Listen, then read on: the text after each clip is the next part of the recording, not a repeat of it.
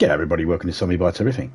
Got some DayZ today. Going to be picking up where we left off yesterday. I believe my character was getting thirsty. So we're probably going to have to turn around and go back and drop our stuff off and find a new way of doing it. Anyway, let's join in and see how we go. Aha. You see, I got Topeka to fix it up.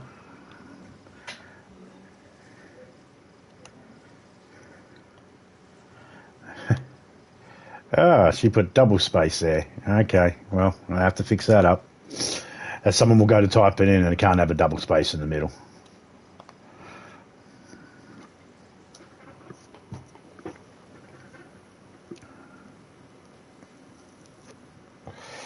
We're also going to be testing the time for the night time, because that's why we ran out of water last time. We were waiting for night time to end so we could actually see. And it was a normal length night time. So we've changed that to make sure we've done it correctly. We'll, yeah. I did have a discussion point for tonight's stream.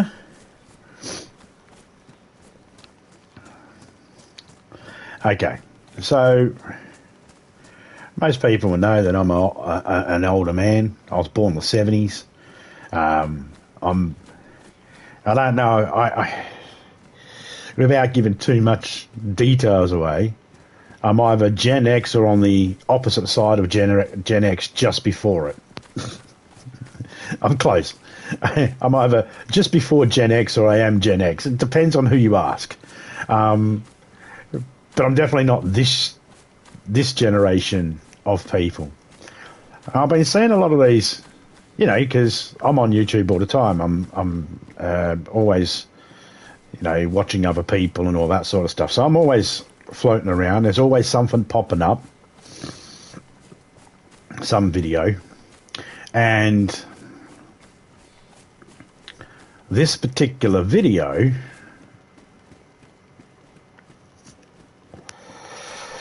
maybe I can get down here and I can just get rid of these zombies and take the water from the well and be okay. Maybe. Okay, so I've watched a couple of videos about Generation X and how this generation is complaining about Generation X. And I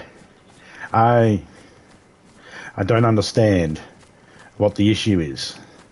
So there's all these people trying to explain to you know, these I don't know what they call them. What are they, millennials? Is that what they are now? Millennials? Is that what it is?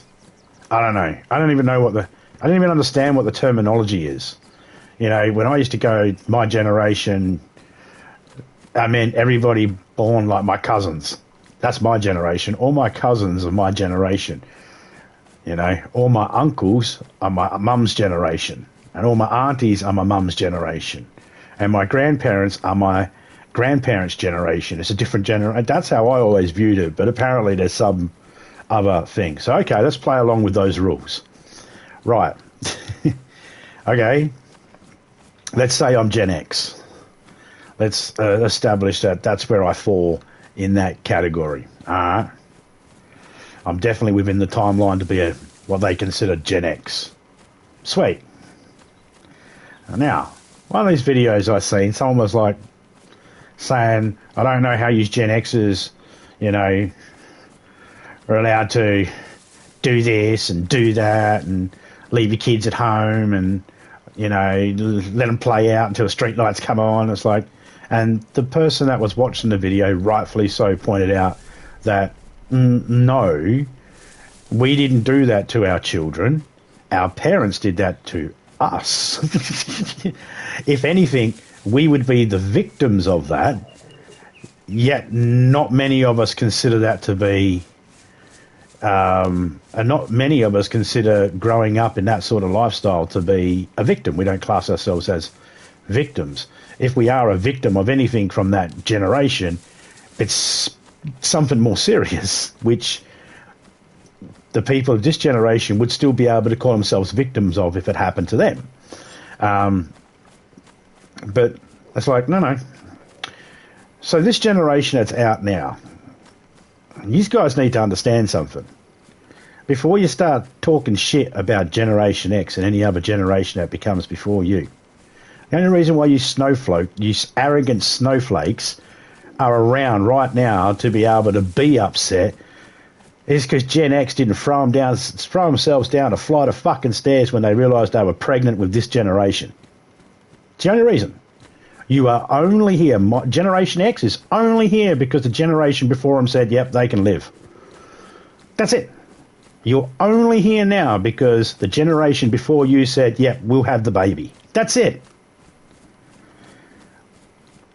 And the reason why your lives are considered 100% more safer than it is for us is because us that grew up in Generation X realised it wasn't really that safe. So we made changes for our own children. Some of us went to school and were children when other children went missing, found murdered, abducted, stuff like that. And we didn't want it happening to our kids, and it's stuck in our minds.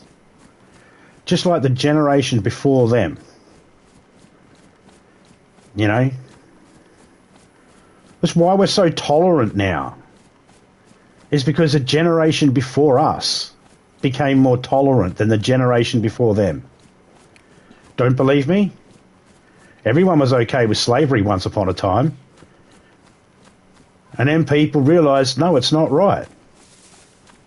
And the more they realised it, the more it spread through the generations that it wasn't right. Now it's only a handful of people that think slavery's okay and want it to go back to the old ways. It's not the same numbers as it was when slavery existed, because each generation bettered the next. We learned from our mistakes, or at least that's what a good generation does. It learns from the mistakes of the past generation. So you are able to stay inside. You don't have to worry about, you know, in as much danger as we were, Gen X people. Yeah, that's because we learned from the mistakes of our parents.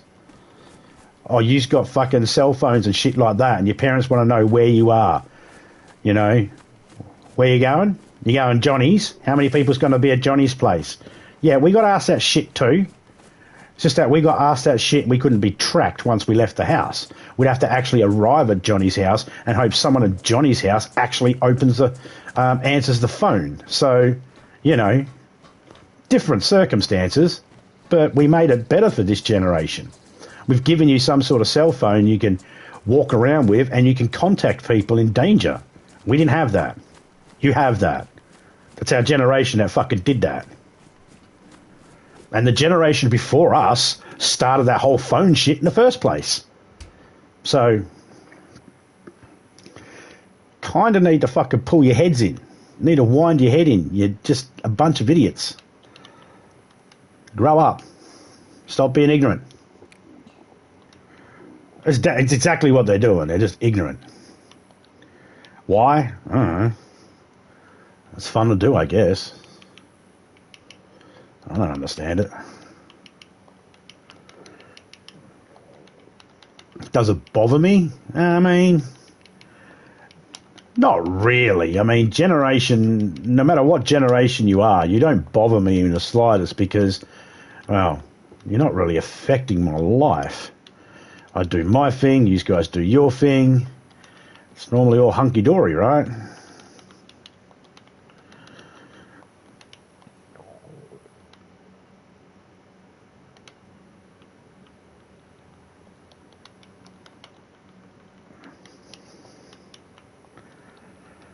I'll take it that. Man, I am not in a very good position here, am I?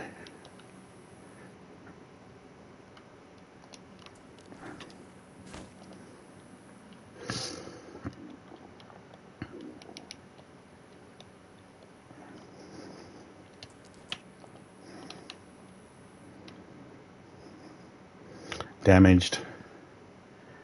Damaged. Well, they're both damaged. Look, I'm just going to have to keep one. Drop that. Drop that. Do I have enough room? Drop that. Thank you.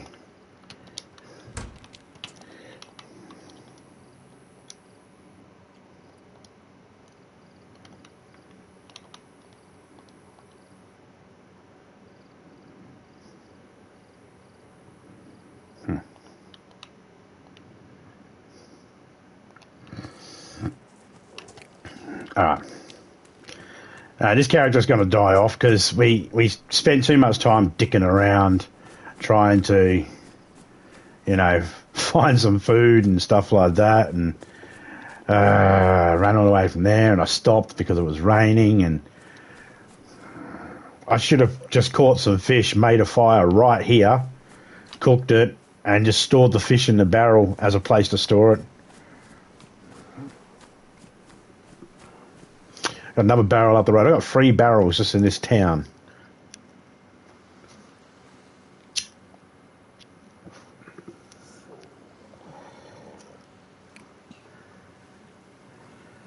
I mean, what I really want to do is get back to that other spot.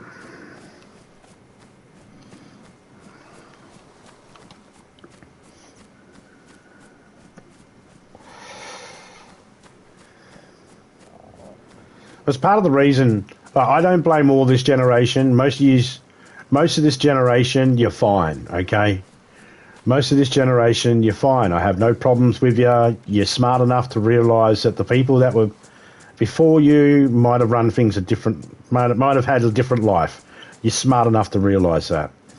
But if you got a friend who's ignorant, just smack him in the back of the head and go, oi, pull your head in. You only exist because your parents didn't decide to fucking abort you. They could have. Could have thrown themselves down a flight of fucking stairs.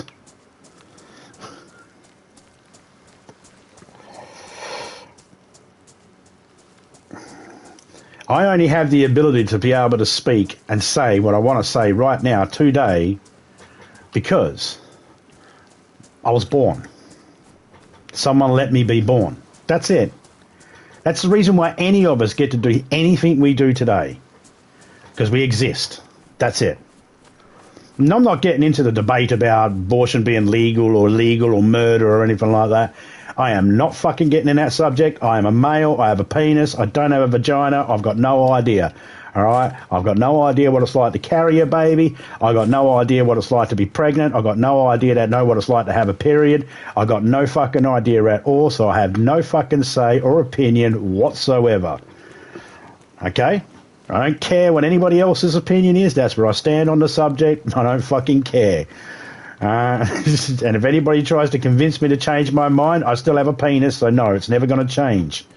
Until my penis spontaneously turns into a vagina and I get a period and end up pregnant, I've got no fucking opinion on the subject. But it's still a thing that happens. I can't deny the fact that it's still something that happens.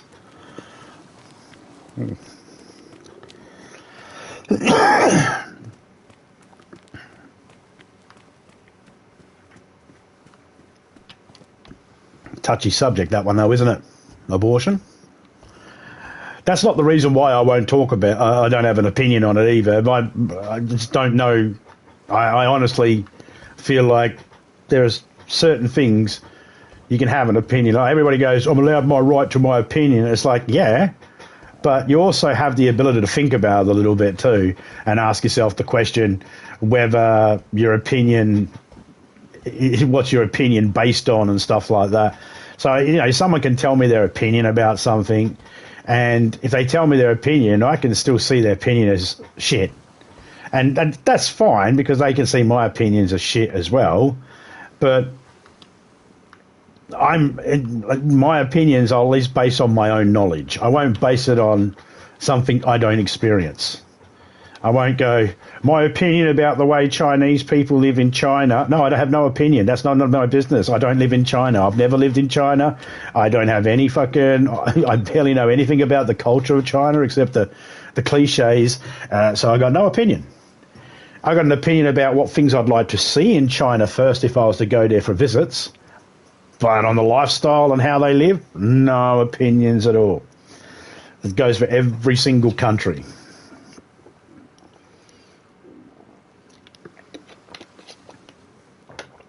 That's, you know, one part. But then I might have some opinions based on laws that are in other countries. But those opinions will only be based on, say, I might have an opinion on an American law that is different to the Australian law, but my opinion won't be based on who's right or who's wrong, just the differences. You know, I can have an opinion by saying, well, there's this that happens here in Australia and that's not allowed, and that happens in America and it's okay. That's not really an opinion, that might be just stating a fact. But the same can be said. There's a lot of things that happen in Australia that's not allowed to happen in America. For example, we can have Kinder Surprise, which is a chocolate egg, and inside there is a toy, and we don't have any cases, we don't have a large number of cases of people scoffing the egg down so quickly that they choke on this big fucking toy. But somehow America said, no, they're illegal to have in America. And the only country I think that has it illegal to have it like that, you can still have Kinder Surprises in America, but it's got to be the chocolates separated from the toy. Apparently, and to me, I'm just like, my logic would be like, geez, man, maybe teach your child a little self-control, that they don't just go, oh, chocolate, and scoff, that they actually break it open and look for the toy first. That's what Kinder Surprise, that's what the kids do. They bite the chocolate to break it open, they grab the toy out, the surprise, they want the fucking surprise. The chocolate is secondary. I don't know very many kids in Australia that finish their Kinder Surprise before fixing their toy together, putting their toy together, or playing, knowing what their surprise is in it. Most of the kids know what that surprise is before they finish their chocolate. That's their concern. You want a Kinder Surprise? Yes, please. G'day, Twisted. How you going, mate? Shout out to you and the family. So I can have little opinions like that, but then when it gets down to certain things, like, I don't have an opinion on because I don't experience it or anything like that. I was discussing it with Topeka, the whole generation versus millennial thing, and I was just like, do the millennials actually realise that the reason why they are so uppity sometimes, and they are, up themselves, is they forget, they're like, well, apart from just being right out snowflakes, that's what they are, but just certain things that they'll say or complain about, and I know, irony, I'm complaining about them. I'm not complaining about them, really, I'm just pointing out that it's just weird and I don't quite understand it. If anybody can explain it to me, I still probably won't understand it because I'm kind of stupid.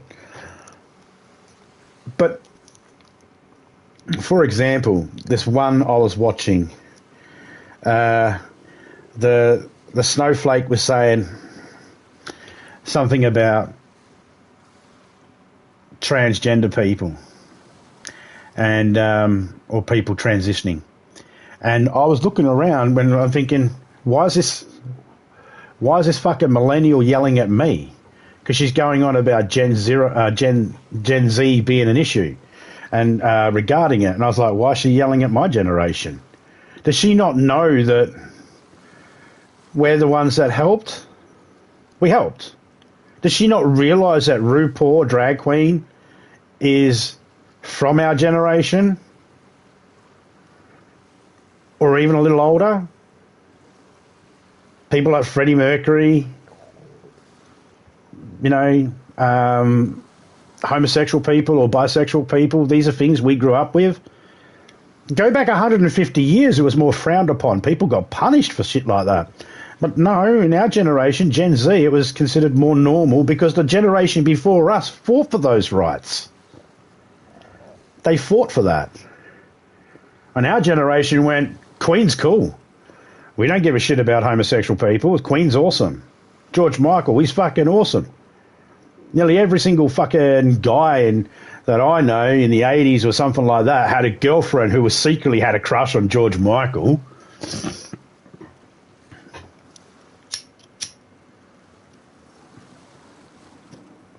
None of us were scared. Now, I'm not saying that this generation is completely bad, broken, wasted, useless, or, beyond fucking repairing. But there's a few out there that are just a little... What's his problem? You go after that. Oh, that was a good throw.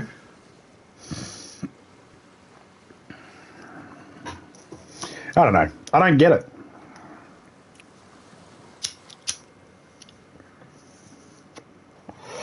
Oh, I'm letting this character die off too, in case anyone's wondering.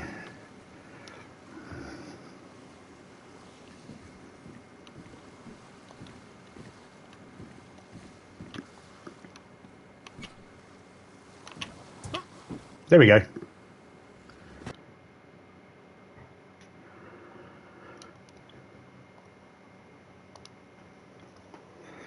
Well, nothing against the generation now, but some of you just need to, clip your friends around the ears and pull them up a little bit. All right? We had to do it too. All right? Every now and then we had to pull up a couple of our own generation and remind them, oi, you can't fucking talk like that. Knock it off. All right?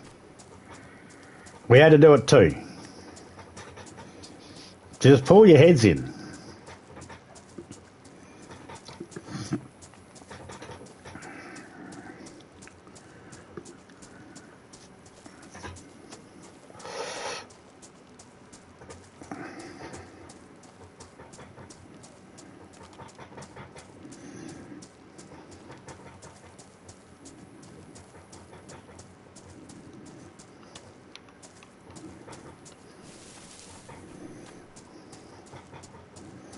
I mean, honestly, it means nothing to me because I don't bother getting into arguments with them or anything like that. I just make silly comments, make jokes.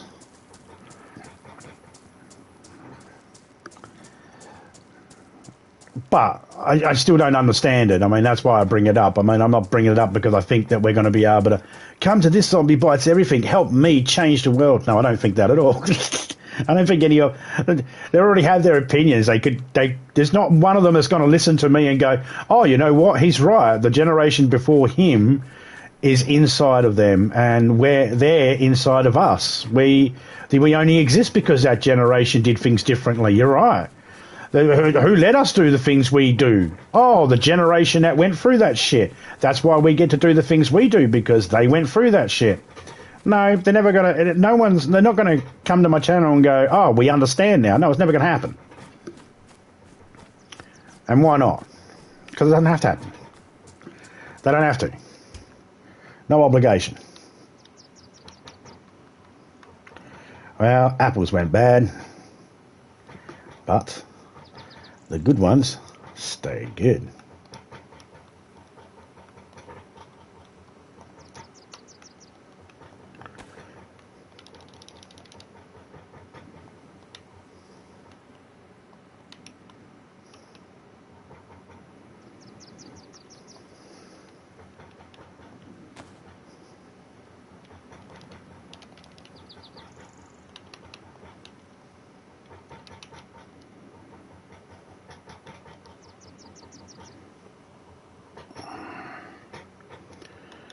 Okay, we could take that. I'll take that and I'll take that. No, actually, we're going to leave that. And we're going to leave that. And we're going to leave that. But I will take that. Will I?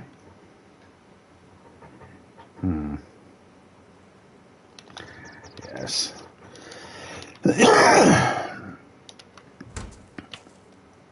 Let's get our belly full of water.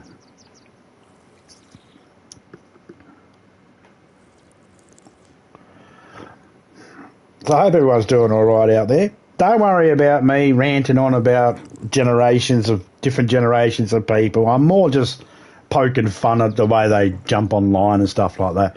I honestly don't give a shit one way or the other. I'm not trying to change any lives or change the world or anything like that. If anything, I'm just trying to give people some funny ways to be able to look at certain situations and maybe have a funny comeback that they can come to when some smart ass tries to go, and well, this generation is better than the other. It's like, fuck off. Your generation has us in you, you dipshits. You're only here because of us. And I'm only here because of the generation before me. And my generation before me is only here because of the generation before them. And fucking so on, and so on, and so on, and so on. And then go back a couple of thousand years, and I was a fucking monkey. Now I'm just a monkey in shoes. Alright? No fucking difference. I'm just less hairier than the normal monkey, and I wear fucking shoes. That's it.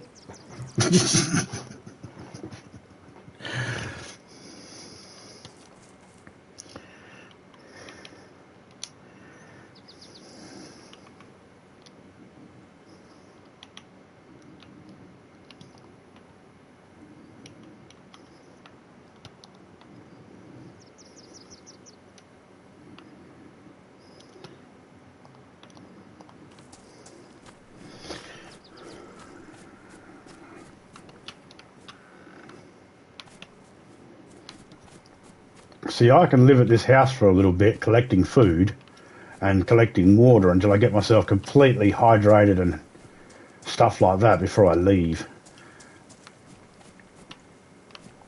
I'm already doing better in the warmth side of it because I was able to get here quick, grab the stuff. This is what I do, you see. I will go from place to place, finding barrels, filling it up,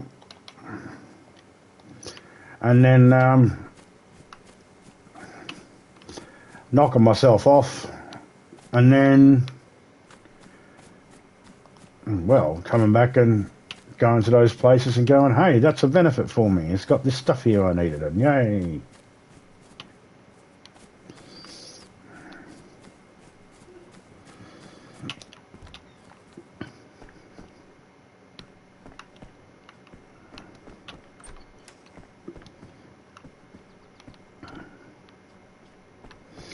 I'd put everybody's links in that comes in, but at the moment my Streamlabs isn't working.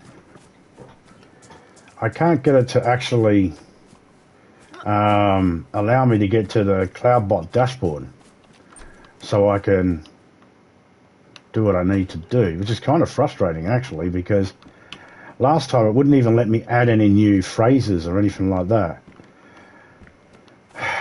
Me and Topeka plan on getting a laptop or something new. We've got a laptop, but it's so fucking slow. It's fucking useless. Doesn't work properly. Shit.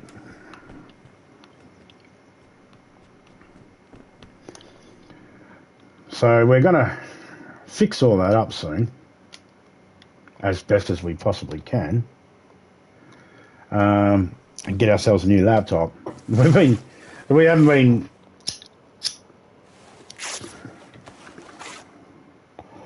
basically haven't been using a laptop for like nearly a year and a half, 2 years. Because it just it won't cooperate. Not with us anyway.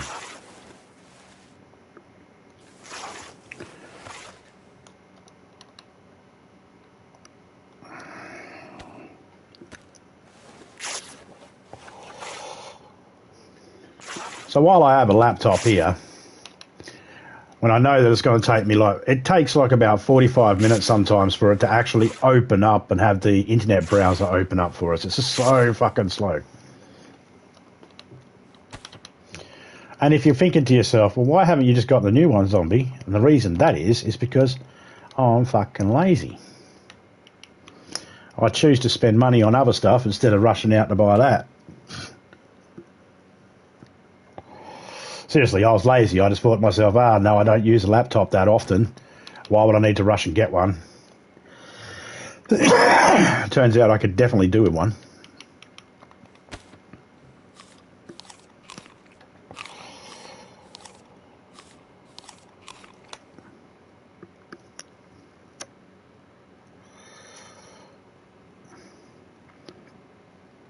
So we are going to eventually upgrade. My son offered me a laptop here, but I couldn't work it. So I ended up giving it back to him and said, no, you take it, mate. I can't work this. It's frustrating me. I should have got his mother to just, Topeka to fix it up so then it just does all me Streamlabs and me YouTube only. But I don't want to buy a laptop just for those two things. Just seems a bit ridiculous. Buying a laptop just so you can, you know, add a title to your fucking YouTube bloody video or turn on Streamlabs. Just seems a little bit overkill.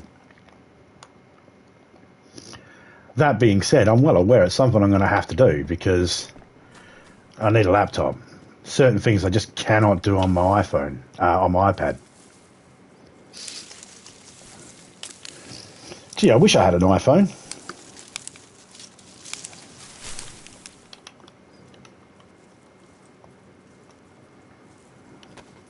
Not really. I mean, I could easily get an iPhone. Fucking Topeka's got one. I don't need one.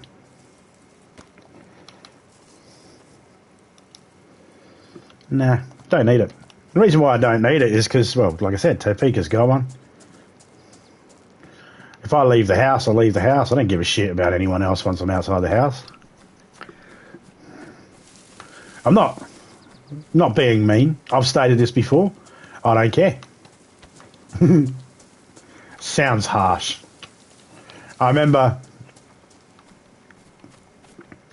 one of the first streams I did when I said that. Yeah, no, someone said something about, I said about not having a phone. And they was like, well, you know, oh, if you had a phone, you could, you know, when you're out and about, you could watch my videos. And I said to the person, no offense, but when I'm out and about, I don't give a shit about your videos, your channel, or anything like that. And they were like, that's a bit harsh. And I was like, I'm sorry. If I'm stuck in traffic, you know, and, you know, there's a car accident or something blocking traffic, you know, and you see an ambulance working on people, whether you're alive or not's the least of my fucking problems. There's bigger things happening in the world. So I tend to not, I'm able to separate the worlds, which is a good, oh, look, guys, it's a really good thing. If you can separate your YouTube life from your real life, I recommend it. And sometimes every now and then you might just have to have a break, you know, you might just have to say to yourself, I need a timeout.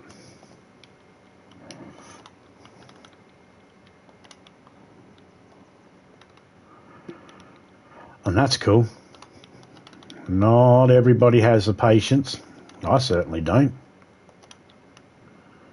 The amount of times I get pissed off. It's totally fine. And look at that, we're all healthy. Got some food, we got some water.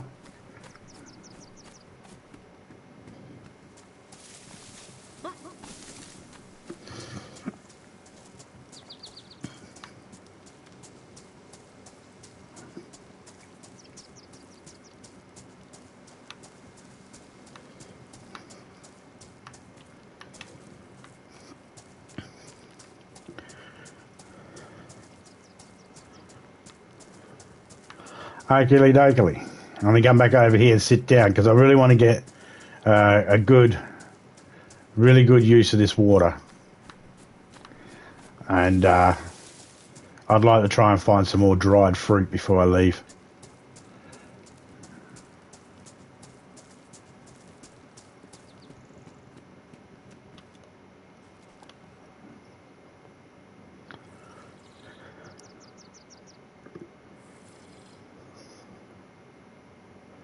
I mean, I don't even have anything really that I could dig up worms with. I mean, I got a handsaw. I'm pretty sure I could use that.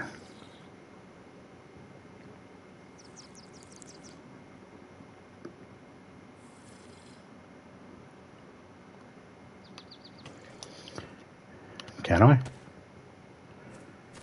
No. So I can't even dig up a wormy. No wormy. Aha. A stone.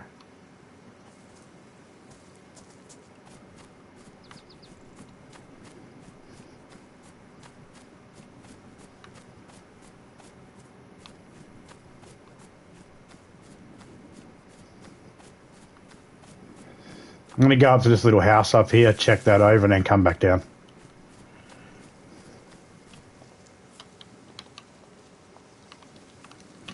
Oh, yeah. Trees around will have fruit. Always best off checking. No point missing out on that fruit.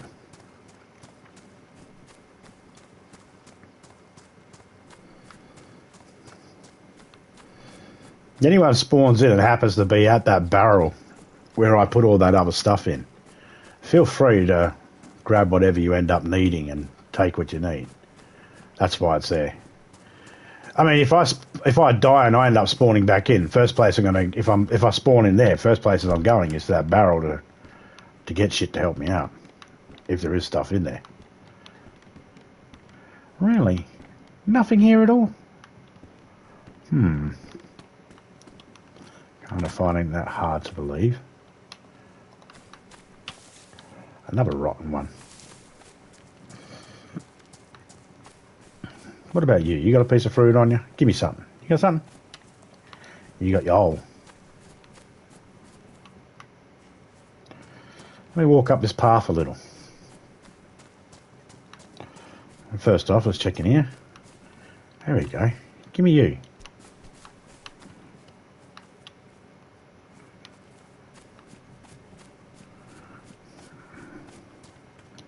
And give me you. Thank you. Train tracks and dirt paths. Well, that's normally where you'll find those rocks. Now that I got them, that's actually a good thing because I can do something with that.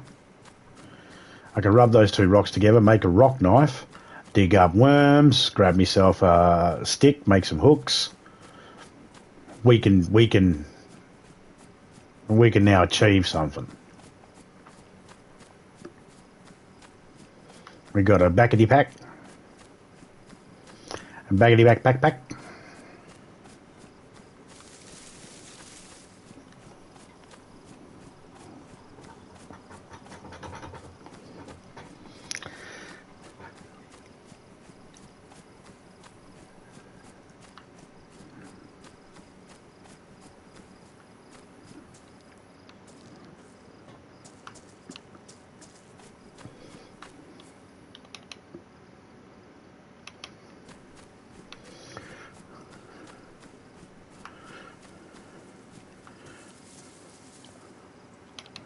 I mean, I'll pick it up just to get rid of it, because that's what you do.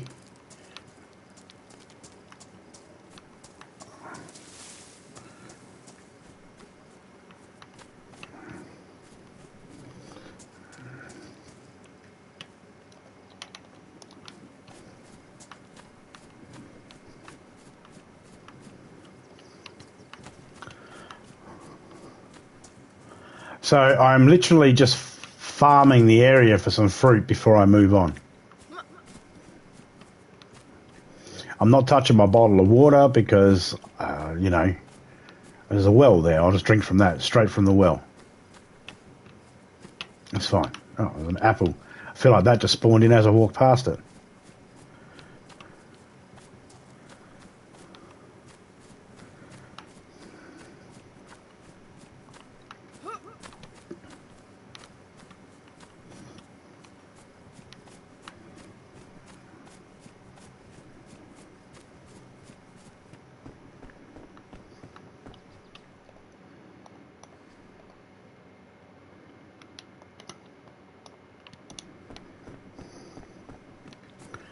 Okay, I'm going to go and check the car, check the military thing up here, and then I'll double back, check these houses. Again, and the trees again. Drink up on the water, eat some more dried fruit.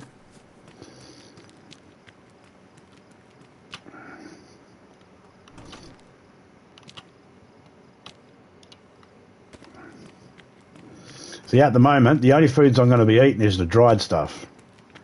Because I've got a well right there to be able to counter the dehydration. Smart. Actually, I don't know if that is smart or not, but it is the practice that I do. Don't have to be like me, but you do have to make a decision.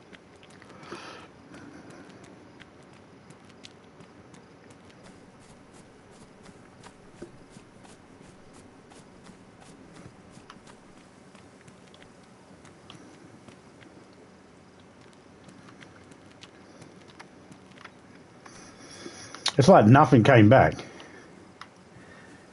Mustn't have been enough time or something. Now, another thing I believe you can do is you can grab one of these, I believe. Yes, and you can gather small stones. So let's do that.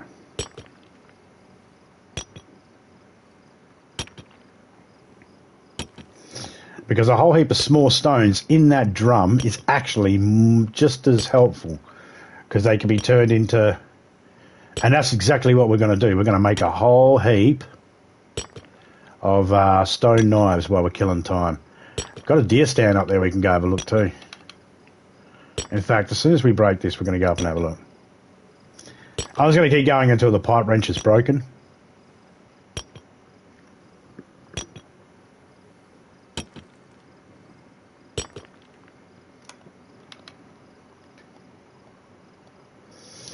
Really? 1, 2, 3, 4, 5, 6. That's it. That's what they reckon.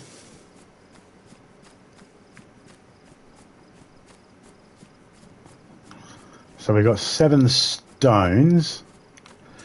2 stones will make 1 knife with 1 stone left over. So we get like about 8 or 9 out of that. Because we got 6 then and we got another one. So that's 7 stones we have. So what's that? See, my mum only used to weigh like 7 stone.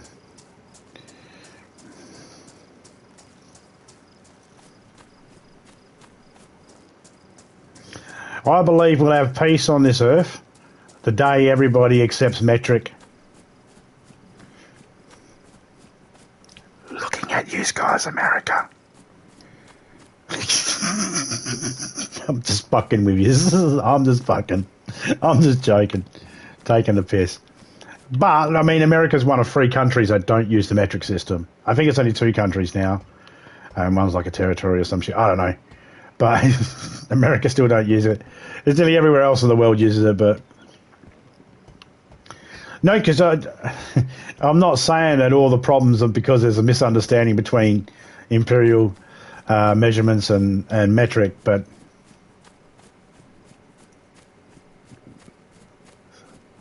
Basically what I'm saying is once the whole world can get on the same page, then we'll be fine.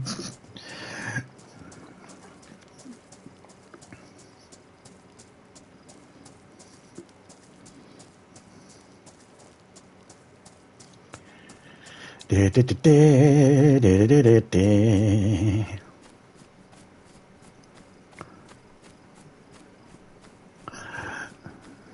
might be some people out there that might be thinking themselves, well, I'll make the joke back and throw it back and go, no, why don't you change to Imperial? To that I say, yeah, nah, it's easier for you guys to change to metric because there's less people in the world using Imperial than there is metric.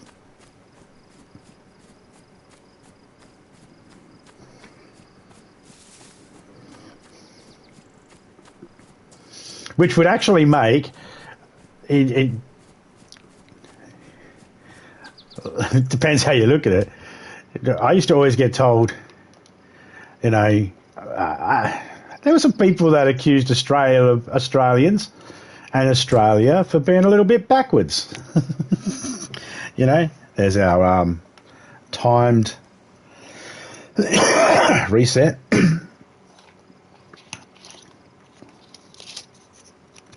Personally, I couldn't give a shit what people use as measurements, as long as because I have the ability to go, if I don't understand the measurement and I'm confused by it or anything like that, I can I can convert it. I can't do it by the top of my head though. I've never been I'm pretty good with numbers, but I always fuck up with the conversion rates. Inches, I can pretty much. I know what an inch is. The other thing I know about an inch is that most of the people that use inches, when they express how much inches is in front of them, they don't get it. It's like they'll go, like you'll watch someone, they'll go, cut these at 2-inch thick slices of fish fillets. And it's like, that's not 2 inches, dude. It's 1.5 inches if you're fucking lucky. And the thing I don't get is you got these things you can use called rulers. Like you could use them in a kitchen, you know.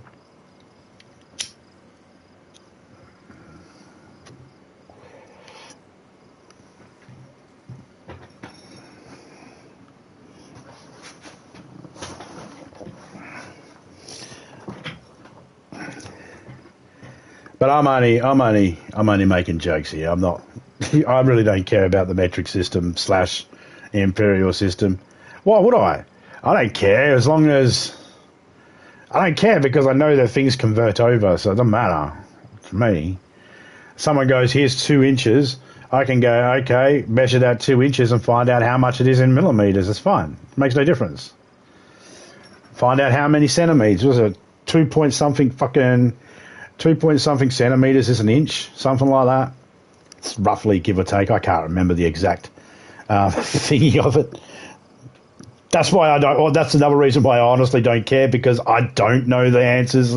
I wouldn't be able to. You couldn't put me in a room and go, "Hey, I do a test, fucking convert." I'm going to go. I don't know what I'm doing. I'm going to cry.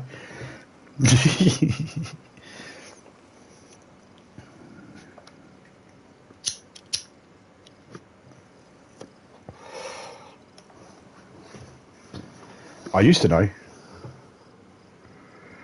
Oh. I feel like,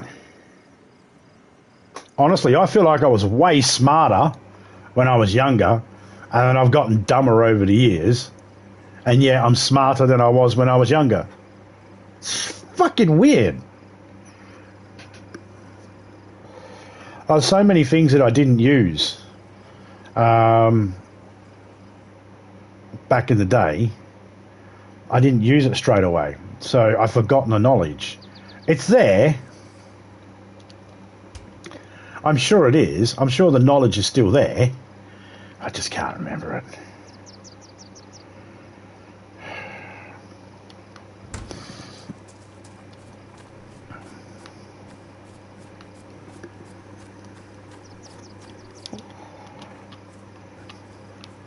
We're going to go to the first house again where we've been putting those dead apples, and we're going to put these dead apples in there that we got on us and any others we find on our way back there. And then we're going to make some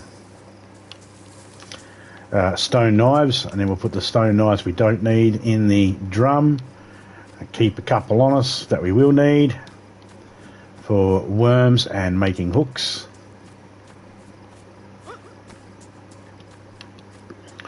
So early into the reloading back in, probably not going to find any fruit and veg under here at the moment, which is okay as well. Oh, there we go, dried piece. And what have we got here? A rotten piece.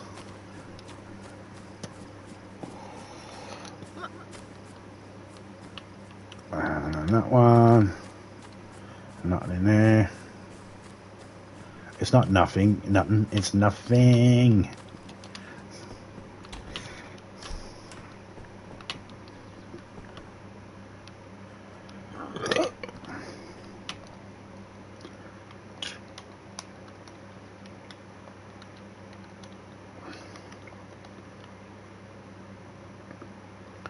Alright.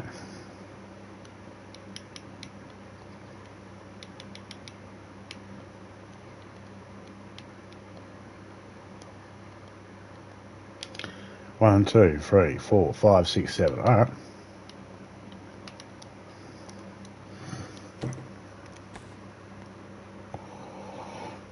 We're going to get like 8, or we'll get 7 with 1 rock left over.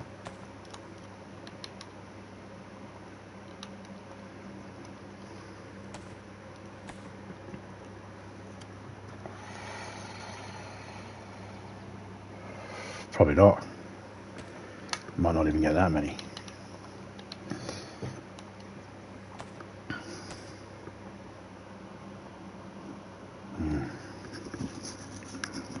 So Pika made me dinner early. I was fucking hungry as fuck. So she made me dinner early. And I had dinner and wasn't feeling well.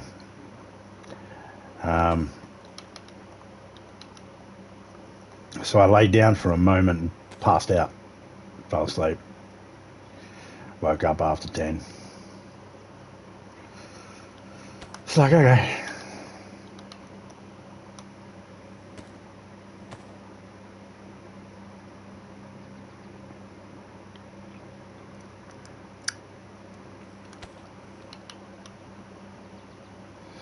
So we had 7 stones, but we could only make 5 knives.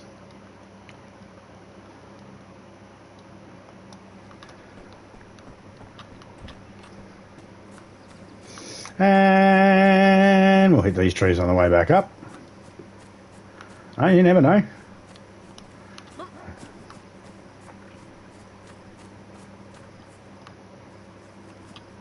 See?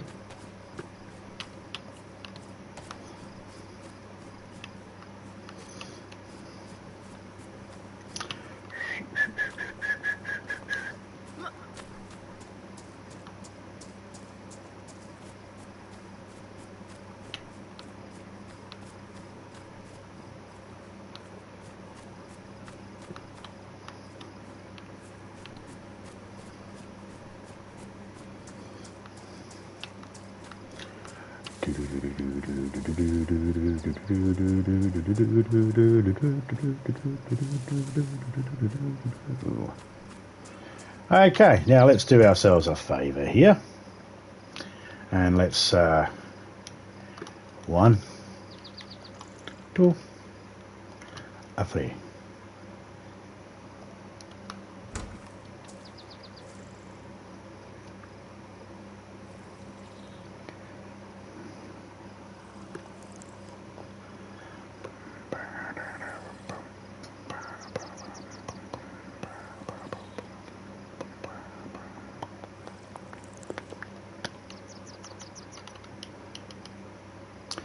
First I'm going to eat quackers, because crackers takes up 4 spaces. I know I said quackers and not crackers. Quack. I said it with a Q. Quackers. I thought it was funny.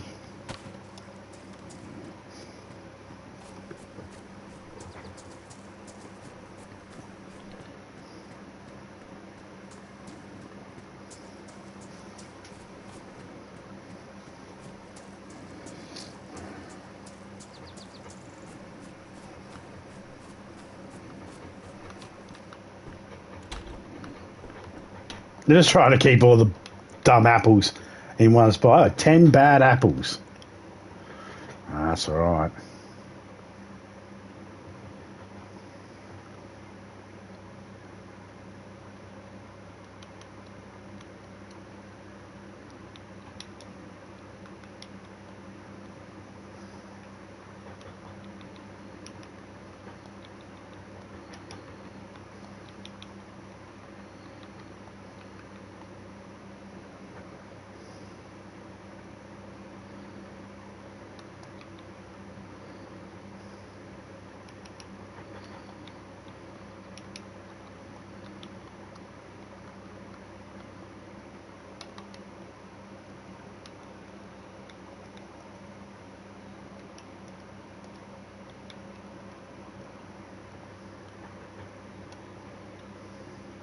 There we go.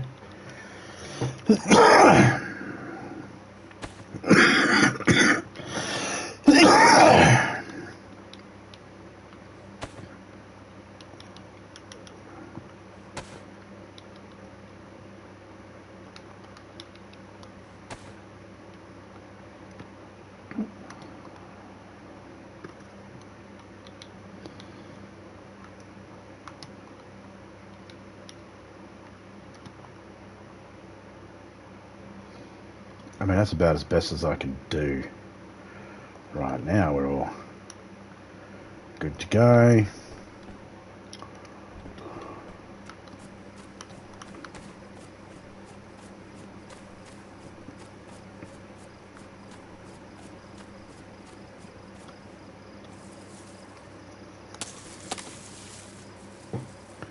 Fine, we'll grab her a long stick, break it down.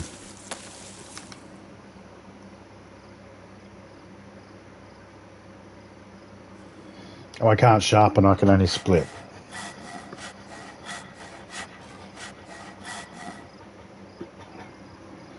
Cool. You still good? Still good.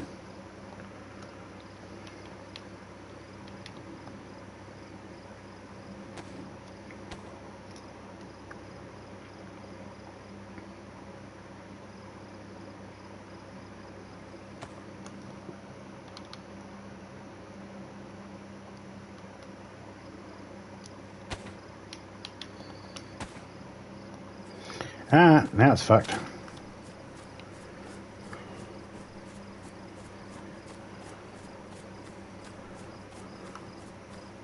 Because if I'm lucky, I might actually be able to.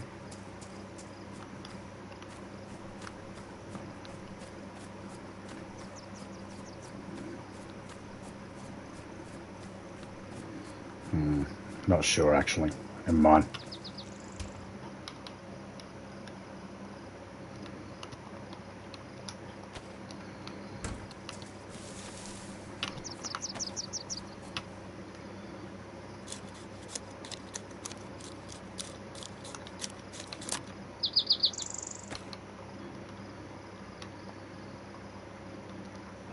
It's making a hand drill, getting ready.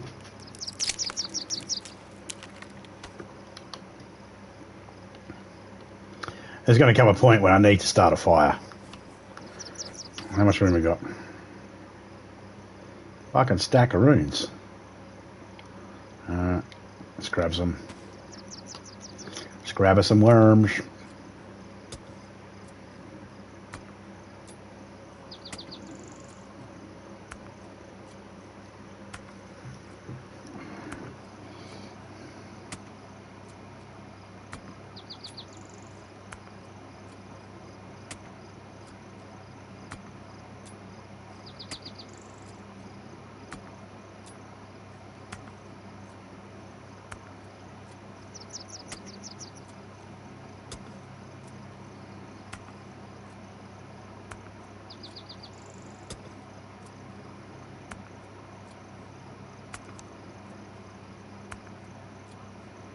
It's like 3 worms there at the moment. 4 worms there.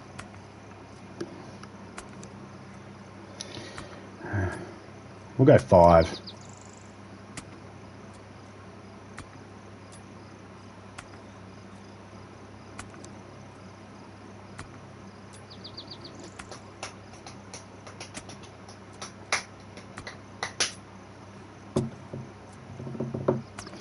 Actually, I'm just going to go until the rock wears out. Let's find out how many worms we can dig up with one fresh, pristine stone knife. There's probably going to be something like maybe 8, 9, maybe 10. Or just maybe we just keep saying the word maybe and add another number next to it. Maybe 15, maybe 30.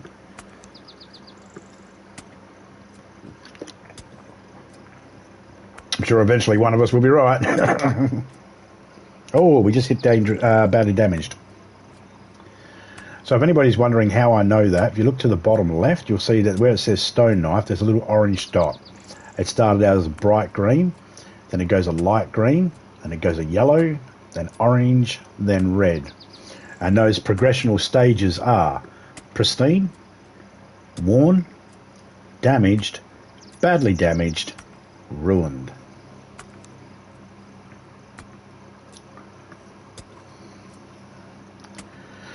They've put them down so neatly, the worm pile in the middle there looks like some alien asshole. Like a hole with wormies hanging out of it. Oh, we're ruined. All right, let's see.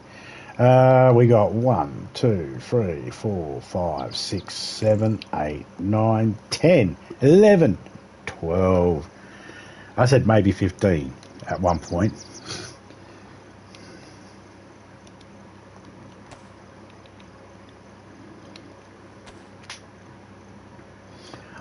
that is awesome.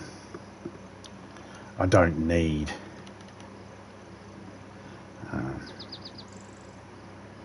yeah.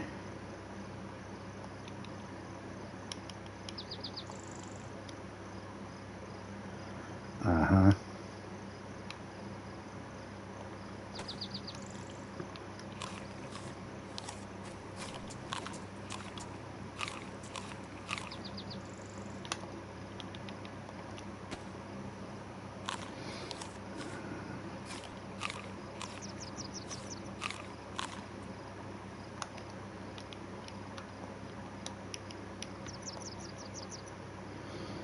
Okay, so that's 16 spaces left, is it?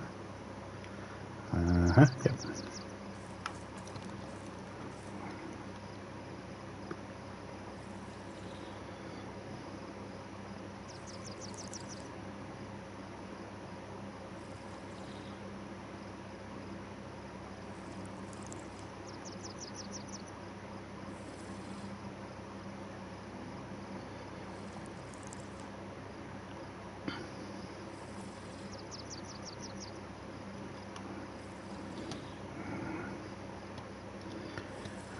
I don't know how long the...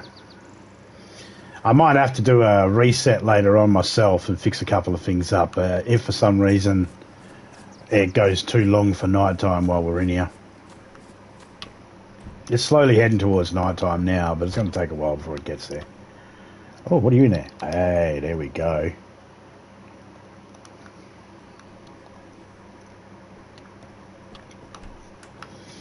I hadn't checked in these houses for a couple of minutes, you know. I didn't bother coming back in here after we first came in. And now we've got to sit there for a minute. All right. Probably been in here for like 40 minutes, 50 minutes already. Oh, an hour and 4 minutes so far. That's not too bad. Don't worry, it's now Sunday, 15th of February for me. It was Valentine's Day yesterday. I was in a chat yesterday, and someone was talking weird to the host, and I was like, I thought the host was responding, and I thought the host was in a party, and it turned out that was in their other chat. And then the person that was talking weird started directing it towards me, and I was like, oh, this is very uncomfortable.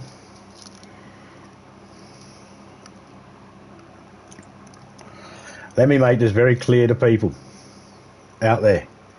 I don't mind having a jokes with most people out there, but if you're a female and you want to try and have a joke with me on Valentine's Day about sexual fucking stuff, number one, I don't want to joke about sexual stuff with any female on fucking line that is not my wife, right? Number two, especially not on fucking Valentine's Day. So, to anybody out there that might not realise this, Topeka is my wife, okay? She is my wife, my real life wife, not some fucking pretend shit on fucking line. She's my real life wife.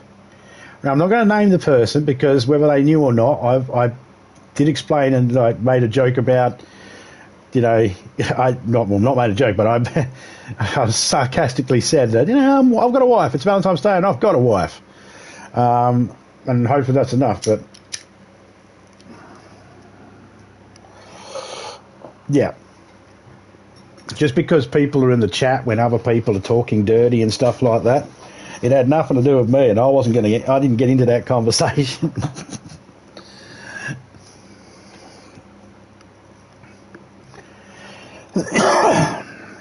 This is fucking weird.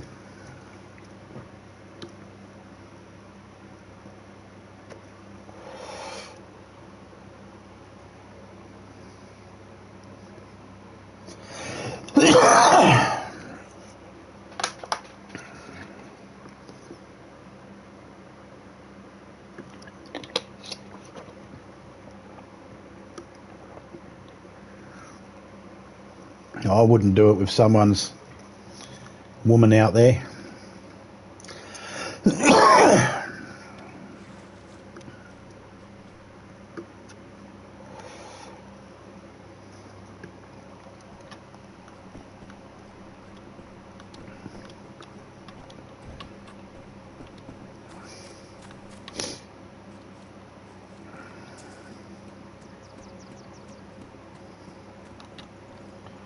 I feel like we might be alright, that we might be able to go now.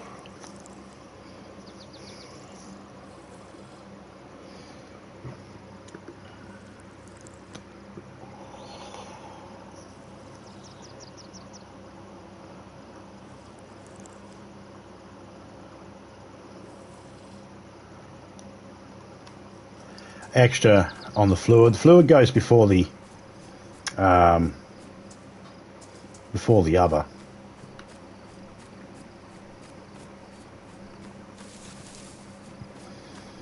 So now we're going to head off to military airfield. The reason why I'm going there, excuse me, is I want a canteen.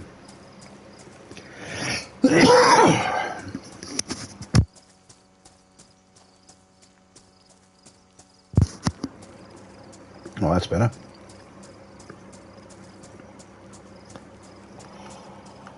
There's a fox there. Right there.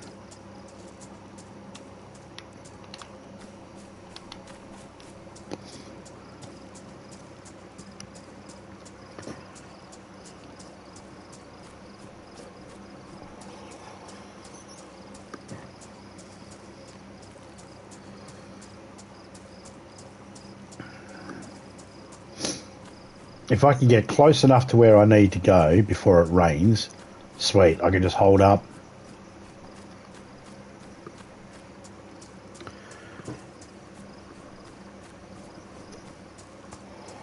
See, the other place where I died out a couple of times and had to keep putting my stuff down, but that's because I just could not, for the life of me, find a water container. It was extra long nights. I couldn't... My vision was not the best, so I'm not able to see the exact place where the wells are and shit like that in the town and find them.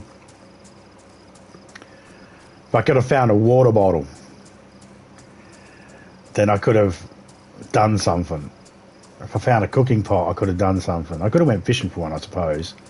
But each time you cast a rod out with a hook and worm on it, the hook comes back slightly damaged until it ruins. And you have to get a new hook. Don't want a new hook.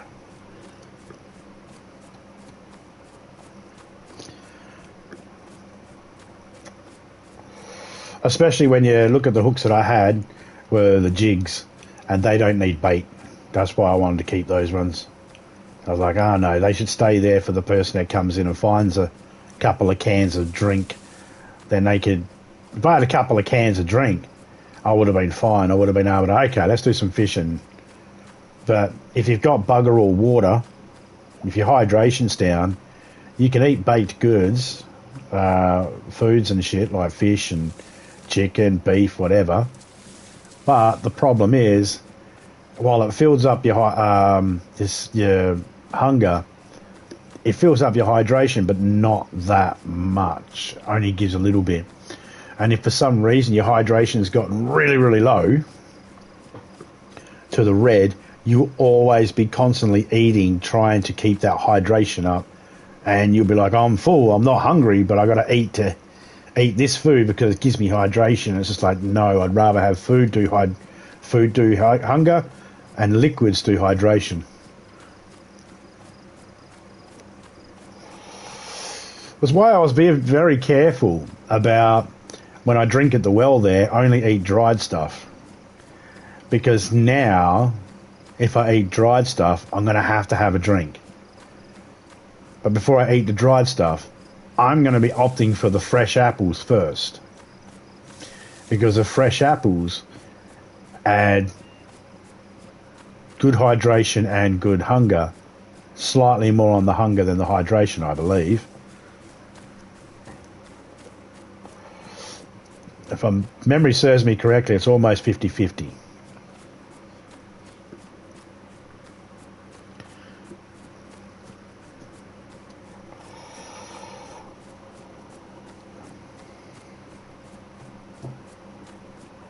Almost.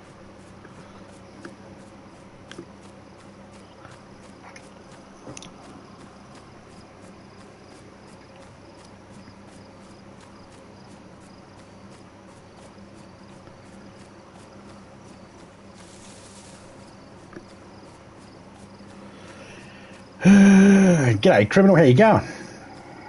G'day, Sophia. Loki. G'day, guys. How's it all going?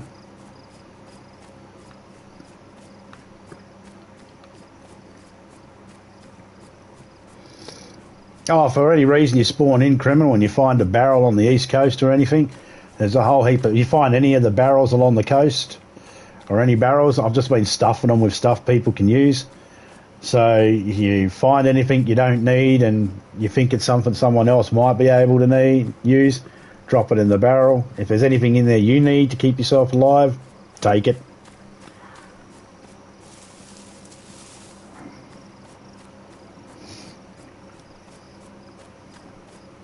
Yeah. Codename Moist.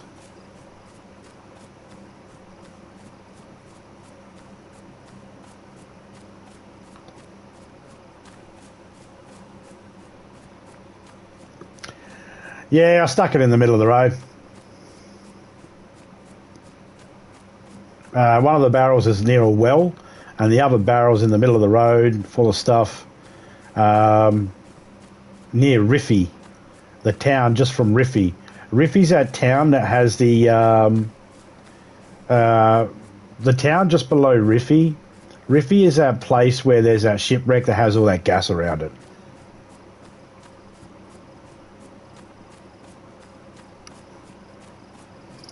CS. Hang on, don't tell me. I asked her once before. What is CS? Counter-Strike. It's Counter-Strike? Is it Counter-Strike? You're playing Counter-Strike. Or cornhole sniffing, which is like fart sniffing in Australia. When your mate farts and he's like, guess what I ate for lunch? And you're like, McDonald's? And they're like, how'd you know? Because it smells like shit.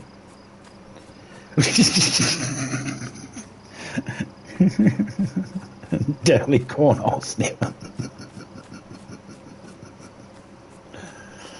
Hey, I don't know.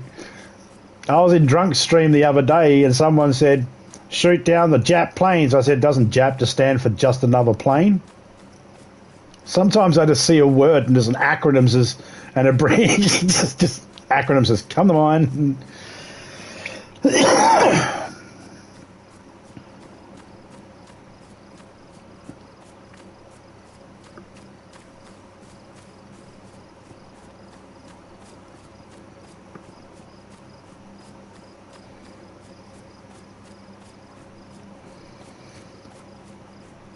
Acronyms I can do better than anagrams, but if the anagram is already there, I can go through an anagram and find out what the word could be a little bit quicker. But I can't. I struggle to invent anagrams, but acronyms I can invent all day long. It's one of the many useless talents Topeka married me for. That and my huge, well hung ass cheeks because I'm kind of fat. And everything's starting to droop because I'm getting old.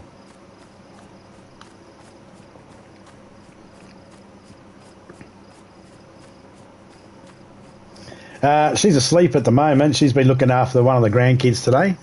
He's over for a sleepover at Nan and Pop's.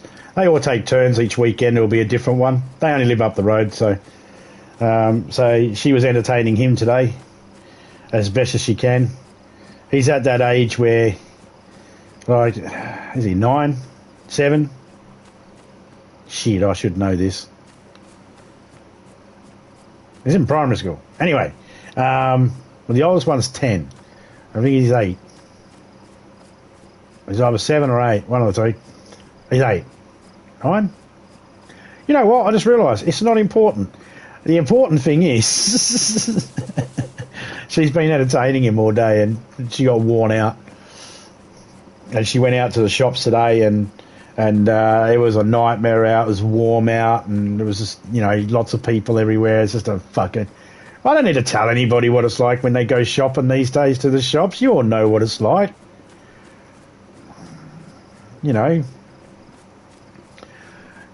Any person out there that's gone shopping, right? You all know what it's like, the difference between when kids are at school and when it's weekends and school holidays. You know the difference, right? Yeah, so you all understand. It's not that you hate everybody's child out there in public. It's just that some of them you think, I could drop kick that child for you.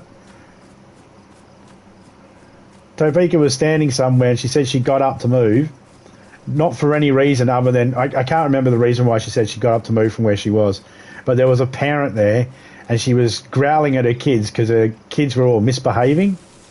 They're all just, obviously the kids were just irritated because it was a warm day and they were just hot and they were strung between young to teenage and they were just getting on each other's nerves. And it wasn't bothering Topeka or anything like that because she's like, yeah, been there. Right? And the mother's trying her hardest. She's got her pram stacked with food and she's trying her hardest to deal with it all. And Topeka moved, but she didn't move right away. She just moved just a little bit away from them. I don't think it was for anything they were doing. She just got up and moved. I think she just thought, move from where I am so these guys can all sit together. And then as she walked away, the lady said to her kid, see how irritating you are? You made that lady get up and walk away. And Topeka was like, no, thinking to herself, that's not why. I said, you should have helped the mother out and said, your mother's right. I had to move away before I just drop kicked you into the fucking road. Listen to your mother. Shut up and sit down. But you're not meant to talk to children like that aren't yours anymore. Hell, you're not even allowed to talk to children like that are yours. People get offended. Can I fish from here? I can fish from up here.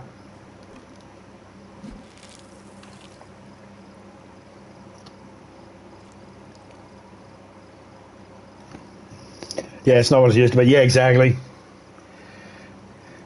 One time, I was at the shops, right, and one of my kids was like, Daddy, can I please have this? Daddy, can I please have this? Daddy, can I please have this? And I was like, no. And they started chucking a tantrum.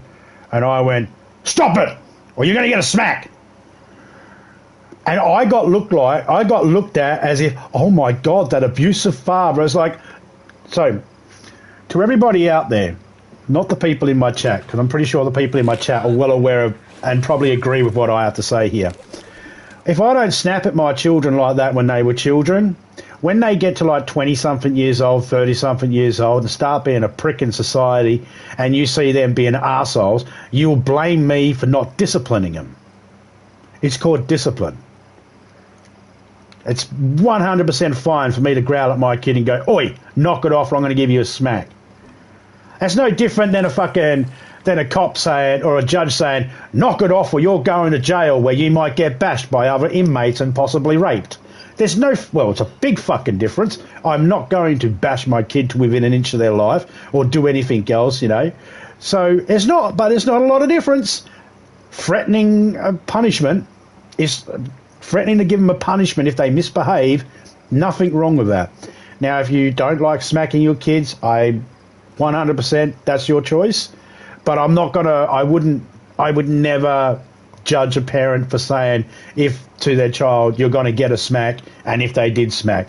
I would judge them if they got on top of their child and ground and pound them just because, didn't do the dishes or didn't take the rubbish out. Then I have a problem. But if it's just a smack on the ass, to me, I find that harmless.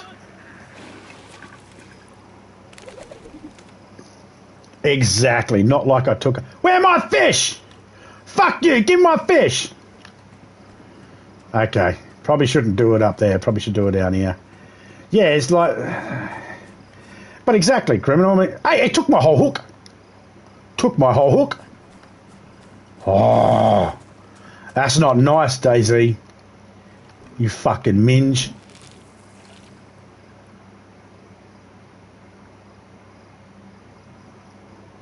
G'day, TR. Here you go, mate.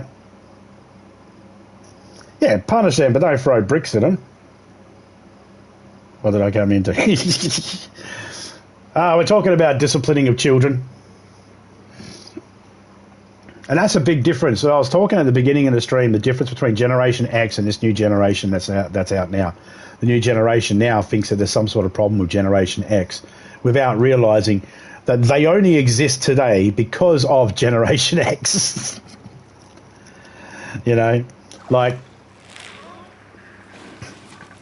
Like I said at the beginning of the stream, the only reason why some of these Generation X people even exist is because their parents decided not to throw themselves down the fucking flight of stairs and let them exist. I know how it sounds. Sounds shocking and harsh. I get it. I know. I come up with the joke. I know. You don't have to tell me. I know. But I'm going to stand by that statement. The only reason why this generation exists today is because the generation before it said, I'll let you exist. That's it. The only reason why I'm alive today is because the generation that had me said, oh, I'll let this one exist.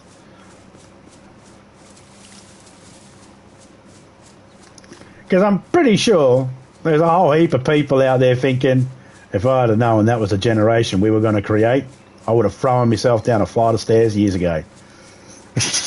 I ain't being part of that shit.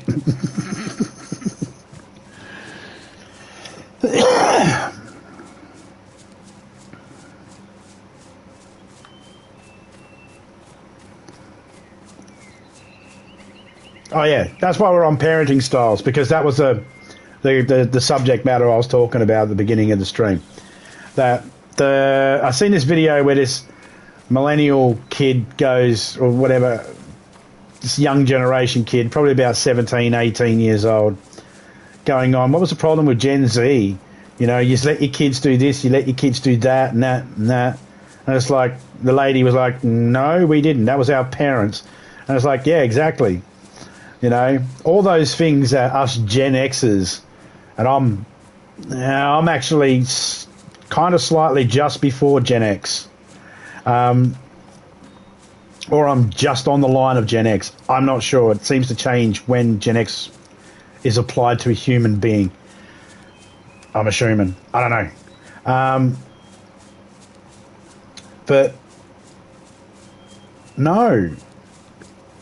I was talking about it. I watched a video with Topeka, and this is the line of conversation thought that we had. I was like, that bitch is an idiot. This 17-year-old who thinks that Gen X is the worst generation. It's like, no.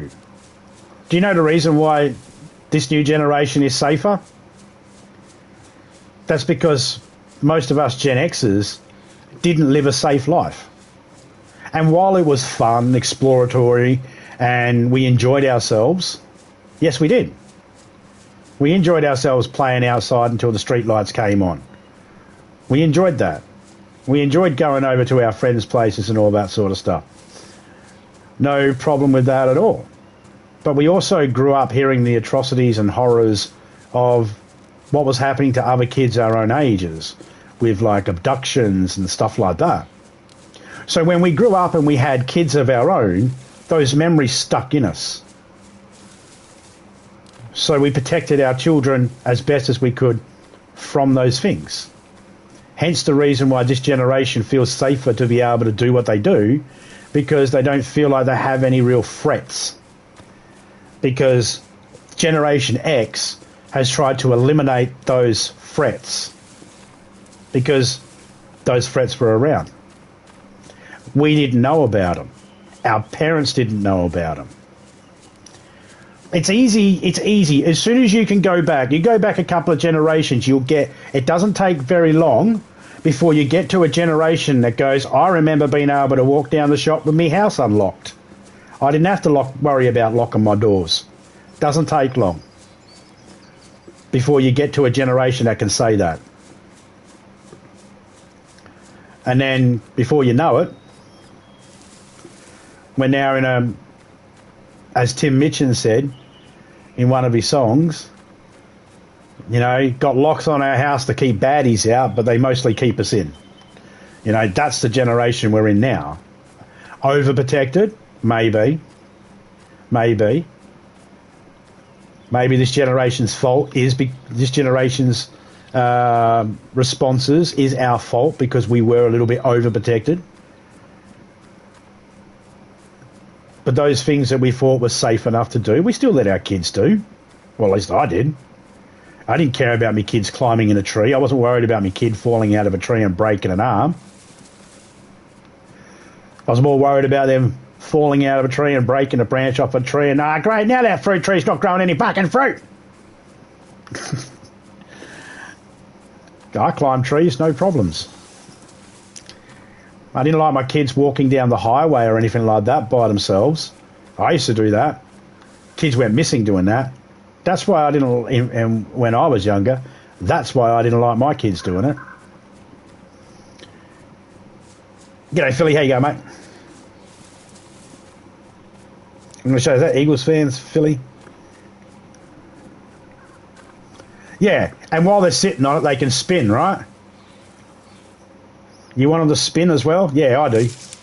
They can fucking spin.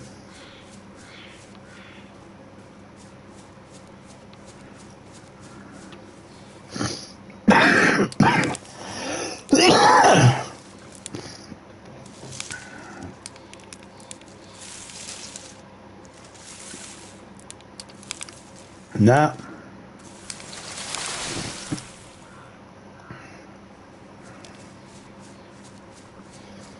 I grew up all over Australia, from coastal towns to bush towns. So I never grew up near crocodiles. Just to get that right out the window. I've never had to deal with crocodiles or anything like that. Thank fuck. But sharks, yeah, I've swum with them. What of it? Now I'm a little bit more careful where my kids go, where my kids and grandkids go, because where I would have went in the rivers where the bull sharks now come in, where I would have went in there no problem back in the day, when my kids were like, we're going to go swimming at the river, I was like, nah, rather you're not. Whereabouts along the river? This particular spot. Can you do it over here? But Dad, I really rather you're not. Not trying to be the arsehole, just trying to keep you alive. But my kids didn't get to grow up in the same areas that I grew up in, so therefore, of course, I didn't have the same confidence in their abilities to deal with a shark as I did with my own confidence of dealing with a shark, because I grew up around it.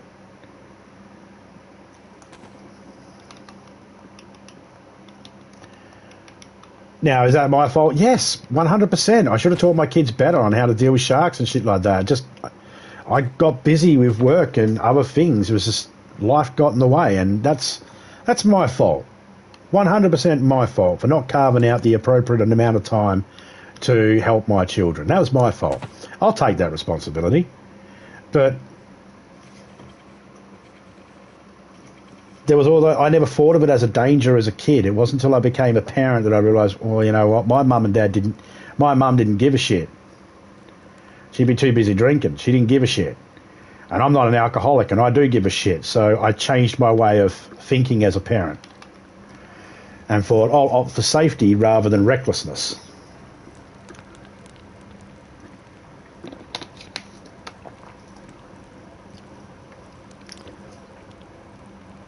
Haven't been on DayZ?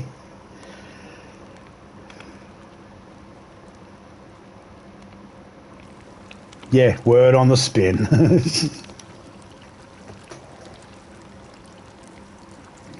Safety first. Yeah. I'm huge on safety. Now I'm old and my body isn't as... My reflexes are definitely nowhere as like they used to be when I was a child. Of course, because that's what apathy is, you know. You start getting old and everything starts breaking down.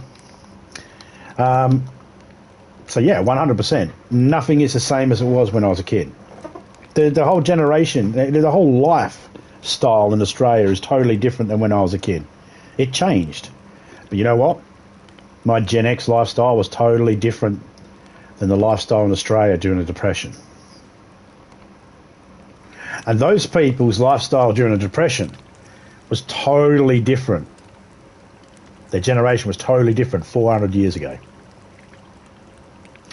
And like I said at the beginning of the stream, go back thousands of generations, and the only difference between me and the thousands of years ago generation, the original generation of people,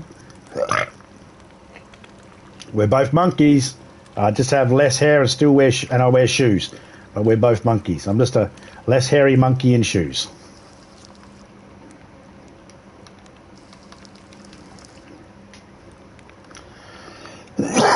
That's it.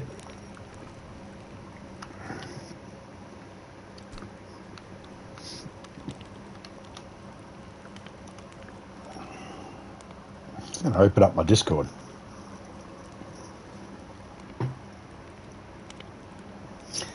Especially now with all the predators around. Well, yeah.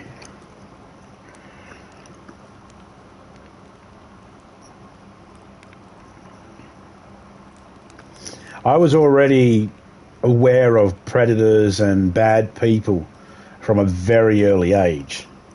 So I would not, when me and my mates are at the beach, if we seen adults come around, we most of the time we'd just grab our gear and fuck right off. We just go. We didn't hang around where adults were. We'd leave.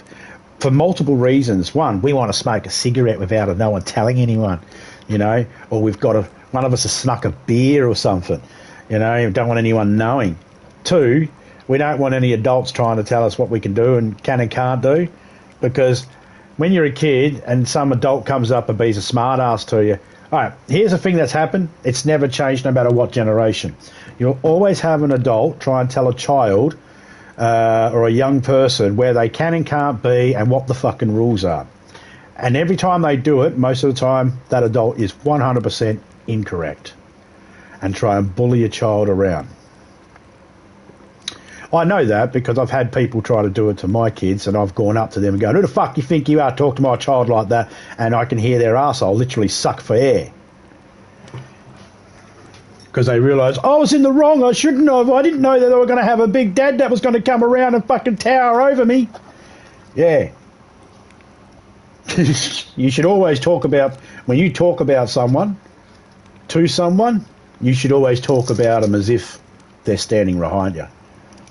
They're standing right behind you. That's how you should talk about people.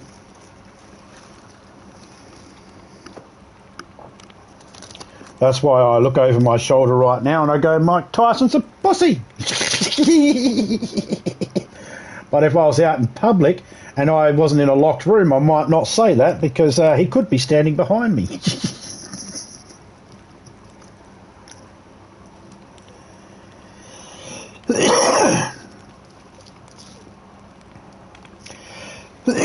Well, I don't want to get too bogged down in details, but I've grown up through a lot of like bad shit, and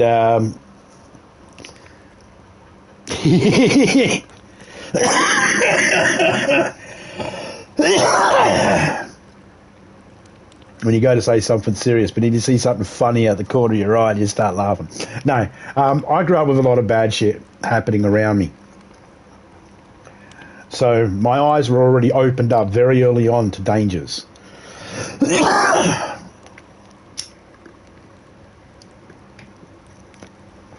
Hence the reason why I changed my parenting style from the way my mum's parenting style was. I can't say my dad's because I didn't grow up with a dad around me. I didn't meet him till I was like 27.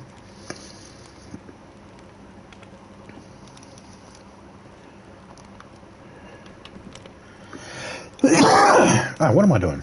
I don't need to hold that yet. You got a worm on there already.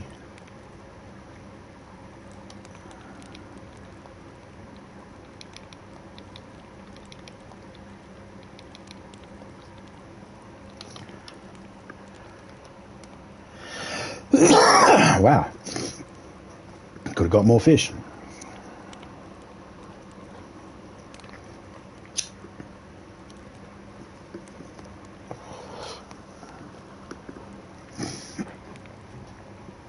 But I also taught my 3 children different ways to defend themselves. And when I say different ways, I mean not one child of mine has been taught the exact same way. Each one has been taught different skills in their defence. Well, I never taught them all the same. I wanted them to be able to work as a team with different skills, not be, the same. Each one has different personalities, different mindset, different temperaments. Well, it's like my son. He can sometimes lose his temper. So I didn't teach him things that is something you want someone that loses their temper to know. He might know those things himself now through finding them out himself. That's fine. He's nearly 30 years old. He turns 30 this year. That's fine. But when he was growing up, I didn't teach him anything that might have been dangerous. For example, there might have been things that I taught my son that he could do to defend himself. And I taught my daughter something totally different because I looked at the different type of conflict that my son could be in, and then I thought, what are the conflicts my daughters could be in? So theirs is different. Their defence is slightly different. Their defences might target certain areas. Their defences might, they're just different. Each one has a different skill set. No one could attack one of my children and then go, right, I've attacked that one, I'm going to get the same problem from the other one. No, it's going to be different. You'd have to change up your fucking style each time. You'll have to come in with 3 different styles. And the stuff that they've been taught isn't all like kung fu-y type of stuff. Yeah, there's some martial arts stuff that they've been taught. This is basics. How to make a fist and how to balance and all this sort of stuff, basic stuff. But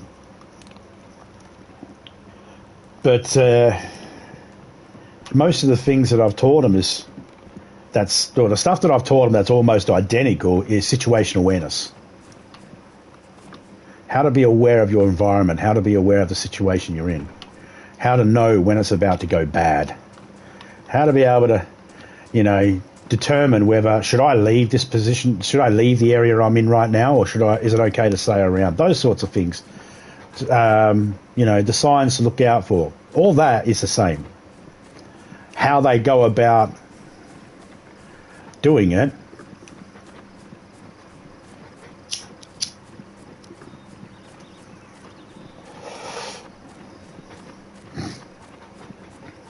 but I remember teaching my kids when they were little, right, that my daughters, if you got a boyfriend and he starts getting into an argument with somebody and starts mouthing off and yelling and getting into a fight, walk away. Just walk away. What if he gets bashed? Well, he shouldn't have opened his fucking mouth. Walk away. I don't want you getting hurt just because of some dickhead. I told I told my son the same sort of thing when he was younger. If a woman starts bloody mouthing off at a fucking, people in the street, just grab her and walk away. Just grab her hand, start pulling her away from the situation and force her to leave the situation. If she fights you on her, slap her and say, we're going now. Oh, I know. Did Zombie just say slap the woman? Yeah. But in context, if she's causing a problem where there's going to be a fight and someone can get hurt, giving her a slap to bring her down to reality and go, that's what's going to happen, but it's going to be worse because that guy's going to do it and he's not going to stop till he's happy. I know it sounds bad, but I'm one of those people that believes, no, I don't give a shit. If you're in my house or around me and you're the threat, I don't give a fuck. I don't care if you're old. I don't care if you're young. You could be 15. You could be 95. You could be a 15-year-old girl or a 95-year-old lady. If you're posing a threat, I'll punch you in the fucking head.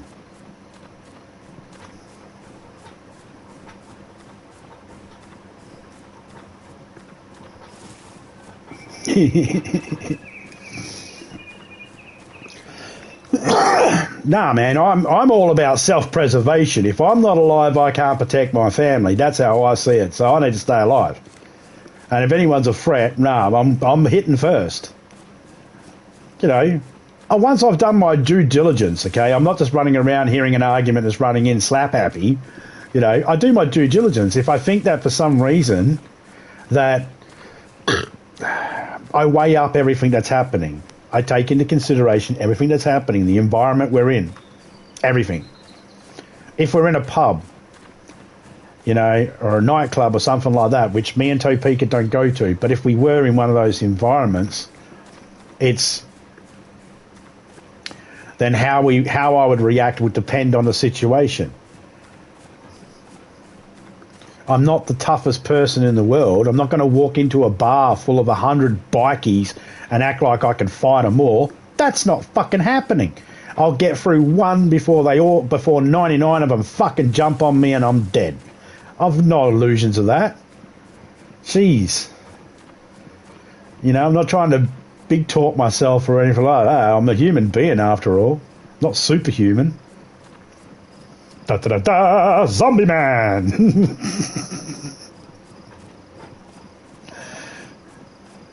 Now I want to do a picture of a zombie with a superhero cape called Zombie Man. Damn it! Instead of He-Man, Z-Man.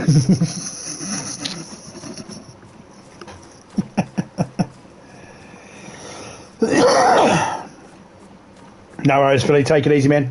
Cheers for stopping in. Stay safe out there.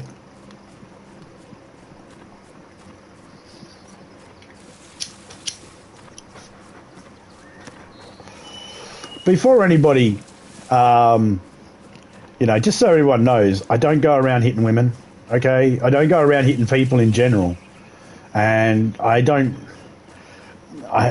go hitting women in general. I don't hit women at all. I'm just saying that option is there. And if I'm pushed to the point where I have to use that option, I won't hesitate. If it means for safety of my family or myself, more for my family. I mean, I don't give a shit if some old lady wanted to slap me. I'm not going to worry about it. Do what you want, lady. I don't care. But if she turned around and started going after Topeka or one of my kids or one of my grandkids, of course I'm going to step in.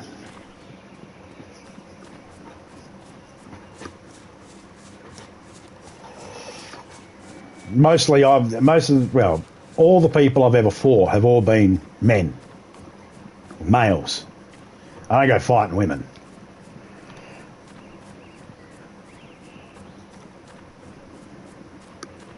There's always that chance that some guy's going to start on you.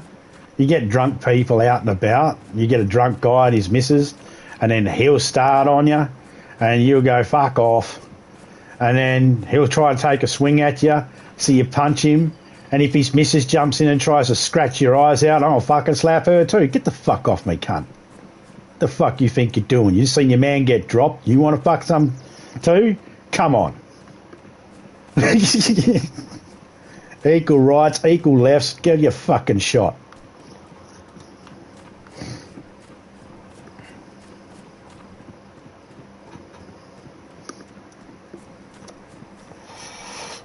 I had this discussion one time with a police officer, and he was like, there's never a reason to hit a woman. And I was like, this is coming from the people that'll shoot them. Yeah, but that's because you have a weapon or something like that. Right, well then you just gave a reason, didn't you? Hey, why is your life, Mr. Police Officer, more valuable than mine? You have weapons. I don't have fucking weapons but my two fists. I've only got the 8 standard weapons most of us have. Some people will understand what I'm talking about when I say 8 weapon discipline.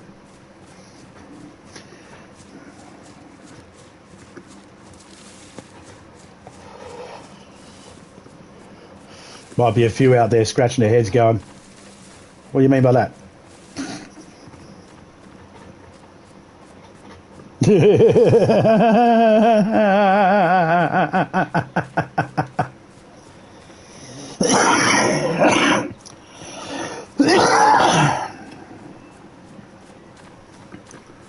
Yeah.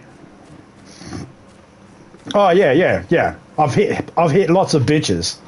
I've hit plenty of bitches, but they didn't have vaginas.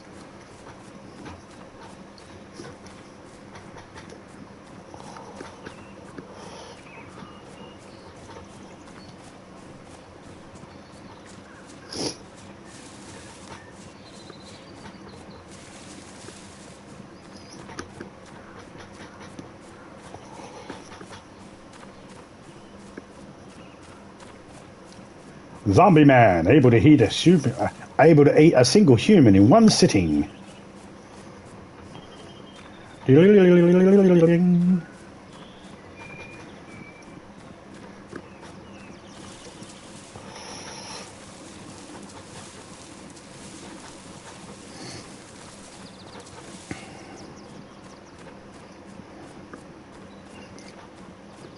Zombie, the commissioner needs to speak to you. Hello, Super Zombie. Zombie man, we need you to go to the cemetery and hunt down Dr. Embalmer. Dr. Embalmer is embalming all the zombies, making it so they can't come back to life. You need to go stop him right now.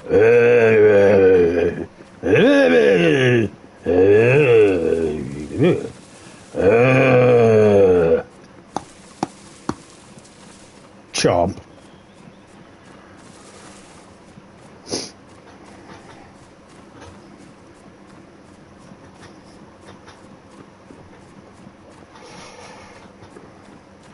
Meanwhile, at the cemetery...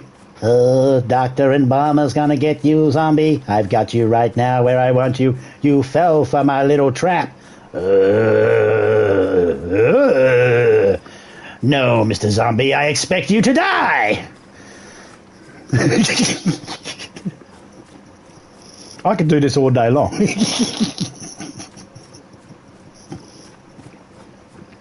Zombie man, you're my hero. Eat me like you do those French models.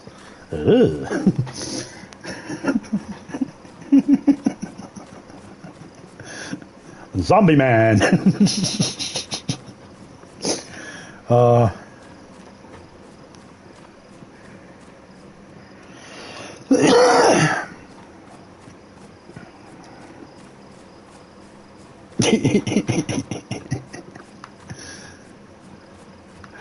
I don't know where that eat me like your French models come from. Oh, Titanic. That's what I was thinking. Titanic, draw me like your French models. Eat me like your French models. Oh, I love my brain. It says the most random shit. And every now and then, the other part of my brain catches up to what I said.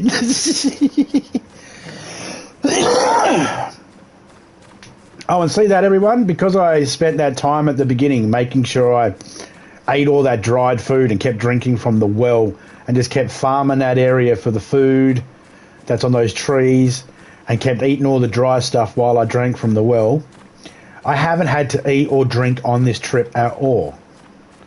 I filled myself up at the well, got myself completely full to where my stomach was bloated, and I've only been eating the dry stuff except for my plum that I spawned in with. And as long as you do that, I've taken this journey here. I haven't had to eat. I haven't had to drink. I'm sure before I get there, one of them will go yellow and I'll have to start eating and drinking. But for now, we're fine. And I need that sun to go down because I need to find out how long the night time is going to be. I do believe it's been made shorter.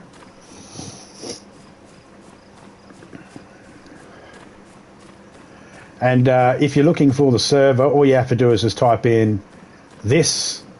And as soon as you type in this, and then a space, and then Z, and then hit refresh, it should pop up.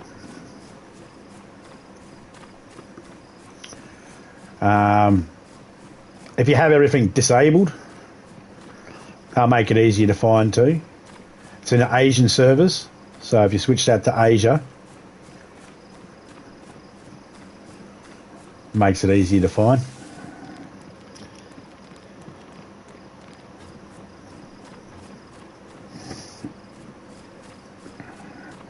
Oh, actually, Facebook Messenger. I don't use Facebook, but I use Facebook Messenger to talk to Topeka. It's on my iPad.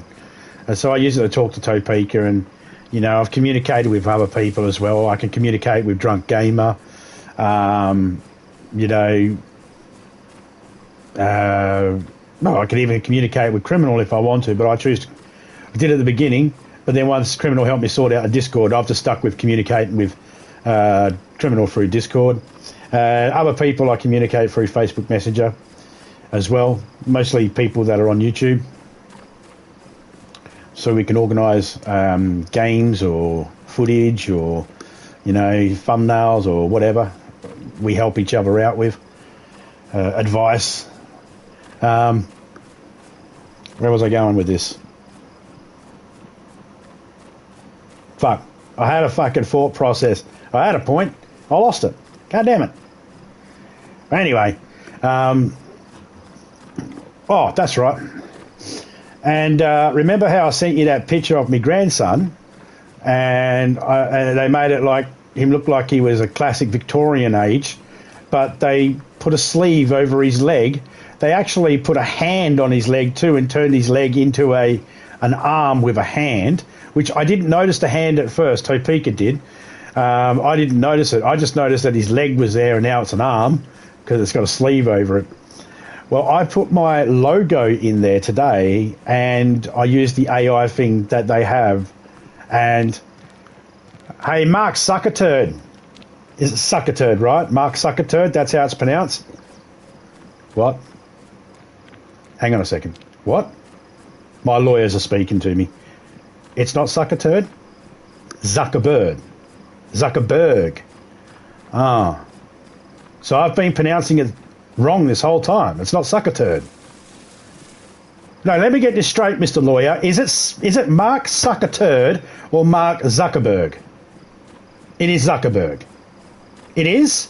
No, I'm going to go back to my chat here in a minute. I'm going to repeat it. I don't want to look like an arsehole. It's Zuckerberg or Suckerturd? Fuck you, lawyer. You're fired. We're going with Suckerturd. Okay, so Mark Suckerturd, your fucking Facebook AI shit, it's shit, man. It's crap. The fuck is wrong? Stop sitting there going into hairdressers and going, higher hair, please. Right? And fucking pull your finger out and get that AI shit fixed up. I'll send you the images later on after I finish streaming, because the iPad I'm using for the stream right now is where the photos are. But it's just like, what? It couldn't even do certain things properly. It's like, and I was asking it like, keep the letters the way they are, leave the letters alone, and it would just change it. And it's like, huh? But like some of the pictures that they actually had in it wasn't too bad.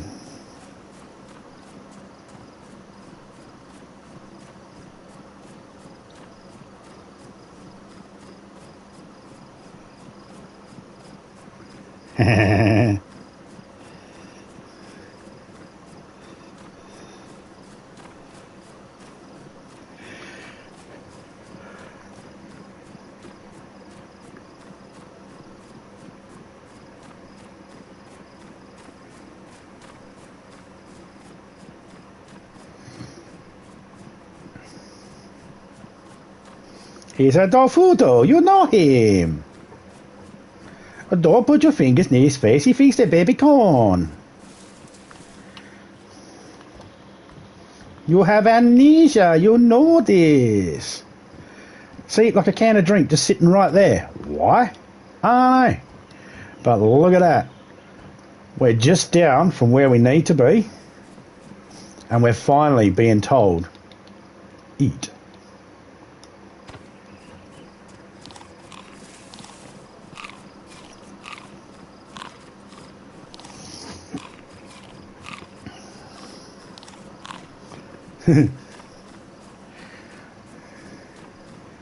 You just need that whole, you know, the whole, like the bat symbol spinning in as everything's spinning in the background, but the bat symbol's like coming in and out towards the screen. It's like pulsating towards the screen and backing off while the background's spinning around, and it does that sound. Meanwhile,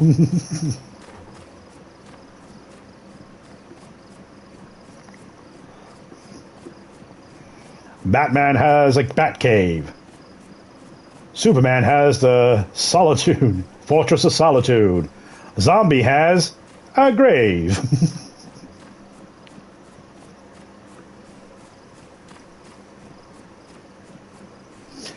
In this episode, Zombie goes back to 1942, flying a plane. Look out to your left, that's a young Hitler. Take the shot. Look out for that Hitler, he's a bad egg.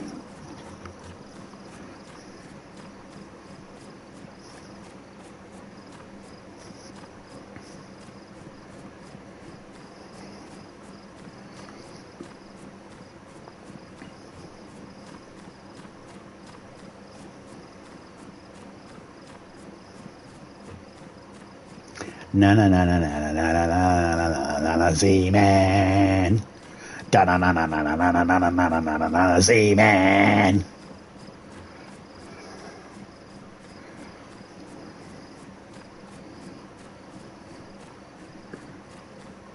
I'm going to take the lyrics from Batman and just change it to Z-Man.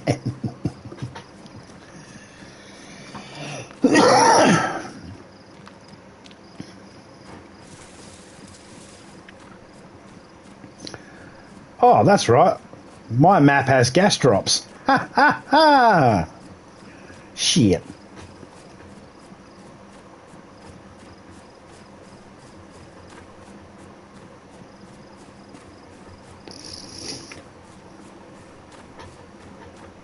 The game server, I think.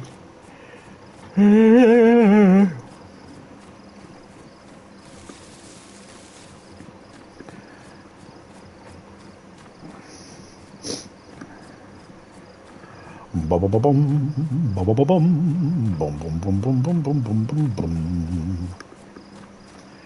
Ba-da-ba-dum, ba-da-ba-dum, ba-da-ba-dum, ba-da-ba-dum, ba-da-ba-dum, ba-da-ba-dum, ba-bum bum ba-dum, da-da-ba-da-bum-bum.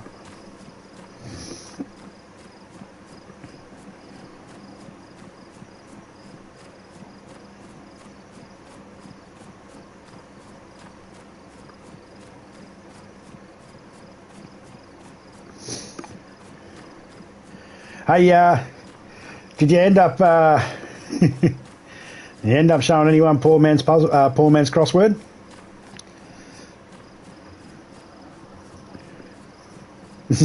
Print it out, stick it on your fridge, ask if anyone in your household can solve it.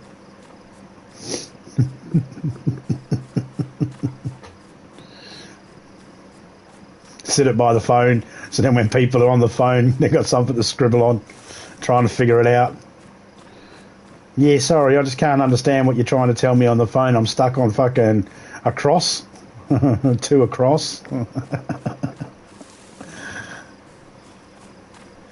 It's like I said, man, it's, you know, when you think you're right, you'll be like, this doesn't look right. Then it looks wrong. It's like, yeah, you're right. Yeah. Yeah, like a phone, like you know, when people have a piece of paper sitting by the thing, just print it out and sit there and, well, you're on the phone, anyone on the phone, try and figure that out. I don't know.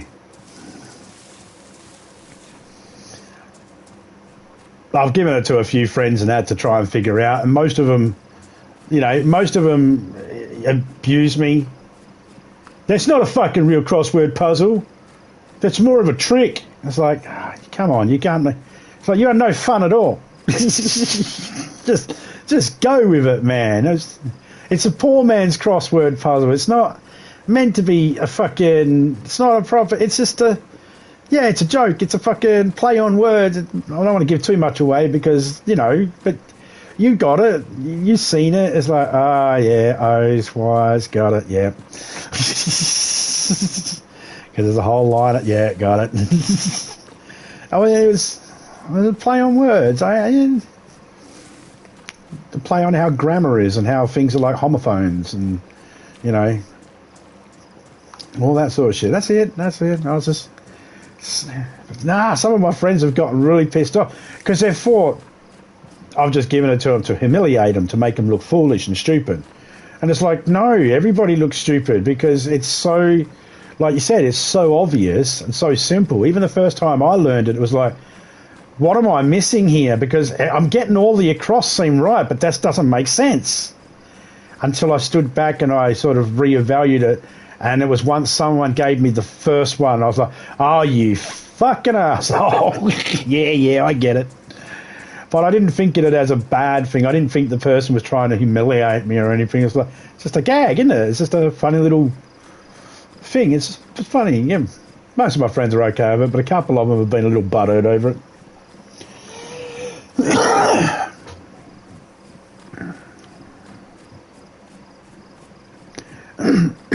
And the funny thing is, it's the real smart people, like the people that I consider smarter than myself, like where I go, no, they've got intelligence, I'm stupid compared to them. They're smart, but they don't even flex it. They've not gotten it and been the ones that have been more flip-outish. Kind of like that thing I was telling you about with Bill Gates. He couldn't understand pedals around the rose. And because he couldn't understand pedals around the rose, he thought he was being humiliated and all that sort of stuff because he was considering himself a really intelligent person. And, I mean, I'm sure he is an intelligent person in certain fields. I don't know. I'm going to be honest, man, I don't know a lot about Bill Gates. Believe it or not, rich cunts like that and this poor bastard don't run in the same circles. Believe it or not.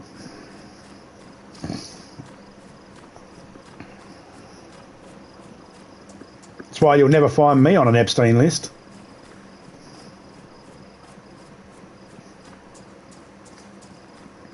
I now wonder too. There was an episode of Venture Bros. You remember Venture Bros? Brock Sampson and that? That was a fucking cool show. I got to find that again so I can watch it again. Oh, and there's the movie for it that finished off the series.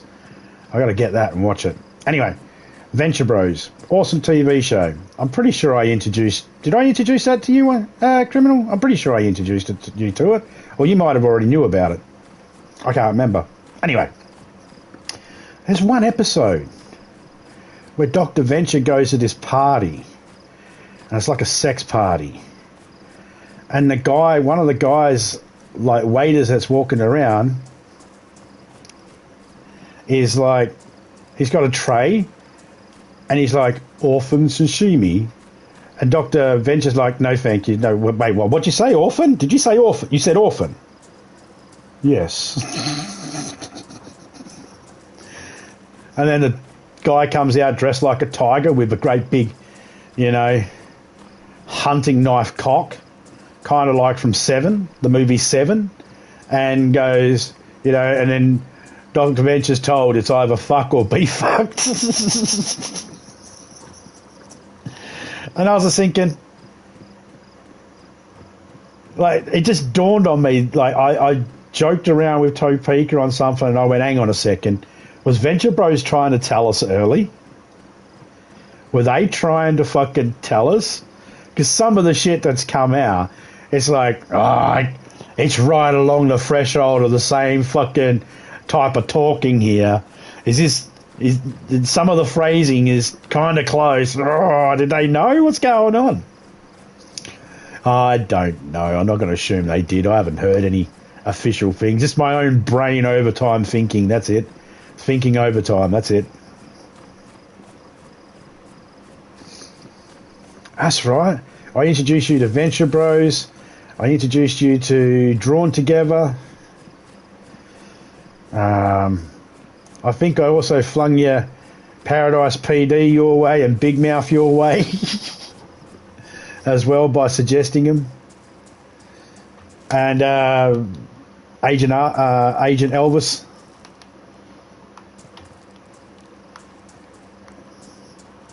I mean, eventually, I'm sure you would have figured them all out yourself. You would have found all those by yourself. I've no doubt in that at all.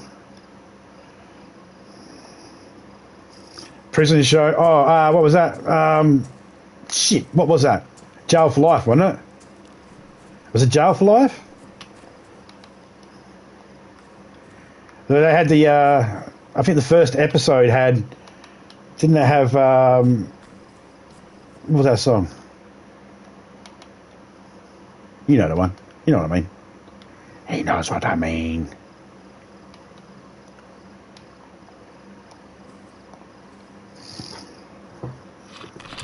Rubber Bullets. 10 cc's Rubber Bullets, the first episode. Load up, load up, load up on rubber bullets. Do do do do do do do do do do do do do. Do do do do do do do do do do do do. Boom boom boom boom.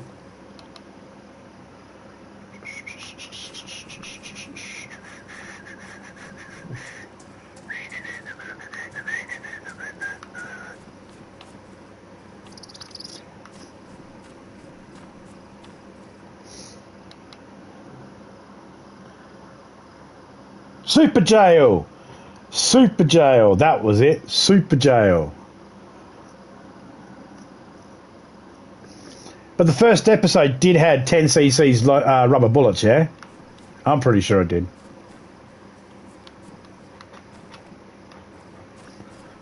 I could be wrong. Yeah, I think the first episode, the pilot episode, had 10 cc's Rubber Bullets, and then every episode after that was the other song.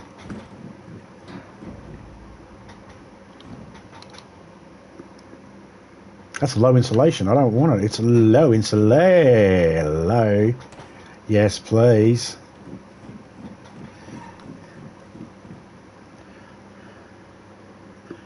As now, Oz can talk about shooting shit.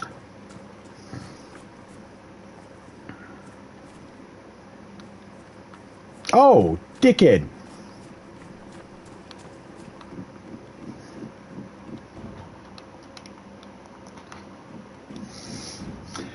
And this is how you do that.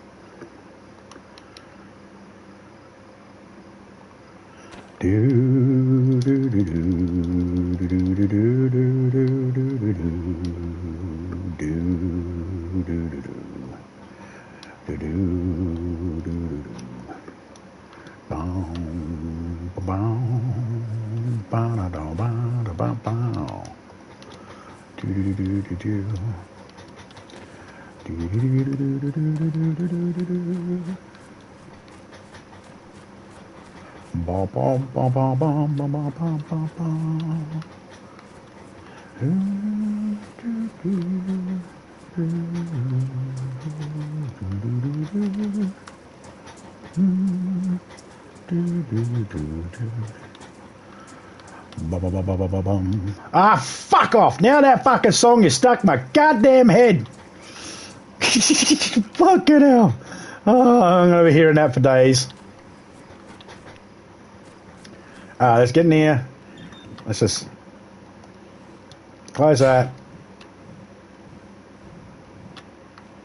Listen here, dipshit. I said close.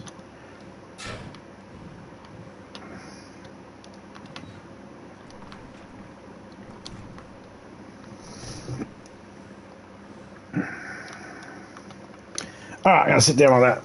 Oh, then back to second song. Had a female cover for one in third season.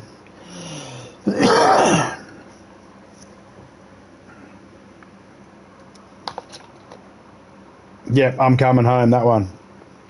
They also sound like a band that done this song about Jesus and Judas, but they were sheep.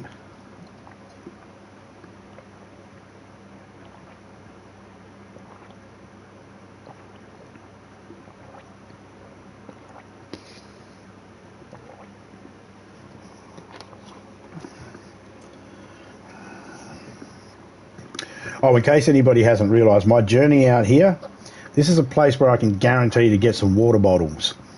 So my journey here to get this stuff will now take me back to the beach where I was, where I can go to that drum, drop off these bottles, just so when people spawn in, they can get stuff. Because I'm not going to put a big store in or anything like that. Plenty of servers out there if you want to have gift shops and trading posts and all that sort of stuff. Yeah. I can't do that in this one. This is boot camp.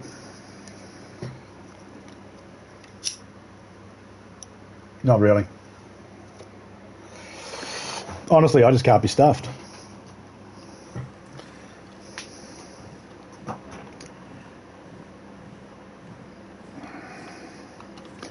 The thing is, I was like, do I really want to...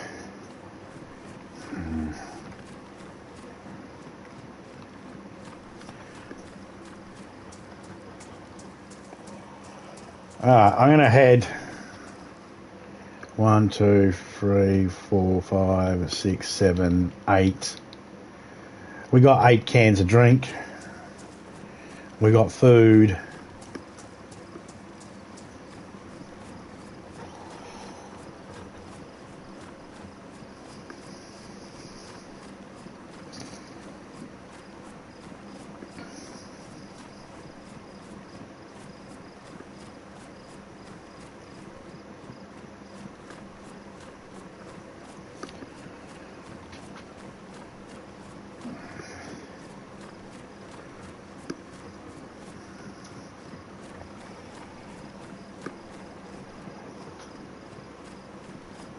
Gonna have to grab myself a coffee in a minute.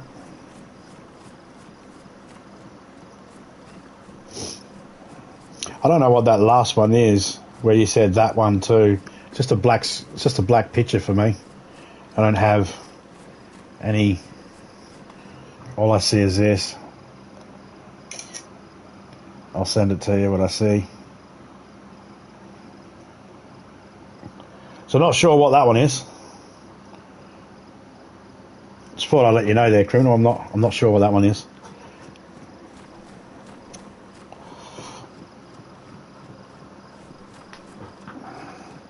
Just as I sent that picture, that other one, the one you sent me, loaded up and it started playing. It's a GIF. It started playing. I'm like, okay, now I get it. I think it's more my iPad. I think because the iPad that this. So I've got 2 iPads. One is older than the other, and they both have the same Discord account on. And I think the one that's older just can't get updated enough for it to work properly. So sometimes my newer iPad is the one I walk around with. So if I leave my games room office, I take that one with me. That one leaves. The older one stays in the office. It never leaves the office because it actually needs to stay connected to power. Yeah, I could get a battery replacement, but I'm lazy. Have I ever told anybody just how lazy I am?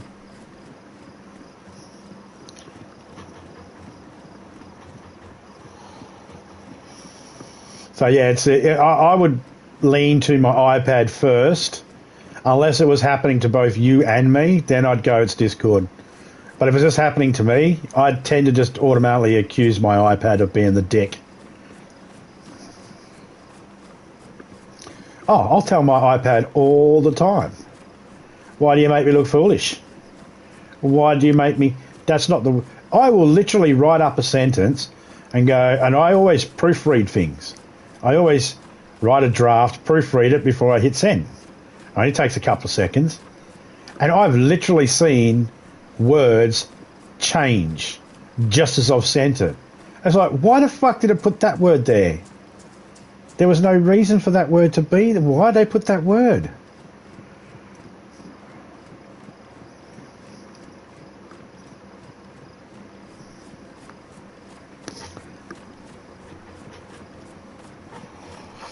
It's that predictive text. Sometimes you'll write a sentence and you're trying to write a sentence a certain way, And then it'll go, no, you really should have wrote it like this. And it's like, no, I didn't write it like that, because that wasn't what I was fucking saying. And now someone's trying to read it.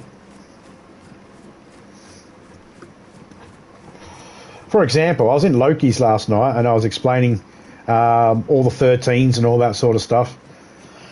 The same thing I explained with you. And I went, well, this year, that's what I had. This year will be the 16th, by November, on the 13th, Friday the 13th November this year, it'll be the 69th Friday the 13th I've spent with Topeka. Send. And it changed year to this. So it said this, so it said Friday the 13th November of this. It's like, why'd you take away year and replace it with another word, this? Whoever says to this in a sentence, it's not even grammatically correct. And then I heard Loki, he got to that and he's like, this, and he sort of skipped over the next word because it was repeating it. And I put down underneath year asterisk to let him know, yeah, that's the word that's missing. And I was like, yeah, no, YouTube's just, the fucking iPad's just making me look like a dick. And I can't blame YouTube because, yeah, no, the iPad does it. YouTube didn't do it, unfortunately. I'd like to be able to blame them, but no, I can't.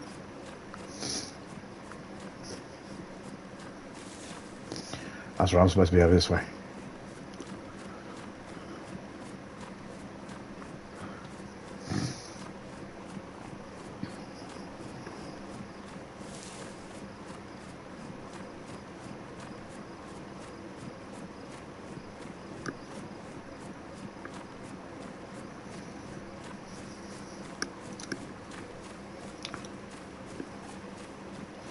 So we had a Friday the 13th in February. And we're going to get a Friday the 13th in March. And then November.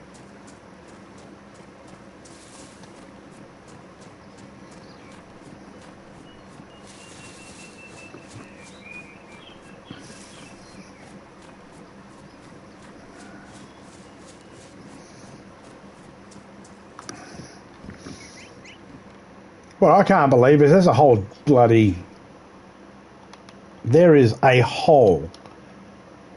I hear a rabbit. There is a whole goddamn website dedicated just to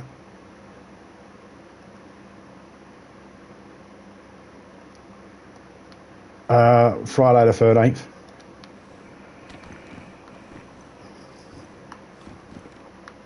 Dedicated to just to Friday the 13th, just to tell people how many Friday the 13th there is. And it's like, it starts from like 1900s and goes through to 2200 and something. And you can have a list of every single Friday the 13th between the 1900s all the way through to the future. So if you go the year you were born and you start counting them from after the month you were born or after your birthday, you can count how many. And it's only like, there's, like in Topeka, the year Topeka was born, there was one Friday the 13th. That's it, just one. Just one.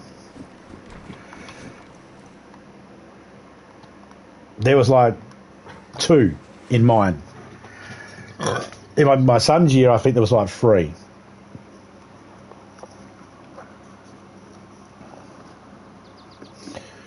I don't think it skips a year though.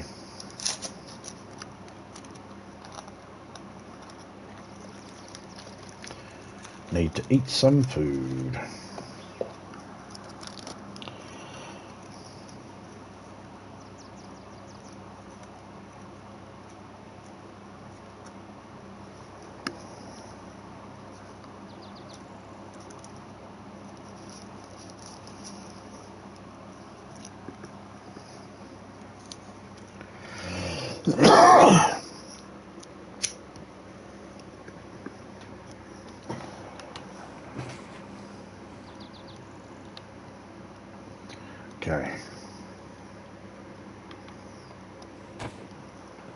I'm Popeye the dying man. Uh.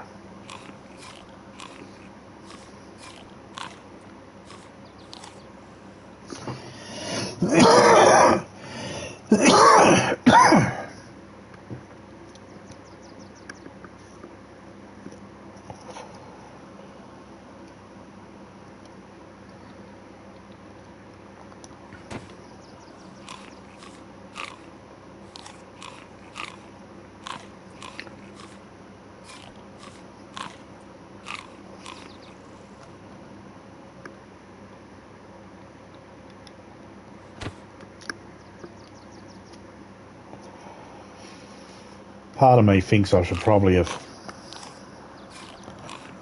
grabbed that bag and brought it back with me.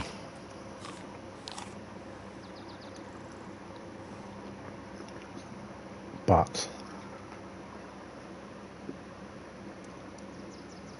nope.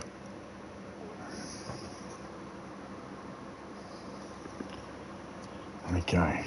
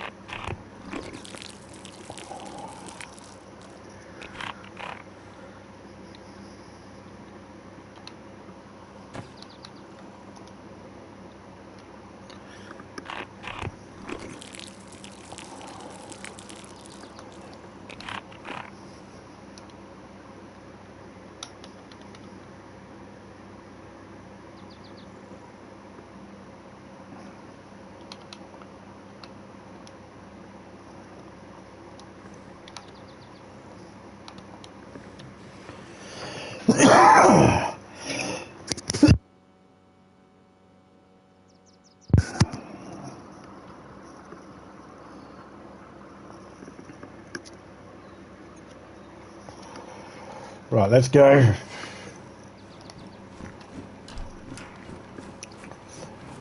want to have a look at this barn over here. There might be a barrel. If there's a barrel, I can drop some stuff in there and do a couple of laps first before I go down to the coast.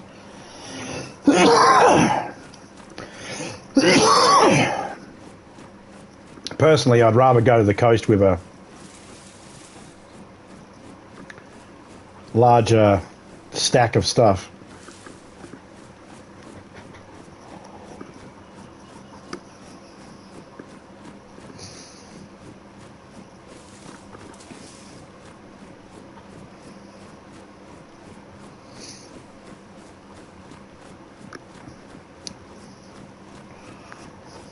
I hope Major's doing all right. He asked me to let him know when I was on PlayStation X and do a party, and I got the message, and I was like, yeah, no worries, I'll jump on now. I was there for about an hour, but I had to leave, so I started a party. I was there for about an hour. I had to leave. I haven't heard back from him yet. Hope everything's all right.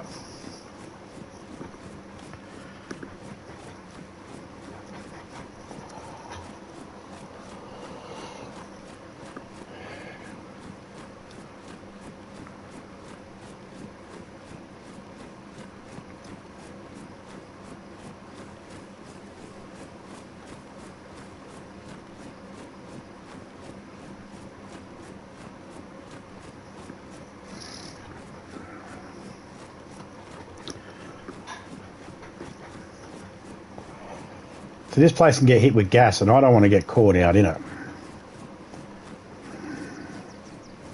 But what I do want to do is get over to this barn over here.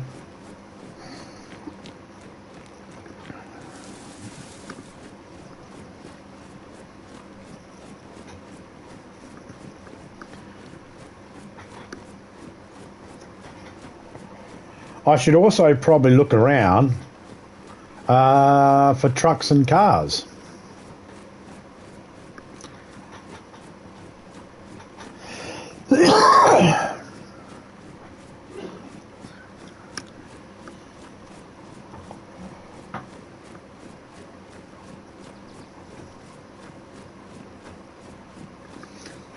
What you gonna do about it? What you gonna do? Do.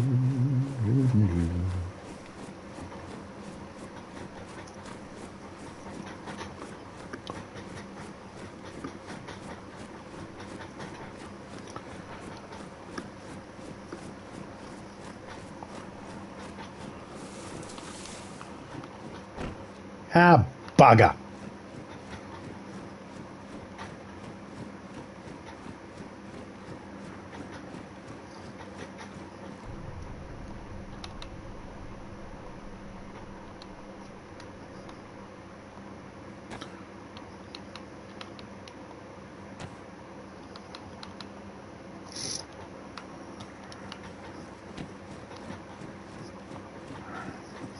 Going to be a lot warmer now because that hat goes on my head.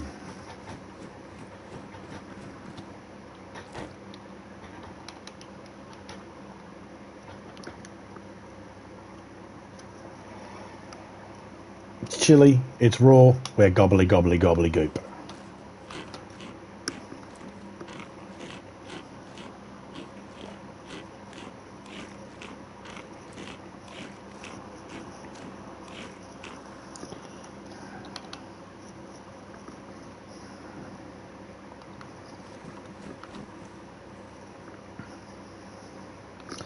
I just heard something crash. You go, but I don't know what it was. Might have been a helicopter. See, at the moment, being that I'm in my own server, I got no problem going to have a look at a helicopter crash site.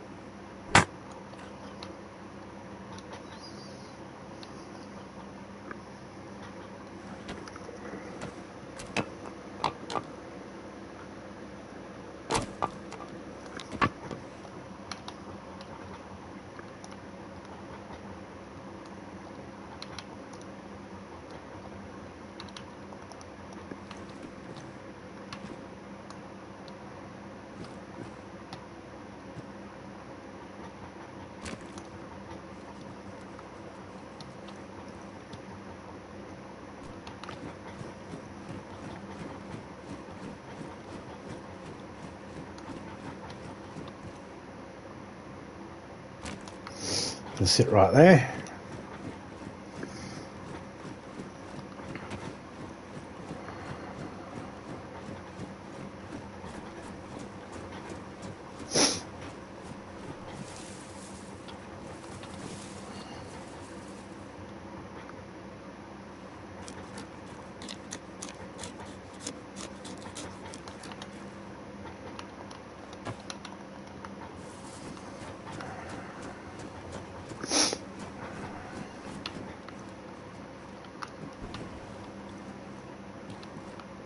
Hey. Oh. I was going to ask where my stick go.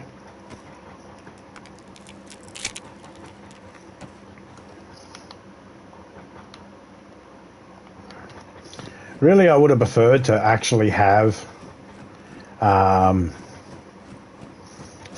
a, I don't know,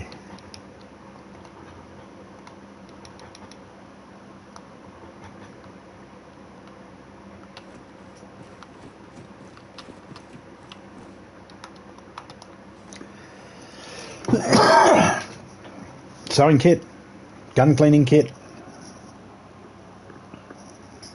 any one of those. But I need coffee.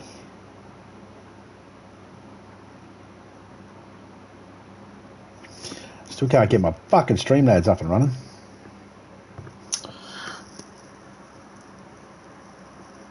thinking I might have to hire a manager, hire someone, a tech person, so they can go through my fucking Streamlabs and fix it all up for me.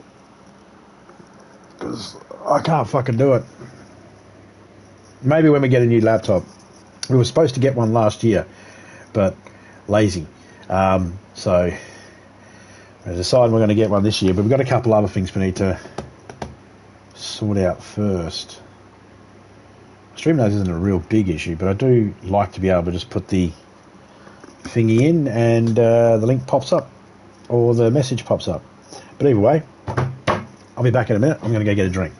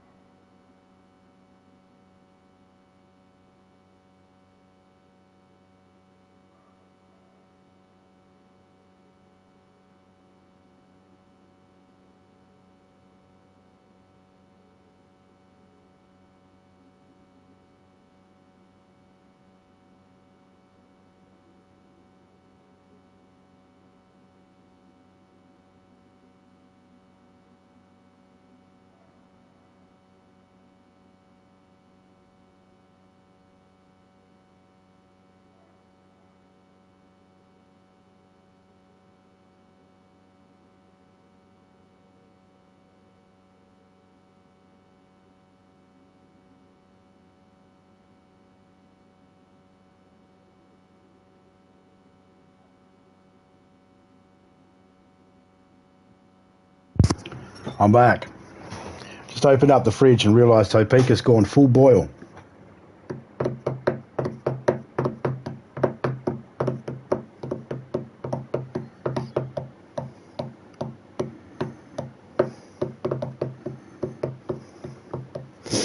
Cheers, mate. Yeah, Topeka's gone full boil, man. Open up the fridge to grab my iced coffee out. And there's a jar in there with fucking starter dough for sourdough. A sourdough starter. She's fucking got a Jacinta.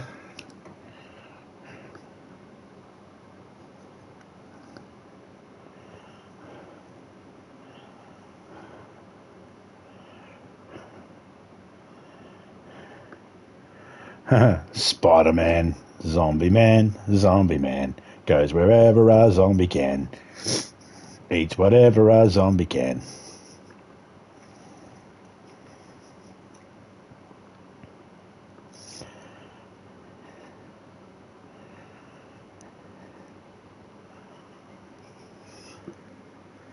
This summer, starring This Zombie Bites Everything, a shit movie. I'll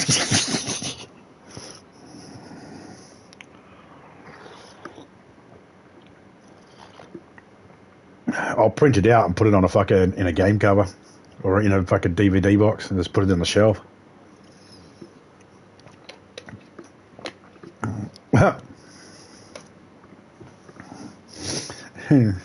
Maybe I'll print out a couple of them, make up DVD boxes, and have them set that they have when I finally get the coins made, that they have a spot sitting inside for the coin and the stickers, and there'd just be a little story on the back that's just, you know, a made up story for Super Zombie, you know.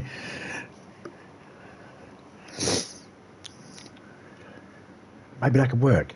We won't talk about that. We won't talk about that idea aloud anymore. We'll keep that idea private until we can come with something. Yeah, that's a good idea. Fucking awesome idea. I'm going to keep that to myself. Anyone steals that idea, fuck you. Pricks.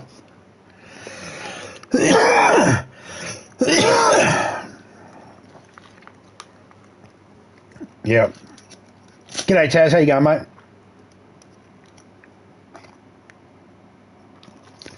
Secrets? No. They're secrets.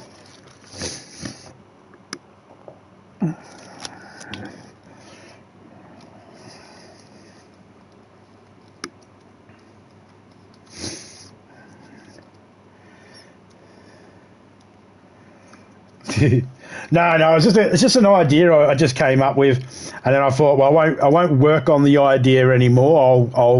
I'll work on the rest of the idea privately. But if you were just if you scrolled back an extra like 50 seconds before you sent your message, you'd hear the idea that we came up with. But yeah, just it's like, you know, when you get an idea of something you might do and you're like, you voice it in your chat, you're like, well, hang on, before I talk more about what I want to do, a grand scheme of things, how about I sit with it for a little bit and see exactly whether I can work that to actually happen before making promises I can't keep. That sort of, it's not really a secret, but yeah, so I've got an idea for something later on, but I'm going to have to work on it a little bit more because I don't want to announce and voice it and make it sound like it's a definite thing if I can't produce it. Does that make sense? I'm sure I get you understand.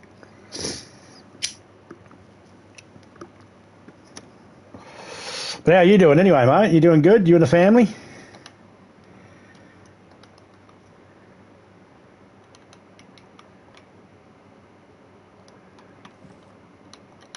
Well, that gave me a bird. I don't need it.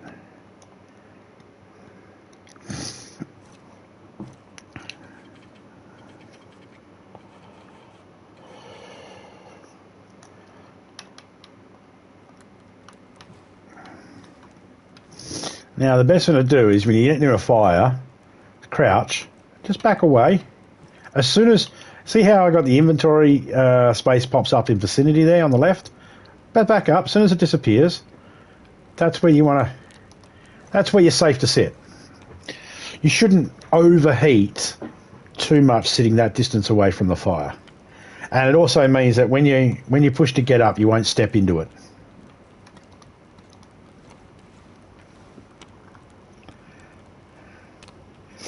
Yeah, just be the twat and bought DayZ on PC. Nah, man, that's good. PC DayZ has more options.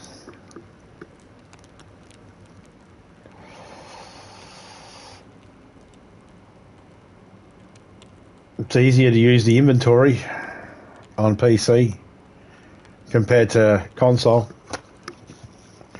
At least that's what it looks like to me when I watch people play it, and that's what I've been told.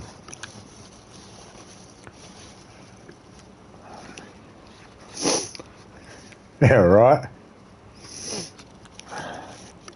The truth is out there, man. Remember Truth from fucking San Andreas?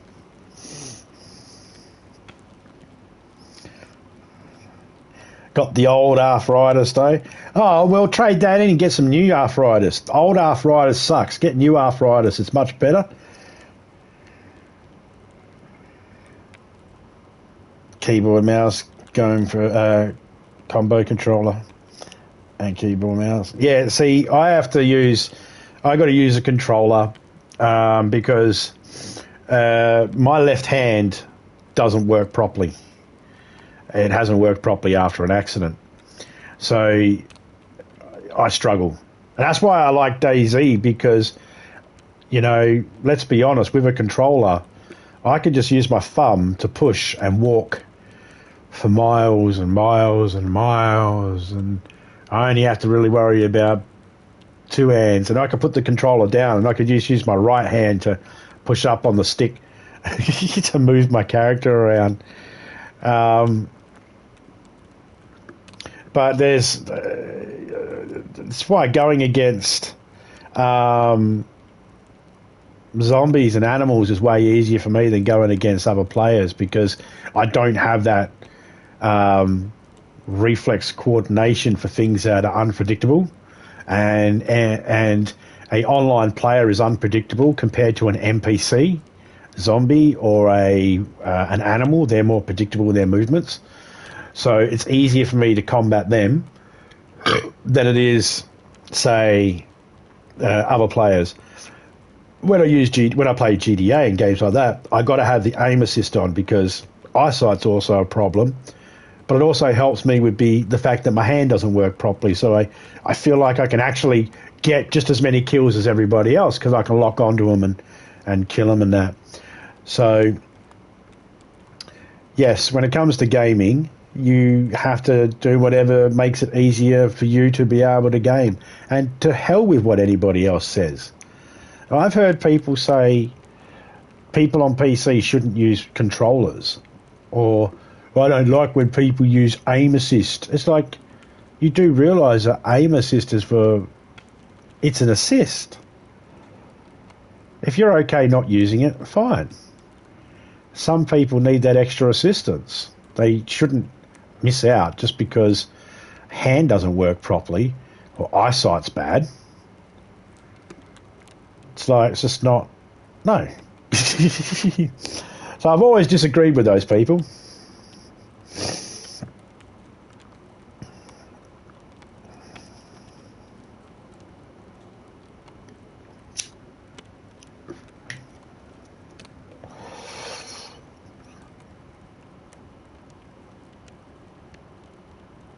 Yeah, there for a reason. People like us. Exactly. The same people that go on about, people shouldn't use controllers and they use keyboard and that. Yeah, they're the same people that'll play Fortnite and they'll have their, hotkeys and all that sort of stuff, fucking keybinds and all that sort of stuff. And it's like, oh, what happened to being all fucking natural, eh? Oh, yeah. Oh, no, I need that to assist me build. Oh, yeah, it's all right for you to use it to assist you build, but it's not all right for me to use aim assist to help me fucking get a kill. That's what really pissed me. I think that was about the moment when I stopped playing Fortnite. When people had that attitude. Because there's an aim assist in Fortnite as well.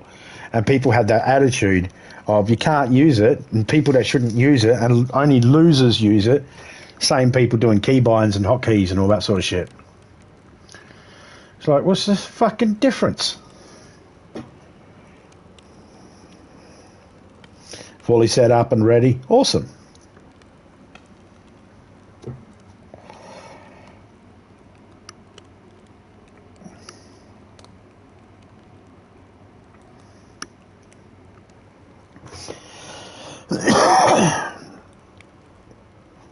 That's awesome, man.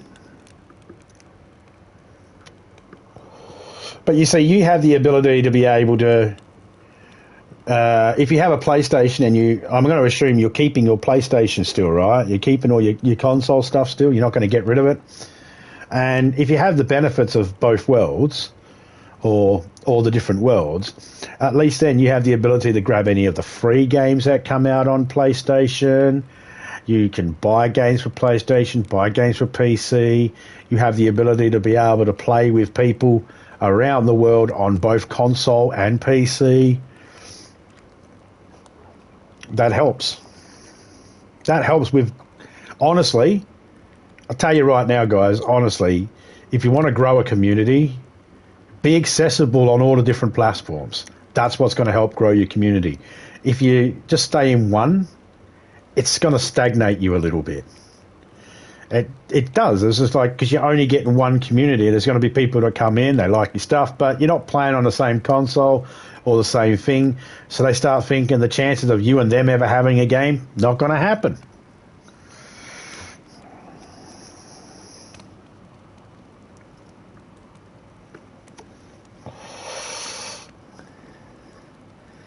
I gave you a shield there. I turned you into a shield maiden, me wee lass. Where the fuck did that accent come from? And why'd I call you a wee lass?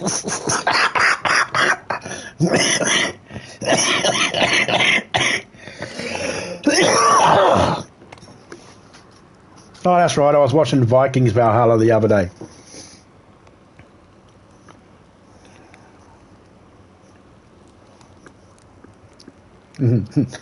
I don't know.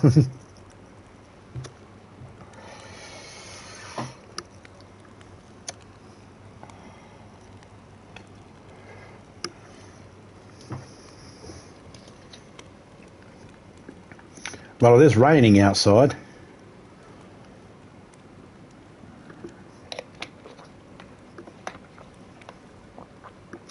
I am getting a funny feeling that oh no, I think nighttime got fixed because yep, daytime's popping back up real quick. Yep, that's good.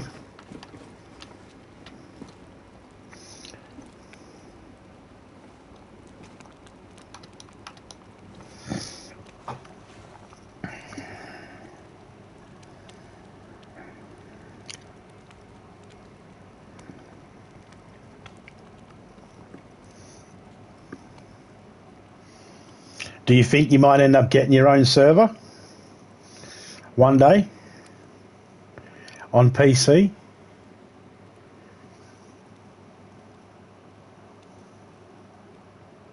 Oh, yes, yeah, that's exactly what I was going to say. You see, now, well,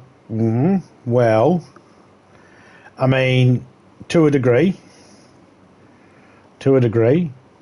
um,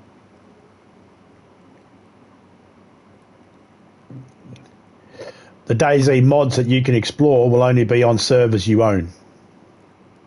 You have to own the server to be able to explore it. I get to do that too on console, just so you know. Unfortunately, that's not an exclusive thing just for PC. Exploring the XML files and muddling with the XML files, the modding the files and all that sort of stuff, that's Xbox, PlayStation, PC. But you have to have actual access to the server, as far as I know. But being on PC does mean you will be able to explore the other PC modded servers that people have made. That one, yeah, you'll be able to explore. So you'll be able to, when someone's made their own server and they've called it like Deer Island or something like that, you'll be able to go and explore that and play that because that's accessible.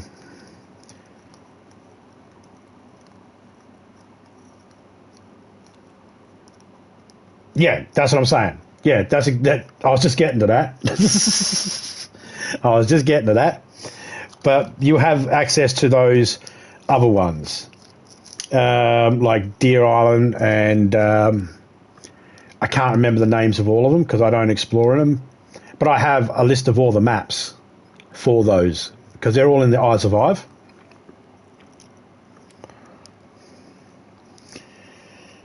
Yeah. No, I knew where you were going. I knew where you were going. I was because you didn't say you had your own server, so I had no idea where you were going. And yeah, that's what I was explaining. If you wanted to do, you could, if you got a PC and you were to get a server on PC, you if you were to muck around with the XML files and mod your own server, that's way easier to do on PC than it is to do for console. You can still do it for console, but it's way easier for PC. But you also have those other ones that previously have been made by people and modded. And like you could go to the one that actually has the dinosaurs, the velociraptors.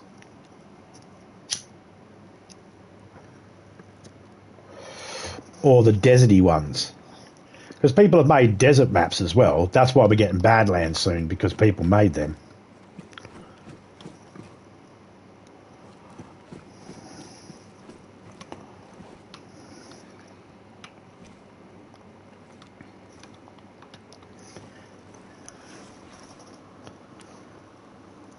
Badlands, yeah.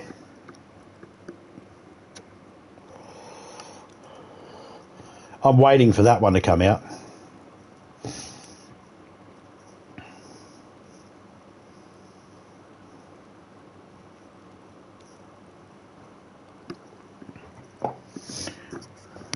They better put snakes in it, though.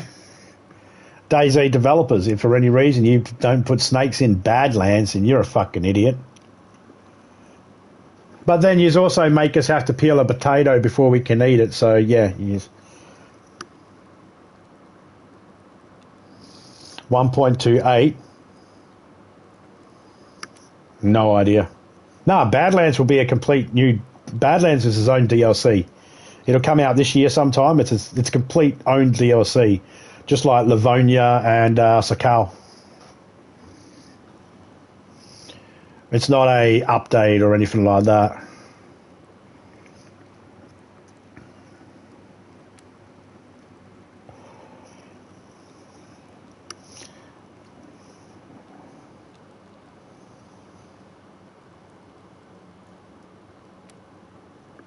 I'm waiting for it. It shouldn't cost any more than $30, hopefully. Every time there's a new map that comes out for DayZ, I just consider it as like Livonia, DayZ 2, Shakal, DayZ 3.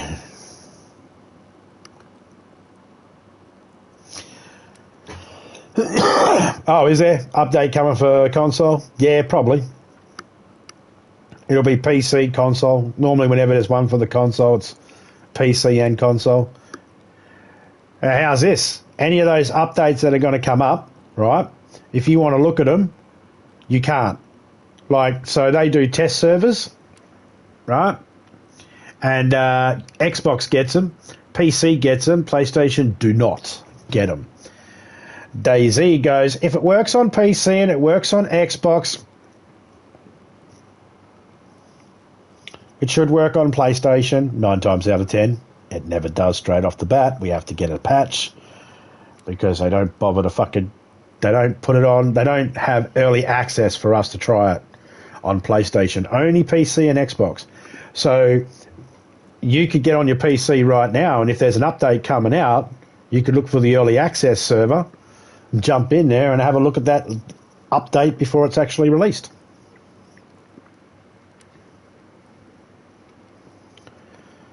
Because now you have access to it because you got a PC or you got it on PC.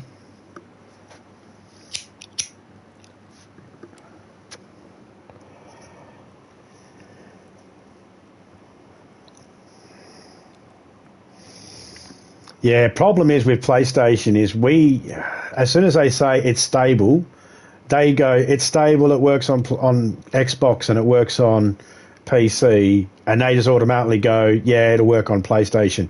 But there is no early access for PlayStation for them to actually test to see if it's stable on PlayStation, which means 9 times out of 10, PlayStation will end up with a patch within a patch sooner than the Xbox and all that, because they've worked out a lot of those bugs for those ones. Yeah. Experimental game.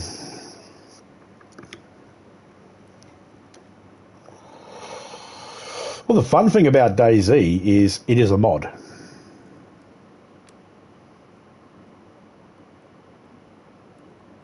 From the game Armour.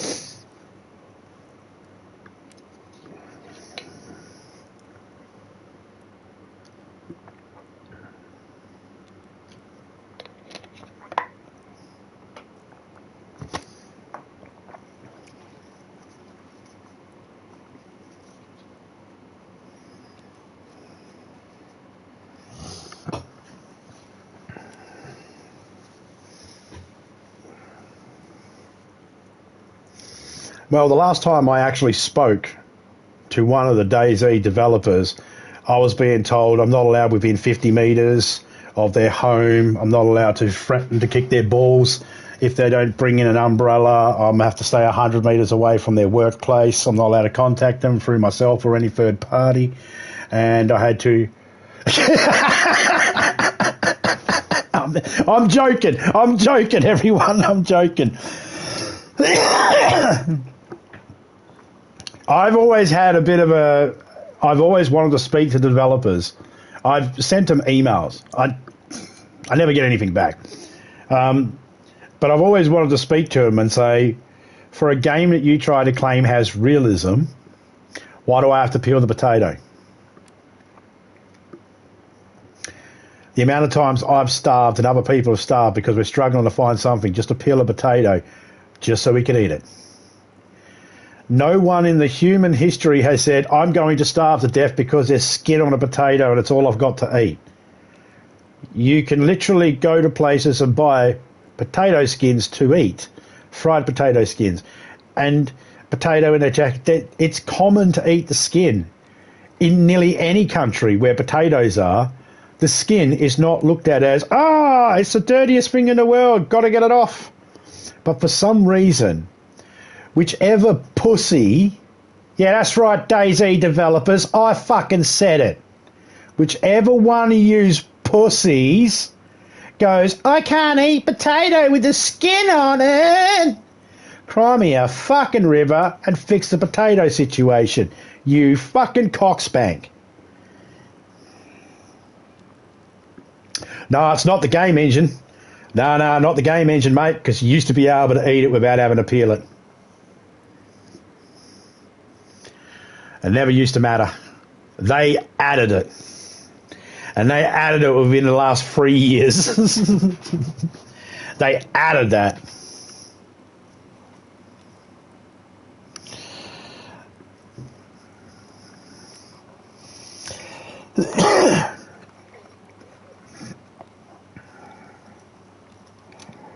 They went from you didn't have to peel a potato to eat it to having to peel the potato to eat it.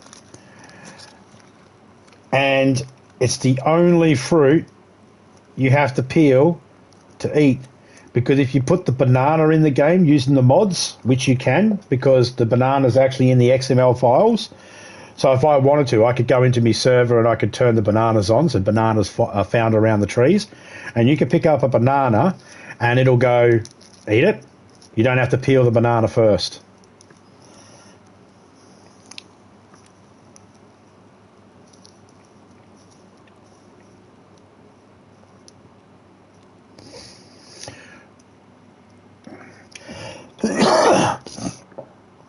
No, what they had to do, they didn't have to do that. What they had to do, this is what the DayZ developers had to do. What they had to do is, instead of promising stuff and never being able to fully bring it through, the DayZ department, Bohemian Interactive, should have fired all those programmers and hired the people that actually made the fucking mod in the first place. And that's what they did when they got to Shakal, because they were struggling with Shakal and had no idea, how do we make it so the boats don't sink straight away. And the guy that helped create the actual mod came in and helped work on it and said, all you got to do is turn the collision on. You make it so boats collision with water, so then they stay on top. It's pretty simple. So what they need to do is stop acting like they know what they're fucking doing and hire people that actually do. Because everything they tell the public turns out to be utter bullshit. Most of the people at the DayZ office don't really have any idea what they're doing. They know more about it than me, but the people that actually put this game together in the first place, that sold it to them and all that, they know way better. And they hired that guy to help them with Sakar, or else Sakar was never going to get out. He helped them with designing the fucking snow to get the snow. They couldn't even figure out how to lay snow on it. He came in, done it. He came in, helped them fix their boats. He came in, helped them fix their cars, because they kept on saying, yeah, we're going to fix the cars. They couldn't do it. It's because they don't know what they're doing. But they'll tell people, yeah, no, it's just the engine. We can't do anything about it. And then it all comes out that, no, they could have. They're just too arrogant and went, we know what we're doing. We don't need any third-party help. By Sakal, they went, we need third-party help. After Sakal, everything started working better.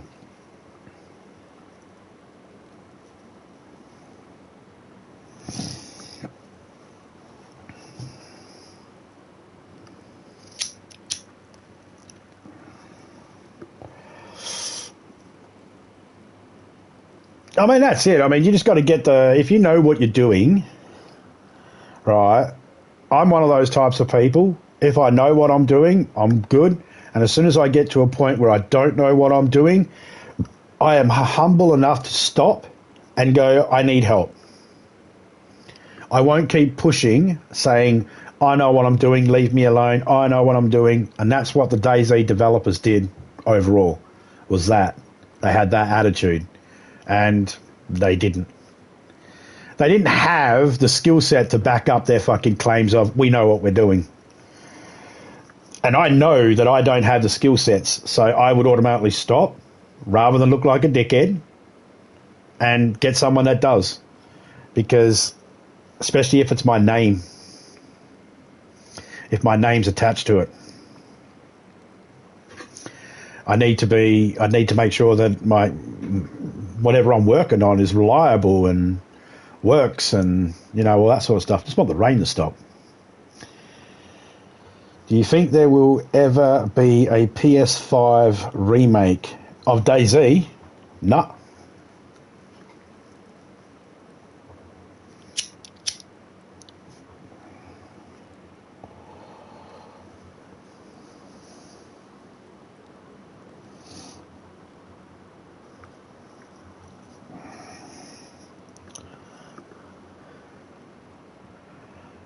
Yeah, they don't really need to, though.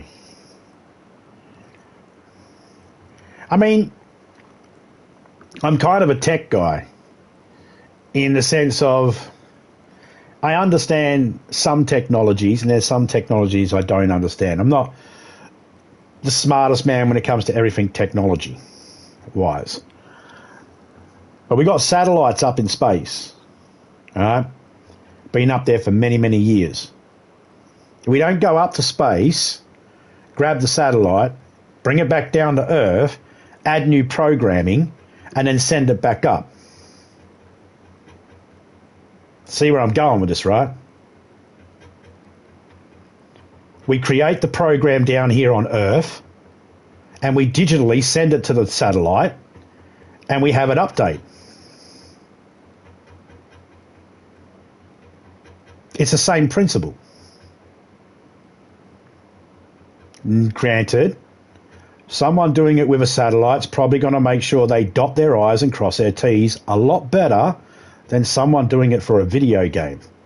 But it's the same concept.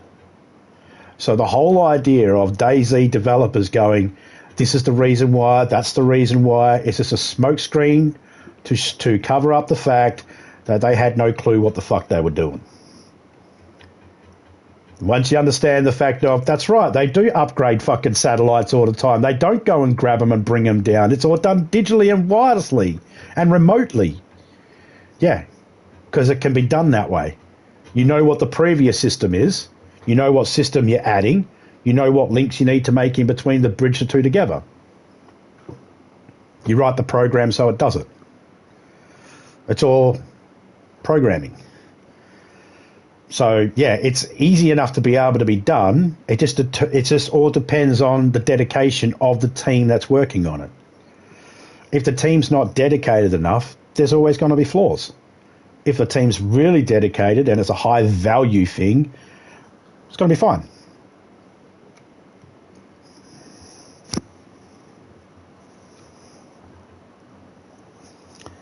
Oh, sometimes they do. Sometimes they do. That's really, you're 100% correct there. But not those satellites like Voyager and Cassini's and all that sort of stuff. You know, the ones that went out past Jupiter. Nah, we upgraded them by wire. We didn't send something else out there and send another one. See what I'm saying?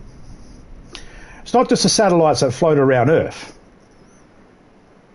We upgraded satellites and robots that were on Mars remotely. we've upgraded and fixed up. The Chinese fixed up and upgraded and fixed their rover that's on the dark side of the moon, on the back side of the moon, remotely. They didn't send another one. They didn't go up there and collect it remotely. But the difference is, and I'm willing to admit, the huge difference is one is spending billions of dollars and one is spending a couple of $100,000. Let's be honest.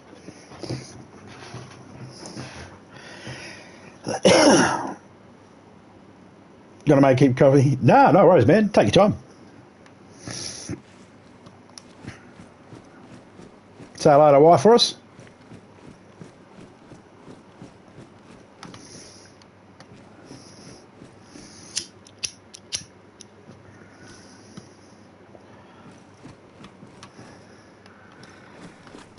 Ah, it's still gonna rain, isn't it?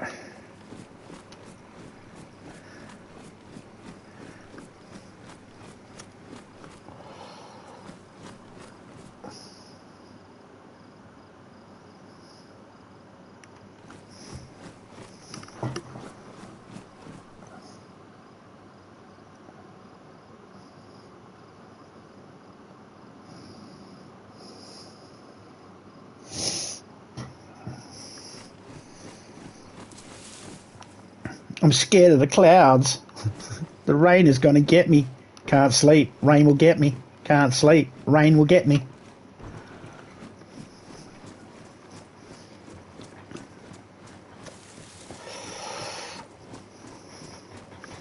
I was wondering if there'd be any dried pears out here. Oh. See, this one's a good tree. Look at all that. That was a gold mine. There was 6 of them there. There were 6 pears, 4 dried, 1 good, 1 bad. That's pretty fucking good. And that was a good little tree. What about this one over here? How many you got, sweetheart? Jesus.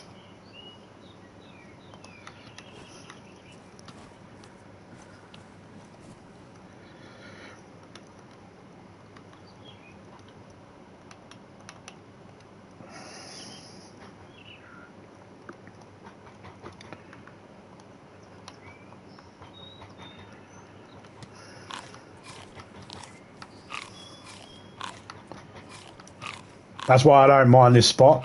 But the more you build over here, the less these trees will spawn in fruits and that.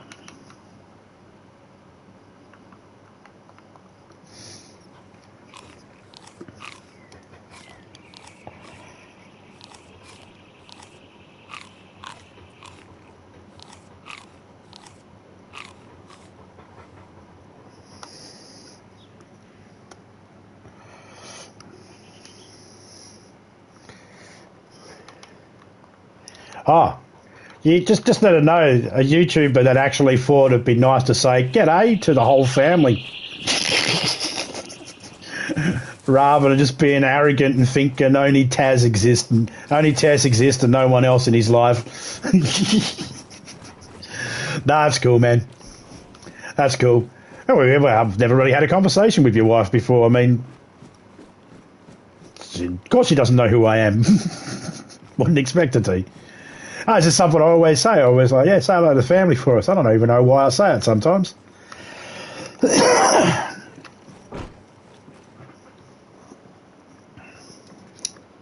And the amount of times I've been considered as, it's this Aussie guy.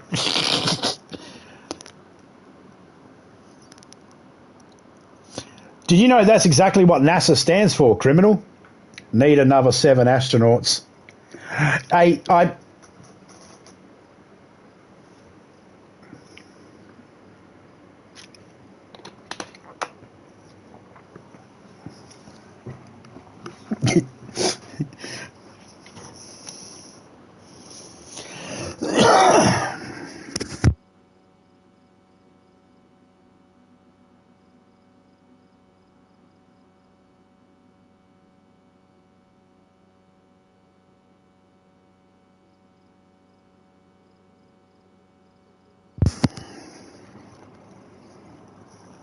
Don't ask me what Diana stands for.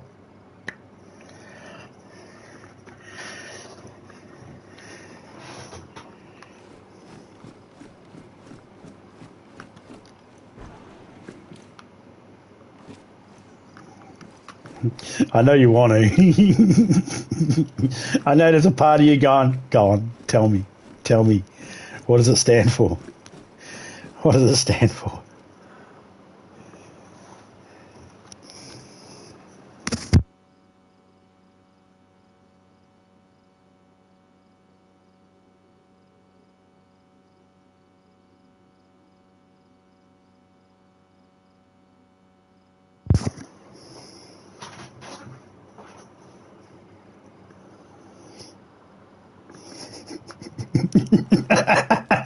Oh, oh, mate, I couldn't. Dude, I remember the day when I heard about her on the radio and the dashboard and the back of the car and the windscreen and. Too far?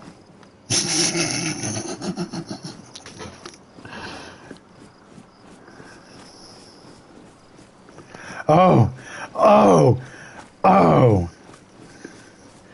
It's like when Amy Winehouse died. There was a joke, there was a joke about Jeremy Clarkson, right? At the time, he was still doing the show on the BBC. And it was, what's the difference between Amy Winehouse and Jeremy Clarkson? Jeremy Clarkson was still doing Top Gear.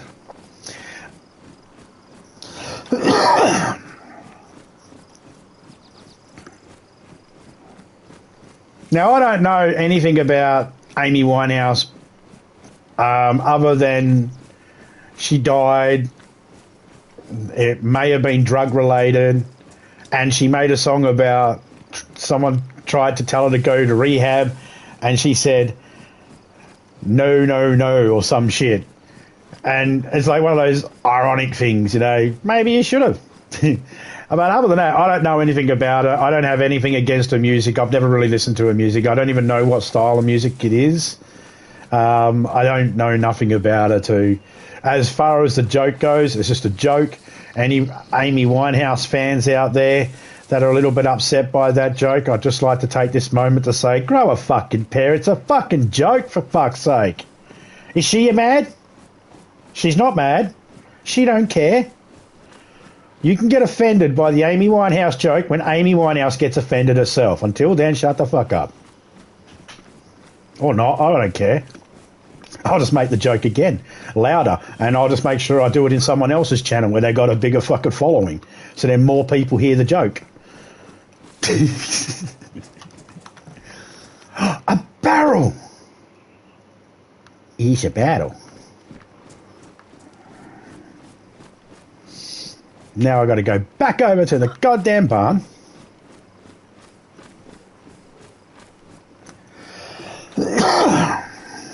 Ouch.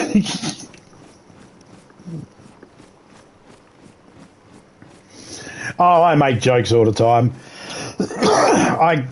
Honestly, I cannot deal with people that get offended by jokes and make a big deal about, you shouldn't say that. No. I mean, look, there's plenty of jokes out there I don't like or I don't understand. I'm missing something and I don't get it. There was a comedian, so-called comedian on YouTube. It was a short, and he's a young guy. He's like 19, 20, something like that. He's got a decent audience in front of him, a good couple of hundred people at this bar or comedy club thing he's at. He's got a good representation of people around him. Exactly, that's why it's called a joke. And he made a joke, and the whole crowd is losing their mind, laughing their fucking head off. It's the funniest thing. You'd think it's the funniest thing these guys have ever heard, right?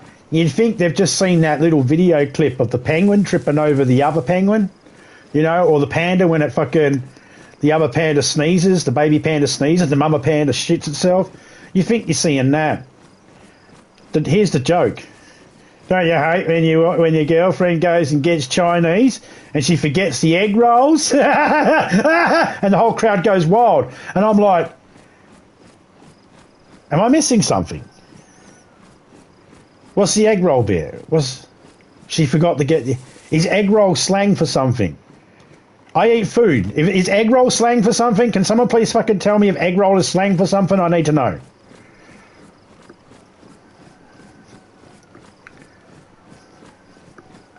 And I thought to myself, that's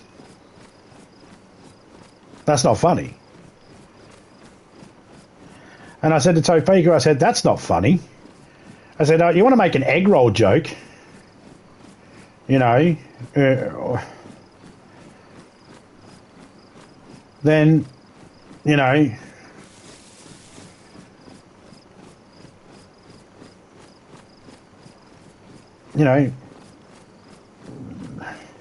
Chinese food, my egg roll. To which Topeka pissed herself laughing. And I don't even know if egg rolls are Chinese or Japanese or where the fuck egg rolls come from. But I just thought, must be Chinese, because he said his girlfriend ordered Chinese and forgot the egg rolls. And I'm still trying to figure out what's the egg roll punchline to this joke mean. I don't get it. And I was just wondering, and I said to Topeka, is it like that tone? You know, when you get to a certain age, you can't hear things over a certain tone? Is that the same with jokes? Once you get to a certain age, certain jokes, just no matter how they're explained, you're never going to get it. You're never going to understand it because it's not explained in a way that your brain can understand it because it's not the right tone of frequency or something. Is that what the problem is? Am I retarded? I'm allowed to say that. I'm allowed to use that word. When I just said, am I retarded? I'm allowed to use that word. I can say I as much as I want. I have two of them. But I don't get it. I didn't get it.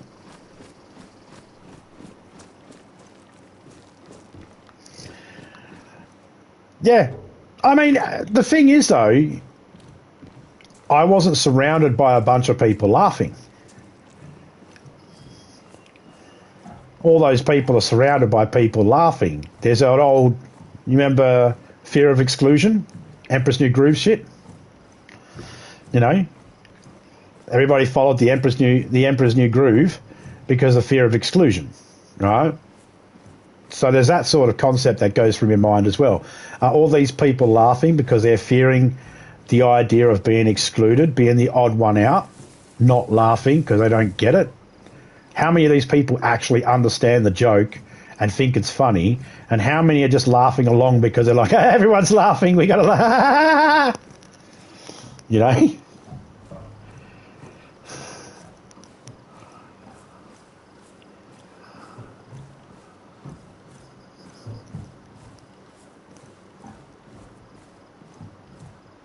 Egg roll.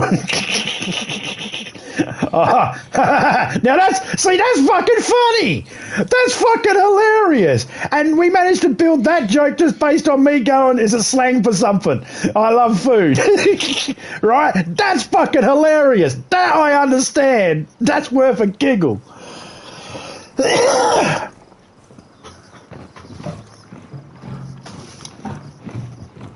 I mean, I get it. I'm the writer of bad jokes all the time. The amount of jokes that I say that work, and then the ones that don't, I have more misses than I have hits.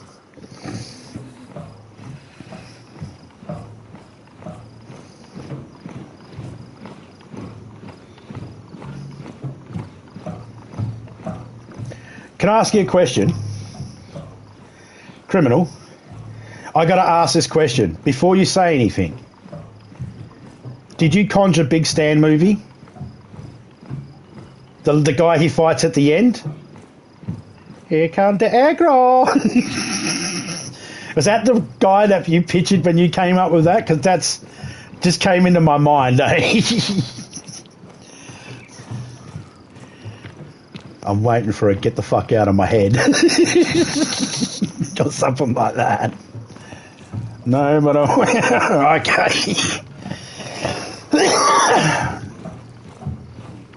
Because remember when Big Stan's bent over in the movie in the warden's office, and that Asian guy's like, "Here come aggro."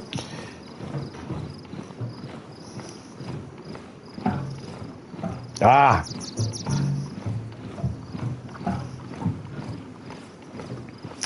Okay. Cheers for the nightmares. Hey.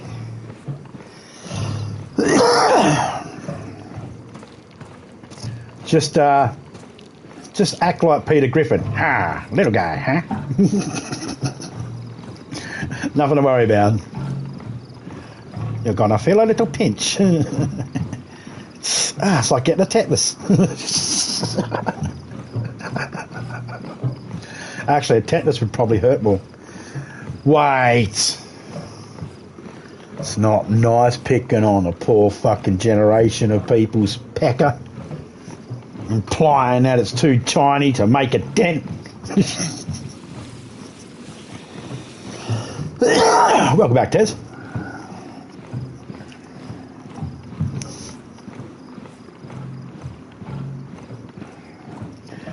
Yeah,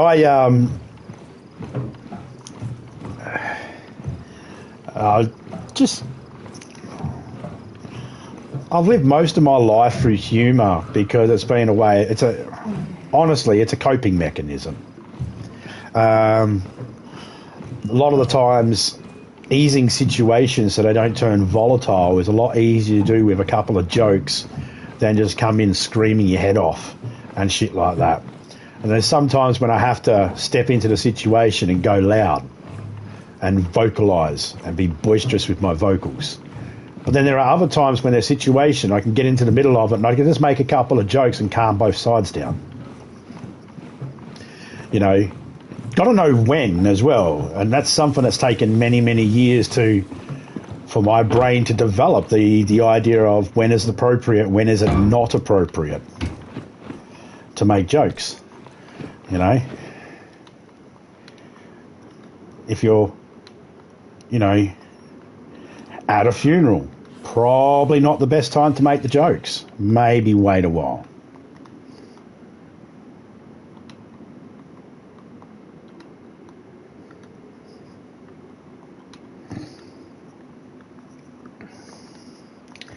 See, I can go through all the hard stuff that I don't need. Put it all in there.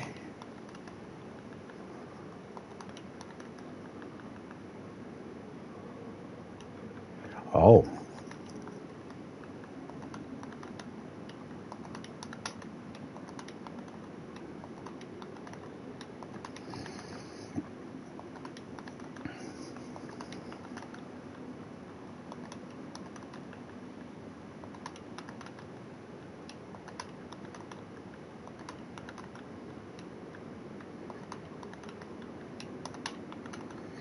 It's going to put the wormies away.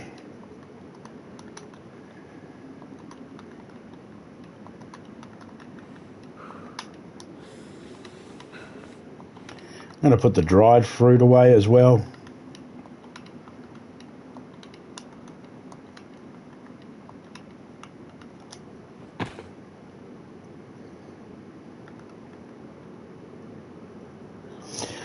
I'm a firm believer in the philosophy of Ricky Gervais. He is crystal clear on comedy. You can't censor it to death because of some people's feelings. Yep, basically, I can either, as Ricky Gervais has said, either you can joke about everything or you can't joke about anything. Make your mind up. You can't have the best of both worlds. You know, if it's not for you, if you find the joke funny, you're right. And if you don't find the joke funny, you're right. Jokes are subjective. But just understand, when someone makes a joke, they're not necessarily aiming it at you. You're not necessarily the target audience. Sometimes it's just a case of it's a joke. If someone makes a joke about a dead baby and someone gets offended, it's like the only time that person should does that person have a right to be offended? Yes. They have a 100% right to be offended by that joke, if that's how they feel. However, they have to remember that their feelings don't represent everybody else. And that's the thing. It's like my personality, my personal opinions, and my feelings only represent me. They don't represent anybody else, even if other people share some of those beliefs. It's all subjective.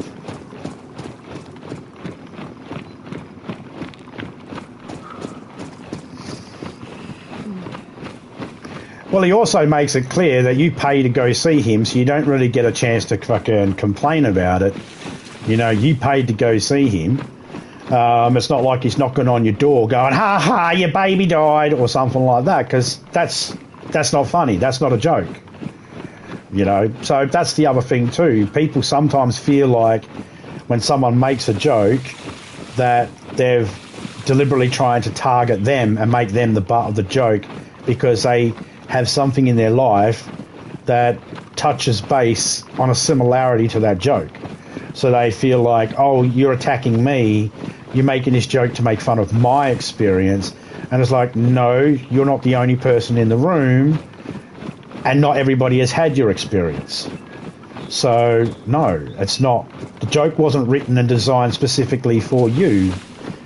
You know, if I say to myself, I'm not going to do this joke out of fear, there might be one person in my audience that may get offended, and I take that attitude with every single joke, it'll be a very quiet stream.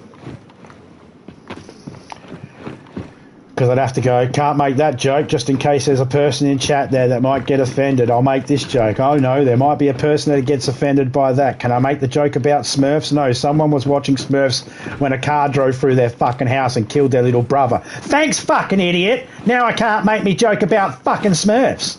You see, it's just a mess. It's just a big mess. Actually, I'm going to sit inside that house because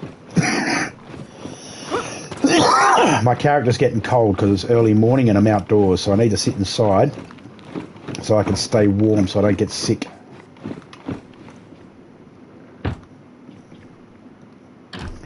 But I should definitely do it down here in case there's a gas drop.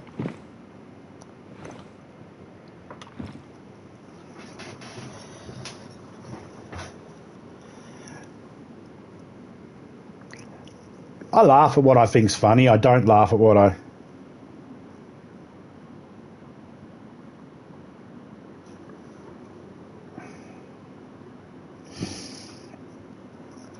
Well, here's the thing.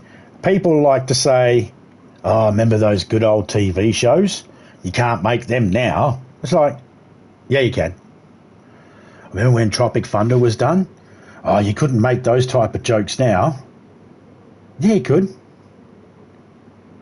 You couldn't have a white man do blackface. Yeah, you could. Absolutely you can. Oh, but it's racist. No, depending on what context it is. If you were making a period piece movie about the day and age of where white people pretended to be black people in the film industry, you're going to have to get a white person to put blackface on. It's the same as having white people say the N-word in period pieces about slavery. It's in context. And if you're just trying to make a video or a movie for shock value, then yeah, of course it might end up being offensive and unredeemable in some cases. But well, it doesn't change the fact that it might not necessarily be offensive. As long as it's done right. You know, context, that's the other thing too. People don't understand context. It means a lot.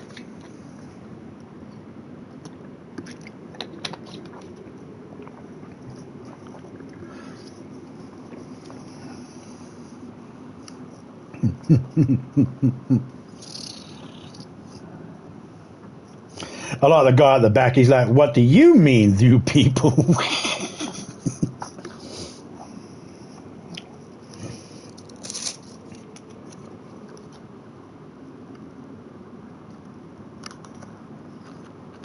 Ah, progressive parents, huh? Well, it's not real. Well, I said that I've said this before on YouTube, in my streams. I went to see my local doctor, my general practitioner, and he asked, he goes, there's another doctor here who's sitting in with me at the moment.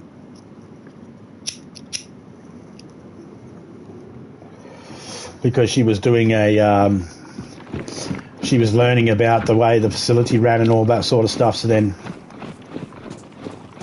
she could end up working in her field, just get more training and stuff like that. Sometimes they do that with certain doctors while they're on their last years or whatever, or they'll send them out to rural country areas like where me and Topeka live, and I'll have them go out there and okay, you go work out there and do a couple of years there or whatever, or, something. I don't know exactly why she was there, but she was there. And I was like, yeah, no worries, that's fine, she can be in. And I asked her questions. And one of the questions I asked her, I said, so what field of study do you wish to go into? And she goes, pediatrics. And I was like, oh, okay, working with kids and that. And she's like, yeah. And I was like, oh, okay, well, just remember, stillborn is stillborn. And she just pissed herself laughing and then quickly went, oops, and then covered her face. And my doctor was pissing himself laughing. Topeka's pissing herself laughing. I'm fucking laughing my head off. And I said, no. And the doctor turned around and said, no, you got to understand, Topeka and Zombie, they've been together for so long. I've been seeing them for a long time now. This is their sense of humour. And it's refreshing because when you're doctors, let's be honest, doctors have to deal with a lot of hard shit, visually and mentally, physically even. They need to joke. They need to have a laugh. Their career is too dark sometimes. There's not always happiness in it. So I let her know that you're going to go through some hard shit. It's going to get dark. Find a way to be able to have some humour in your life so it doesn't get you don't completely get swallowed up by that darkness. This has got nothing to do with Bible shit or anything like that, all right? This is just straight up, no. The more and more doctors and that commit suicide every year because of the shit they have to put up with. You got to have a way to be able to vent, and if that's dark humour, good, do it.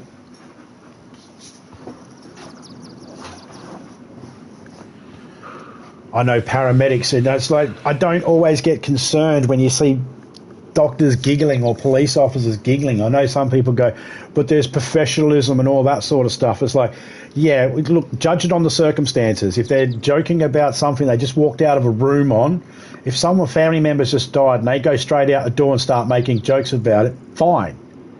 Be upset. But if they go off and make a joke in private with other colleagues and make a joke, let them have that moment. Even if it's uncomfortable for you as a family, just let them. It's not causing, it can be uncomfortable, but the job's not exactly easy.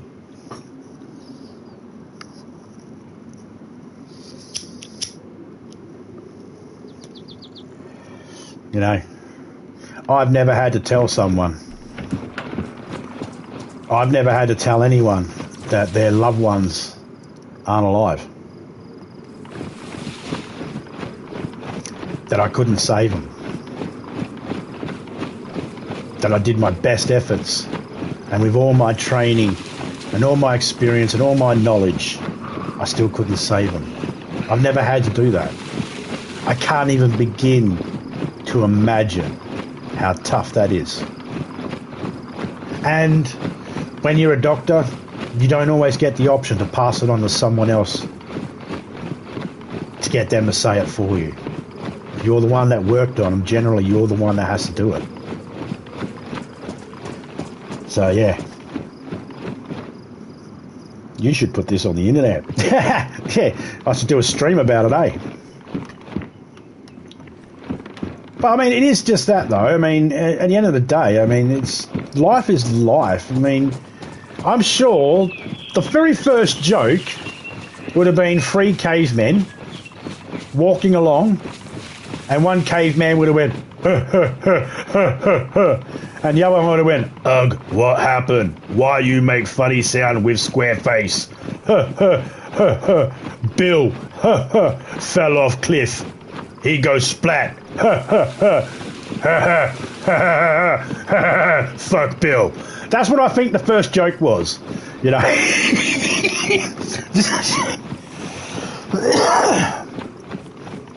I wouldn't say that I'm wise. I'm not wise. Thank you for the compliment, but I am not wise. I just have a decent enough memory to be able to go. I just remember a lot of stuff, and I'm just able to see what works and what doesn't. I'm not wise. I'm not a smart person. I'm not wise. I'm relatively stupid. Educationally, I'm still relatively stupid as well for, you know, my age group and all that.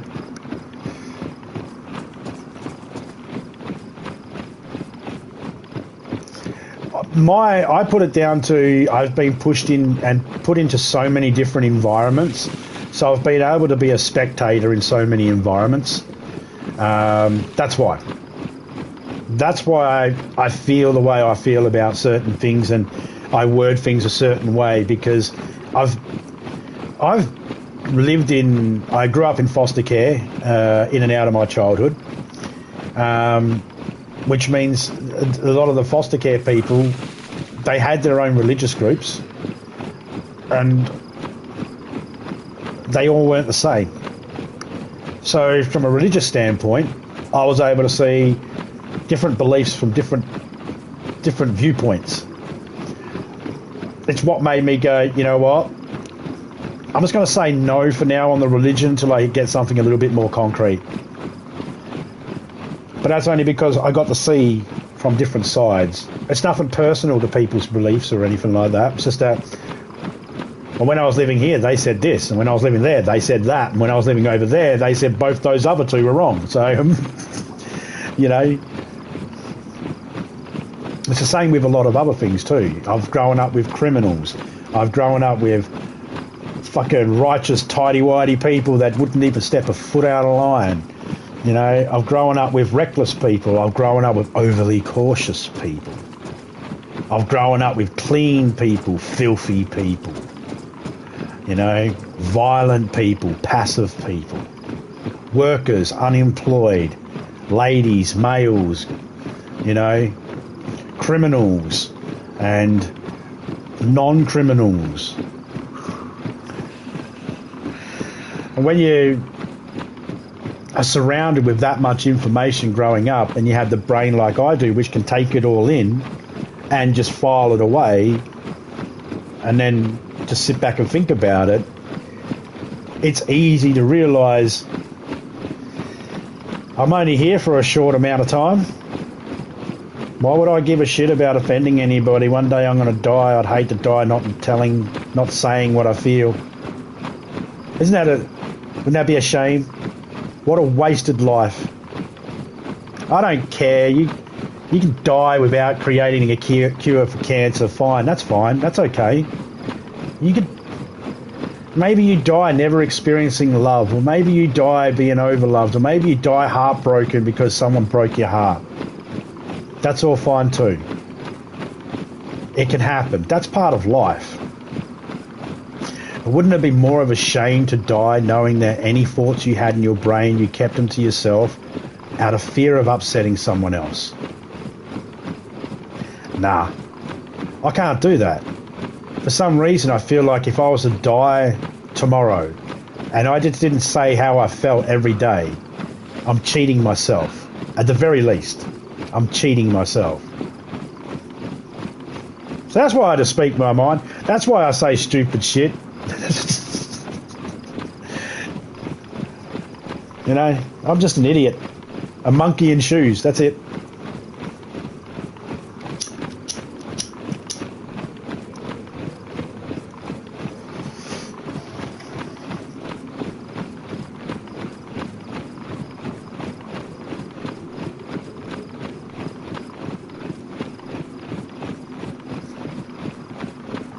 We all live on for eternity, or at least until the last person forgets who we are.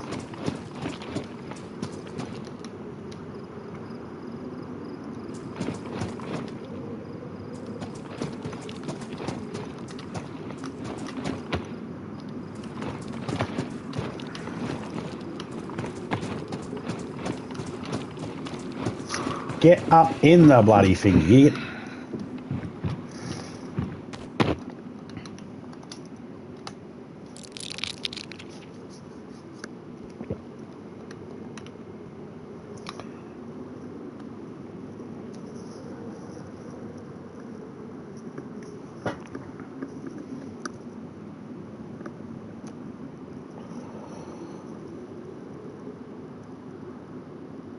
The psychologics of it all. Yeah, I mean, the psychology of it all is really cool.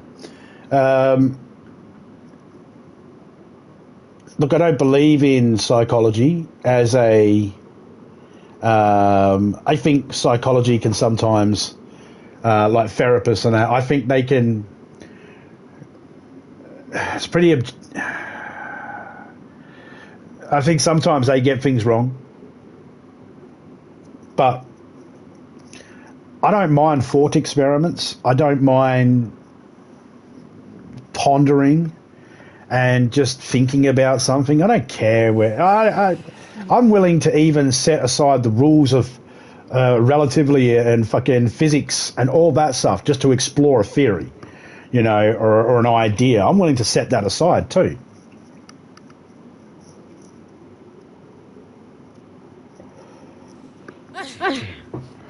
There we go, getting sick. I knew it. How do I get cold? I was warm all the way up here, and all I did was take off one fucking shirt. That was a hoodie.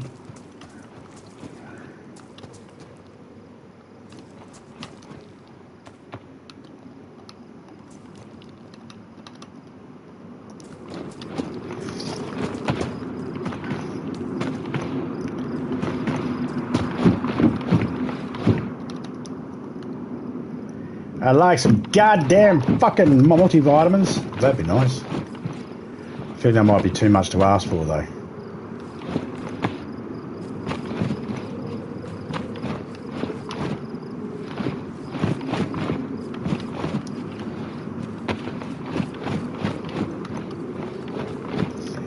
Yeah, of course. See, I had that jacket on, no problem. I put this one on, and I put the hood on and all that, and everything starts to go fucking... Hello, doctors, my old friend. I've come to talk with you again.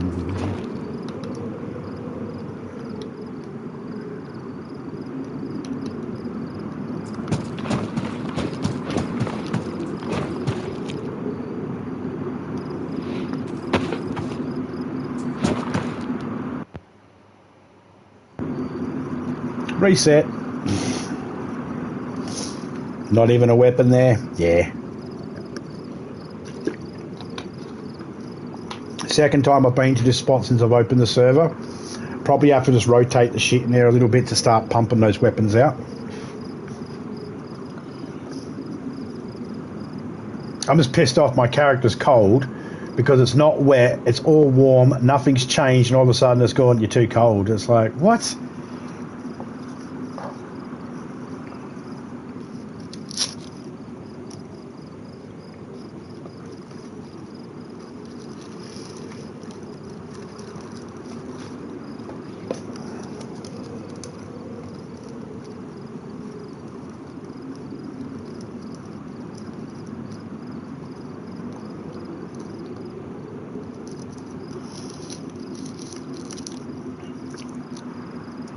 But we are going to go back in a minute.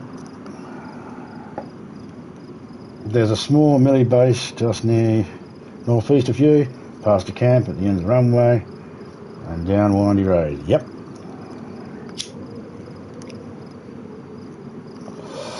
Oh yeah. Not many spots on this map I'm not aware of.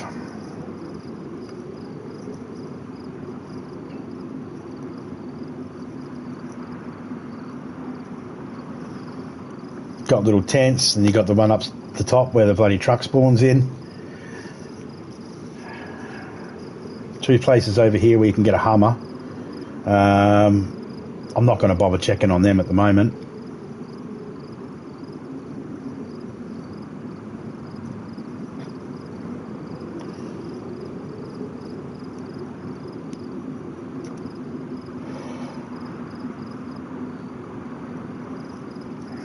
Heading up to Tizzy? Nah. No, I just came out here because I wanted to grab a whole heap of drinks so I can take them down to the coastline, so I can put them in the barrels down there, so when people spawn in, if they're near that barrel, they can get a drink and a bottle, so they can fill up a bottle of water and leave. I'm not putting trading posts or anything like that on the map.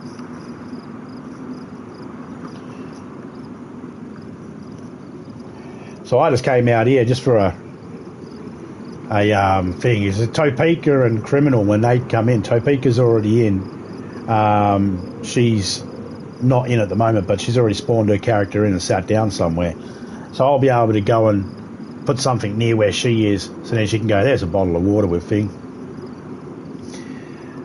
Yeah, I mean, cheers. This is just what I'm doing. It's just I do this sort of thing because I'm basically showing everybody you don't have to die in DayZ. It's pretty easy. Look for food, look for water. Here's a way of being able to set yourself up. I go the back and forth route because of you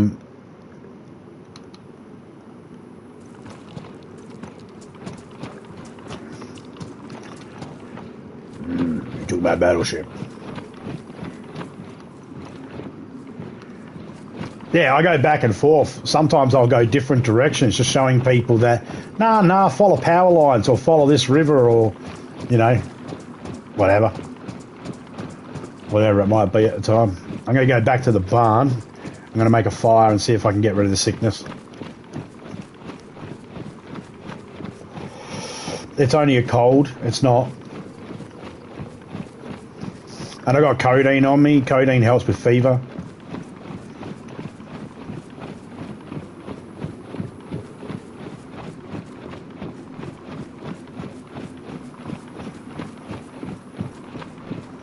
Bit of a trek now to the coast. Well, I won't go back to the coast until I've filled up the barrel out here with some bits and pieces and got enough empty bottles to take back with me.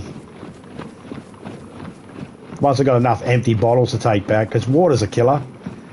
Fruit's easy to find in this one. Just look under trees. A lot of people don't bother doing that. But, I mean, look, I looked under a couple of trees.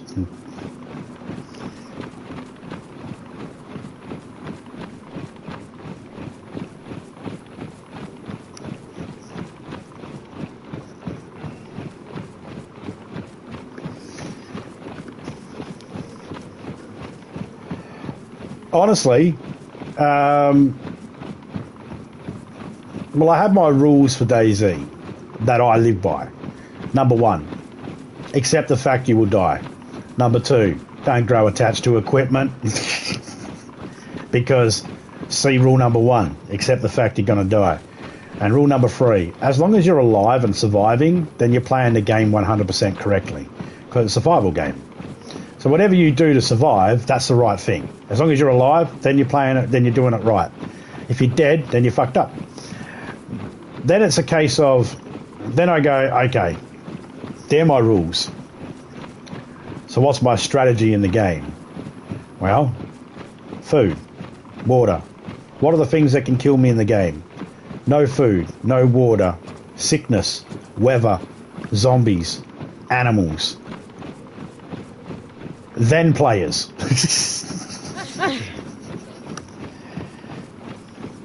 Then players. But me and Topeka, we used to jump in the official map like this one here, or even in Livonia, and Sakal even, and we can be in the official map. Chances of someone killing us, I'll tell you right now, unless they're stream sniping, that's very slim. This isn't to say that I kill them. Most people never even find me in the map. And they should, because I'm running out in the open. I run out in the open, I run underneath the power lines, I run in the middle of the roads. I just stand there in the middle of nowhere sometimes having a drink and that. I don't always go into a building. That's because everybody else is so scared. They're going to run, I've got to run for the woods, stay in the tree line, you don't get seen. And it's like, yeah, I'll just stay in the open fields where no one's looking. I track people. I find items and I go, oh, that's not supposed to be there. Let's find out where they went. And I'll follow people. Being in a server one time, I was in a server.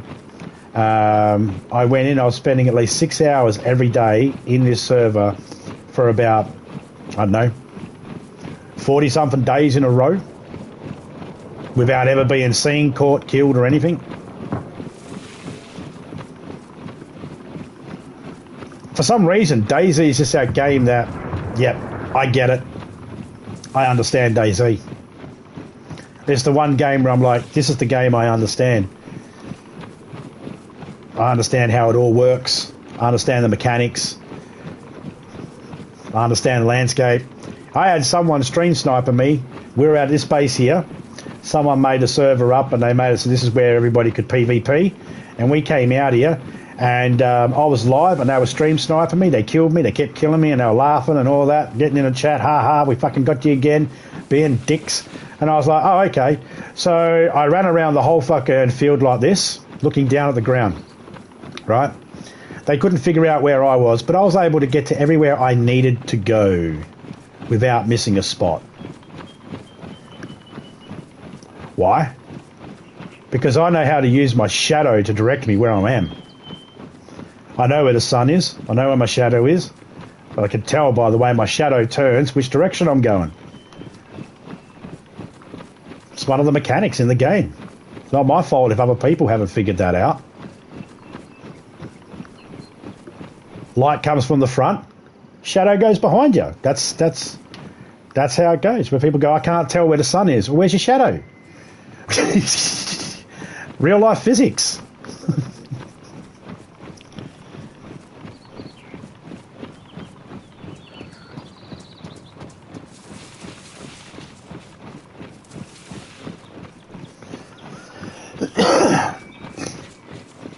Oh, we could team up. The only thing would be is,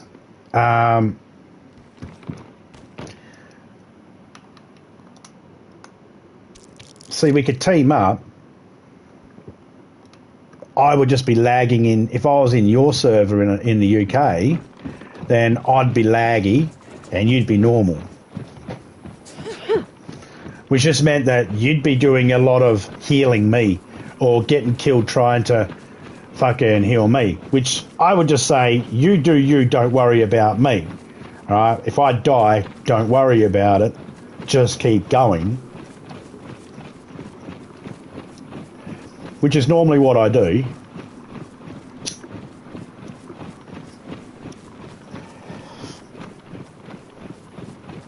Because to me it's like, no, if I die, that's cool. I'll just spawn in and sprint straight back to where you are and come up from behind. And distract them. It's fine. It's okay. We got this. You know? And if you were to join me, then you'd be the one that's lagging around. It just means your shots ain't going to hit properly. My shots ain't going to hit properly if I'm in yours. But we can still team up. Just one of us, depending on who's joining who, one of us might have a little bit of lag. I know how to counter the lag. I've been playing it enough that I know how to counter the lag. I know how to tell how bad the lag is as well. I count it. I drop the item. And I go 1 and 2, and on the word 2, I hit square. I go 1 and 2 and okay, okay, so let's do it here. Drop the can. 1 and 2 and picked it up straight away.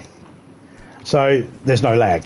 But if I hit the square and there was a slight lag, I'd count to how many seconds it was, and then I'd know how many seconds I need in that lag. When I open a door, I have to back away before the actual door opens up and doesn't get me stuck in the wall. So I'll walk up to a door, go 1 and 2, hit square, back up, and walk in and shut door.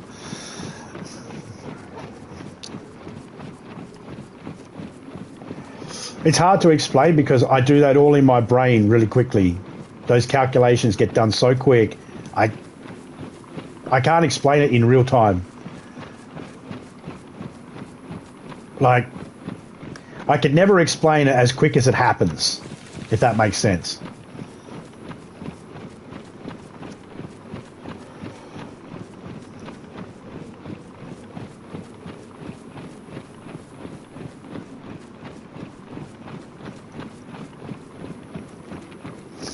East Coast, so Baranzino to the West Coast Dam with the camping ground around it. That's the one you're talking about, I'm going to assume.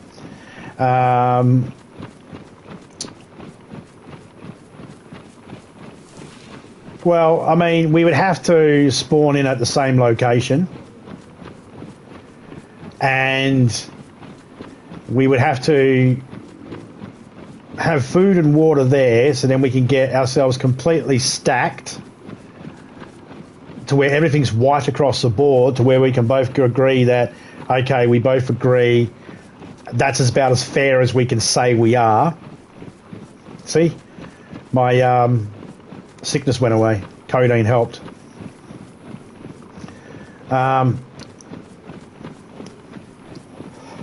And it's warming up. But yeah, that's a possibility.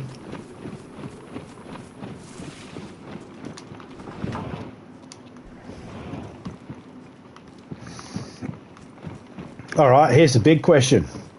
With or without a compass and map?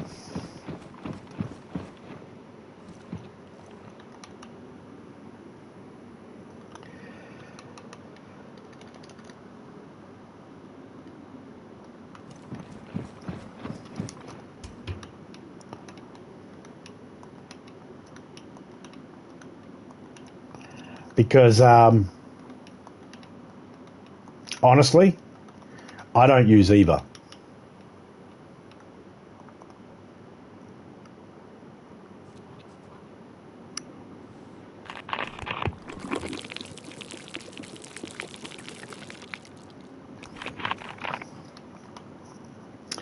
Yeah, no, I don't bother using a map.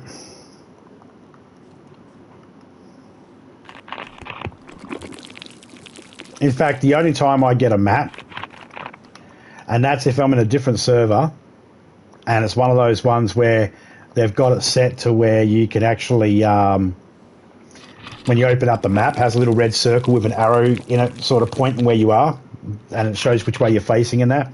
I only ever grab that one when I'm streaming, only just so then people that are watching can see where I am, because there's no inbuilt map. But I don't use a map. I don't use a map. I don't need a compass. Why do I need a compass? Compass tells me north, west, south, east, right?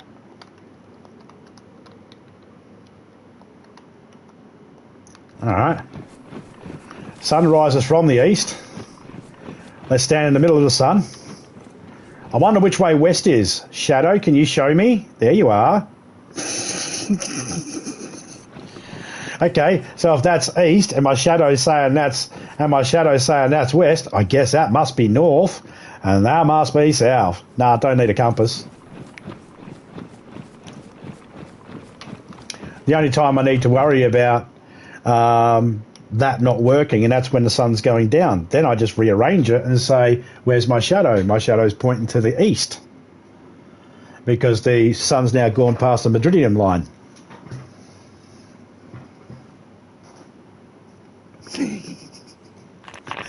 You know, so once it goes past that midday line, now I know. And of course, if I know where I am on the map, I know how far east or west I am on the map. So it gives me a bit of an indication where that sun is. But yeah, no, I did Army Cadets when I was younger in school. When I was younger in one of the group homes I was in, I did Army Cadets. We did Scouts and all that too when we were younger. We learned all that. Oh, you idiot. I said throw it, not take a fucking bite of it, you mong.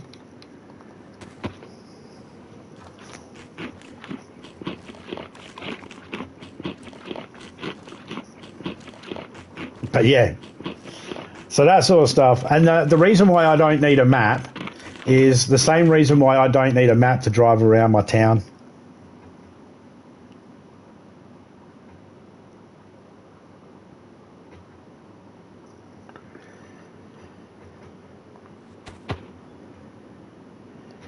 Well, I think the easiest thing to do would just be make it so then they're both streamed. Both are streams, and then everybody can go, I can watch both of them. And we could tell if anybody's cheating. But at the same time, I'm like,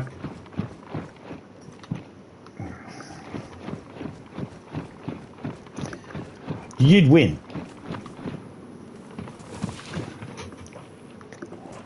You'd win. You'd win. Yeah, you'd probably win.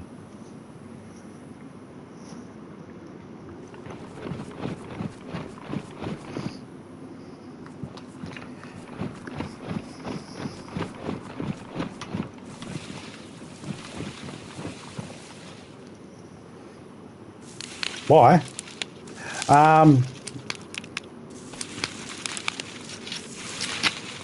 Because I don't sprint.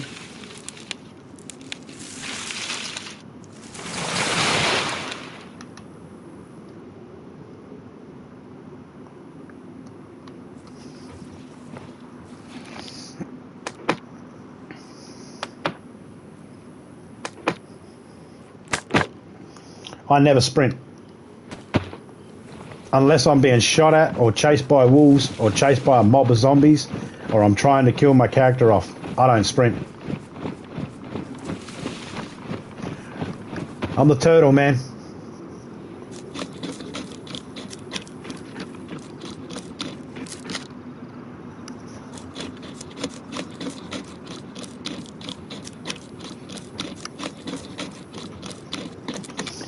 I suppose theoretically I could, but I wouldn't. By that logic, if we found a car that was running, one could just jump in it. But no, I wouldn't. I wouldn't sprint, only because I don't sprint. It drains your food and water, and you end up eating more and more. I managed to get all the way here without having to eat or drink anything more than what I already had. Just by jogging. No sprinting. Had I sprint, I would have lost out on food and water.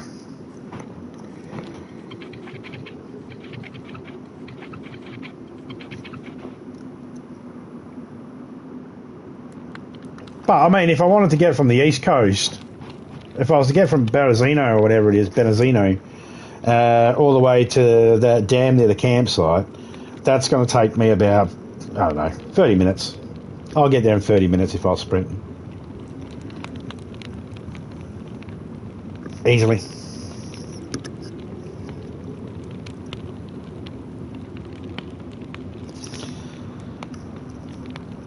Even without a car, even if I was a sprint and all that sort of stuff, I know my way around this map like the back of my hand. And what the fuck's that spot? Where'd that come from? No, I know this map like the back of my hand. Dude, within about a month of playing this game, and you can check back on old streams, within a month of playing this game, I was navigating. Me and Topeka were in the first Halloween event. They had this pitch black.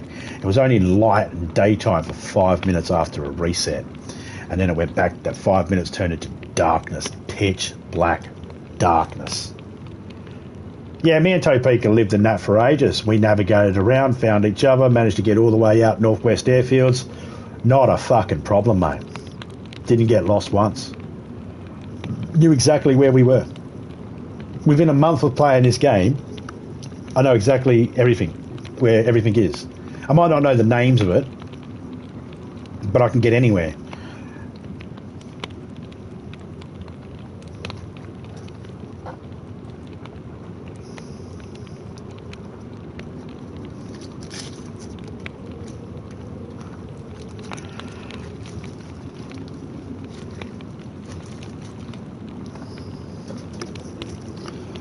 Well, I mean, what would be the end goal of the game? Do you have to turn up there unsick?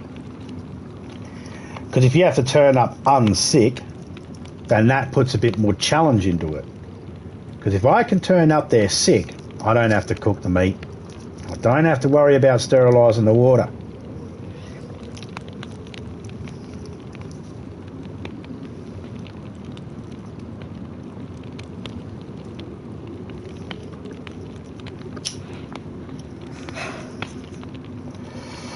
Can you fight it in the pitch black of the dark where you can't see the stars and it's storming?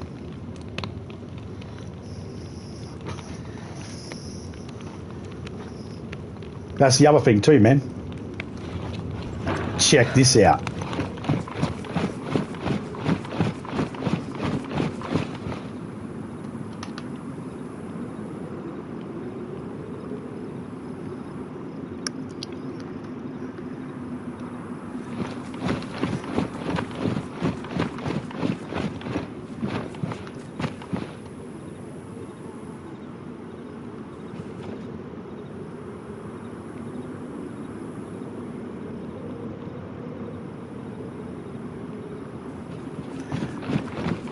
When you want a goddamn cloud. You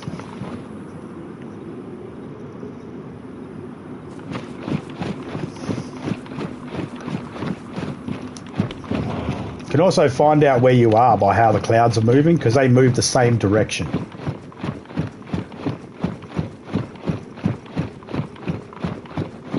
You stop and stand up, just stop and stare at the sky and look which way the clouds are going. Like if you're playing Livonia, if you're on the Livonia map, right,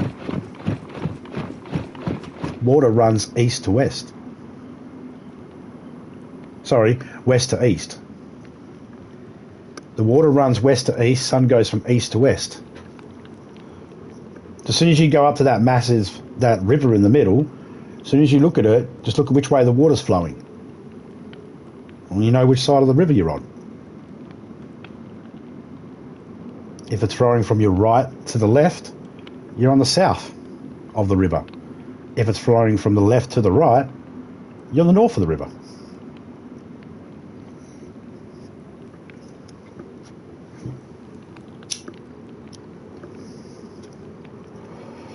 Can't be ill. Okay, so we can't be ill. Okay.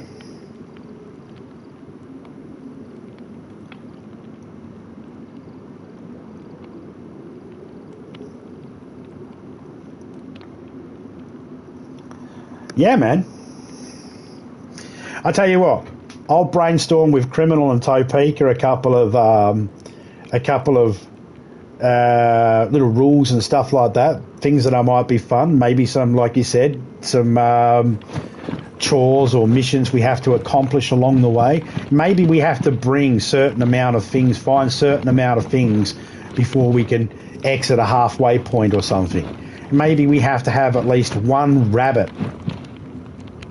Maybe we have to catch at least one rabbit, one fox, one hen, and we have to turn up at the finish line with those 3 animals, or fish, or we have to turn up at the finish line. Doesn't matter when you get to the finish line, but when you get there, you have to have a particular item with you for it to count as you finished. Because that would just stop people from just automatically racing straight to the spot, and then, it'd be a case of, no, you can't enter yet. Do you have that item? Then no, it doesn't count. Go find that item.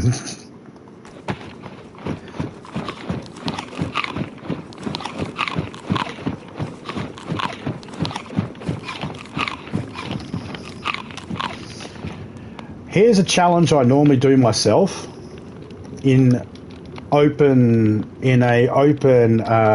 servers. I sometimes do what I like to call light, bright, and open mic. That's where I put every bright piece of clothing I've got.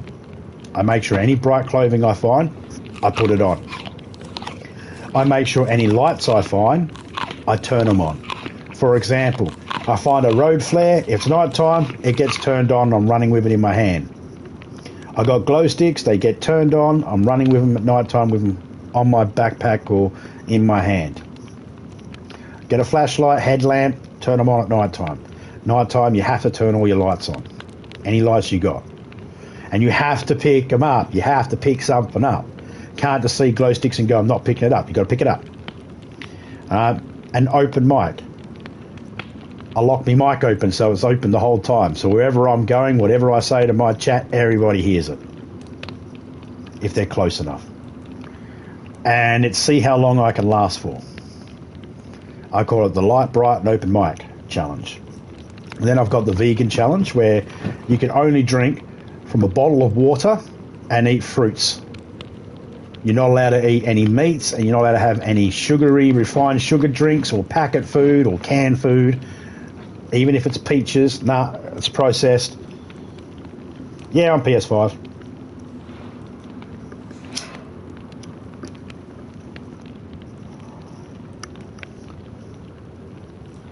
We're linked up already, aren't we?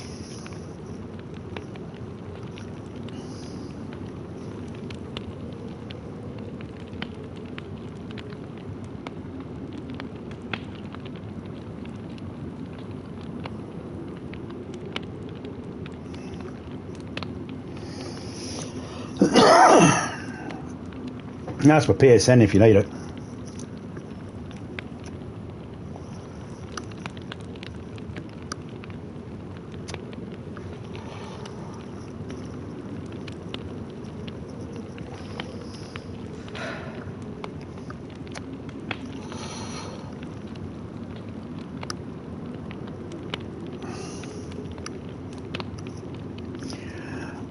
Now, would we be in a party together and in an official?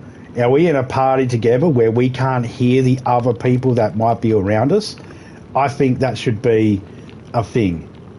That we're either in a party together where we could chat with each other and talk about what we're doing and, I found a fucking rabbit before you, you know, egg each other on and all that sort of stuff, little banter here and there. But it also means we can't protect ourselves from other people if they're going, oi, talk to me. And you know, when you don't answer straight away, they like to kill you. Huh? Added already? Alright, cool.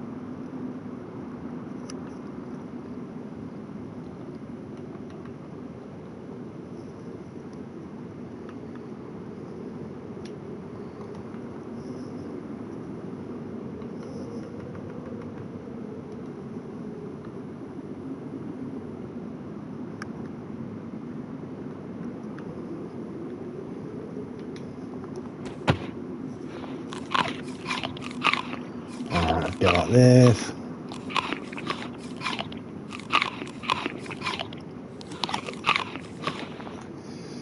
We are almost ready.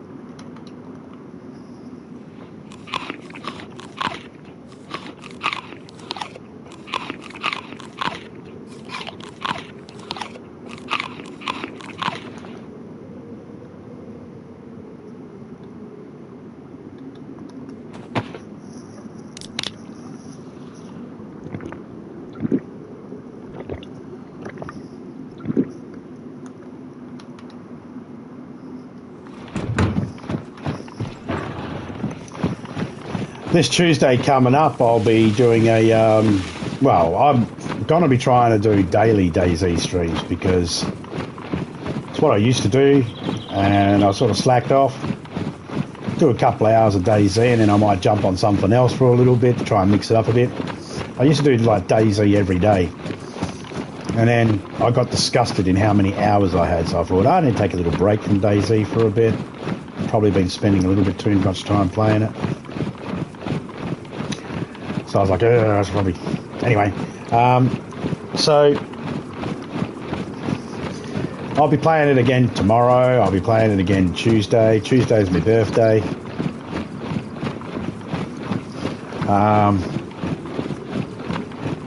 I'll play for a little bit on Tuesday.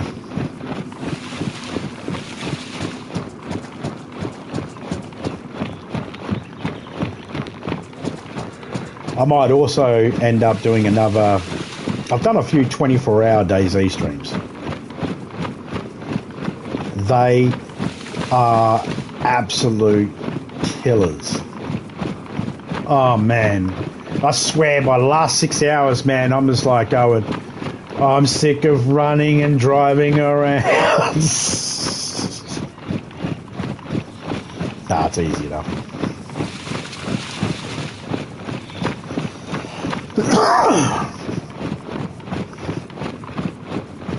You know what it's like. Sometimes you just got to have a little nap so then you can. Body's not as good as it used to be.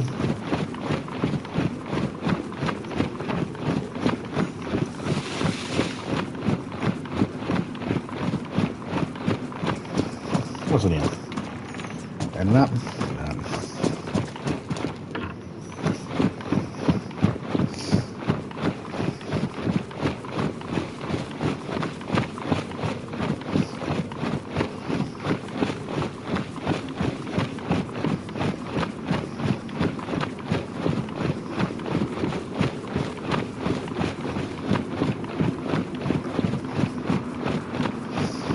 See, I'm used to going around towns and avoiding them to not have to deal with zombies.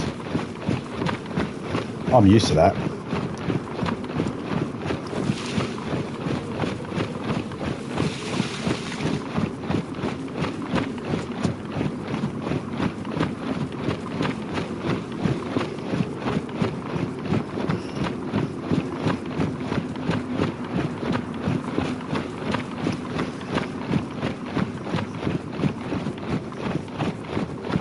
Could not stream for 24 hours. Yeah, I mean, it's easy enough. I mean, look, I couldn't do it often. I could only do it once every year, maybe. It was a struggle, don't get me wrong. I'm not, well, I don't want to say, I can stay up for 24 hours and do a whole multitude of things and be fine. For 24 hours just doing one solitary task, oh man, yeah, it was draining. I'm not going to lie, it was a hard slog, but no, it was all right. It was all right. I had, because I was doing a 24-hour stream, I met a lot of cool people. They came in and joined me in the server. We teamed up, we had fun, made some really good friends that I still play DayZ with today, and other video games with.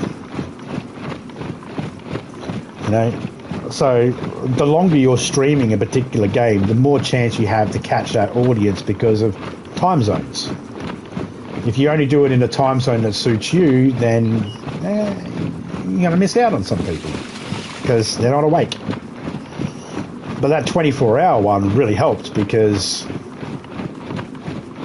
people were waking up or finishing work in different hours or different time periods between that in that 24-hour period. So, you know, if you do 12 hours, there's someone in the world who's only waking up once you hit 13 hours, but that's too late. You might have missed it. And if we do a 12 hours, like one 24-hour stream,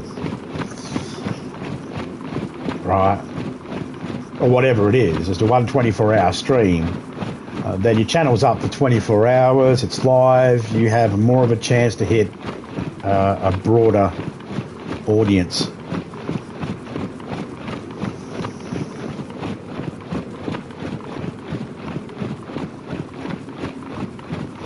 No, I totally understand that, man. I totally understand that.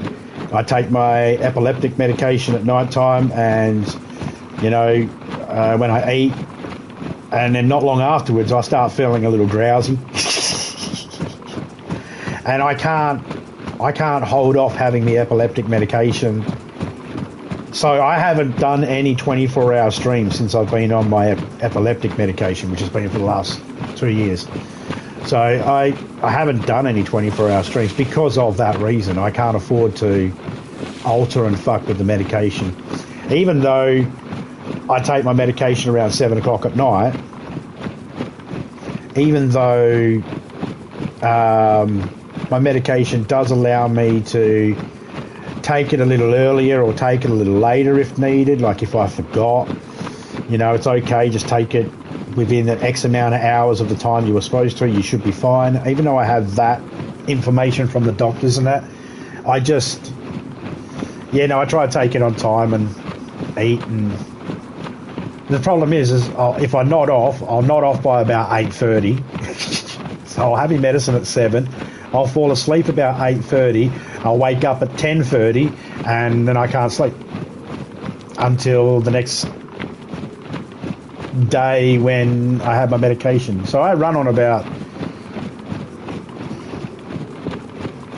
on a good day, sometimes I can get about 6 hours sleep. Maybe I'll get 2 at night time, and then maybe I'll have a couple of micro naps when I've got time during the day.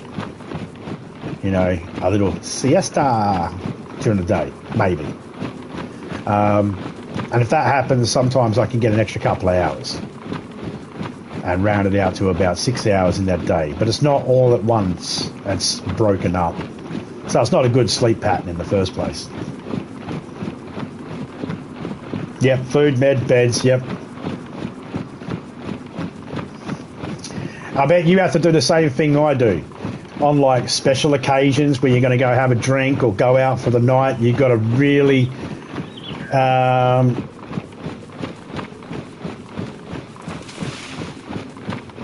drum it off at night. I make me sleepy within an hour and sleep for 8. Yeah, no.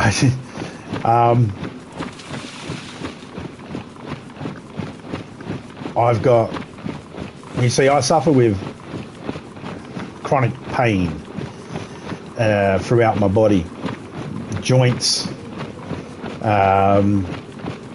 ligaments, bones, on the bones, everything grinds, crunches, and seizes up very easily. 9 times out of 10, for most of the day, I feel like my legs and my body is on that verge. You know, when you're on the verge to have a leg cramp, and you go, oh, if I move my leg that way, it's going to cramp. My body feels like that 24/7. Pretty much from head to toe. Like my body is always in constant readiness to cramp up. And I'm out about electrolytes and all that sort of stuff. I have all that sort of stuff. All my electrolytes are good. It's just a broken body of years of abuse. Some imparted by myself, some imparted by other people. Yep. But yeah, so laying down is painful. Sitting is painful. Walking is painful. I can't run no more. Jogging and running, nah, that's done. You know, it's just not happening.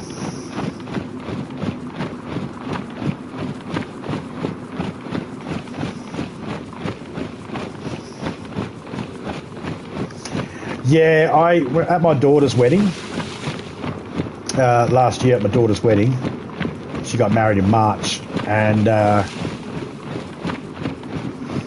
was like,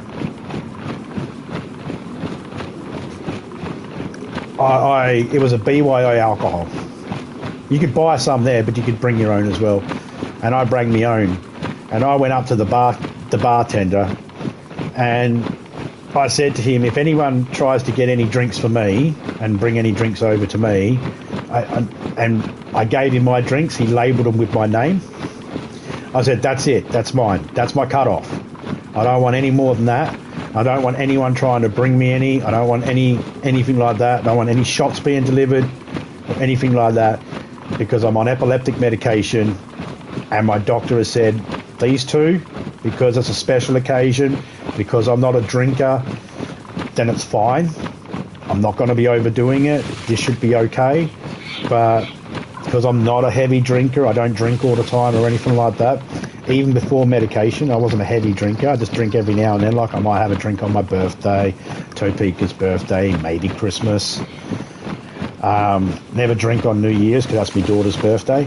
So because she was a kid, from a baby onwards, we just didn't drink on her birthday. So, yeah, I take those extra precautions because I don't want to be a burden. I don't want to be a burden on anybody. I don't want to be a burden on my wife. I'm a burden on her enough as it is because of all the help she gives me with, you know, just life stuff, helping me out with stuff. I've collapsed in the shower. I've collapsed on my way out of the shower, butt naked with a towel around me. You know, she's tried her hardest to pick me up. She doesn't have the strength to pick me up and put me on the bed or anything like that, and it freaks her out. So, yeah, I don't need alcohol involved in that.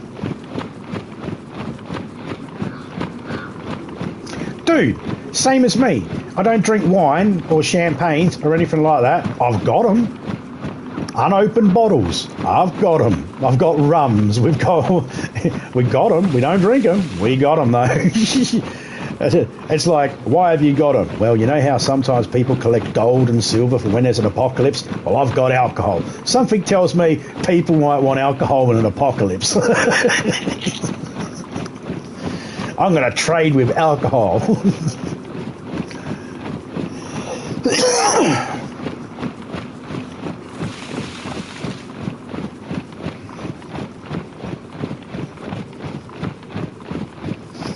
Topeka doesn't drink much either.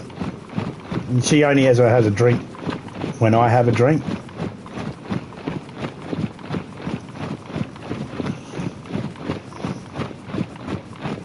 Ornamentals.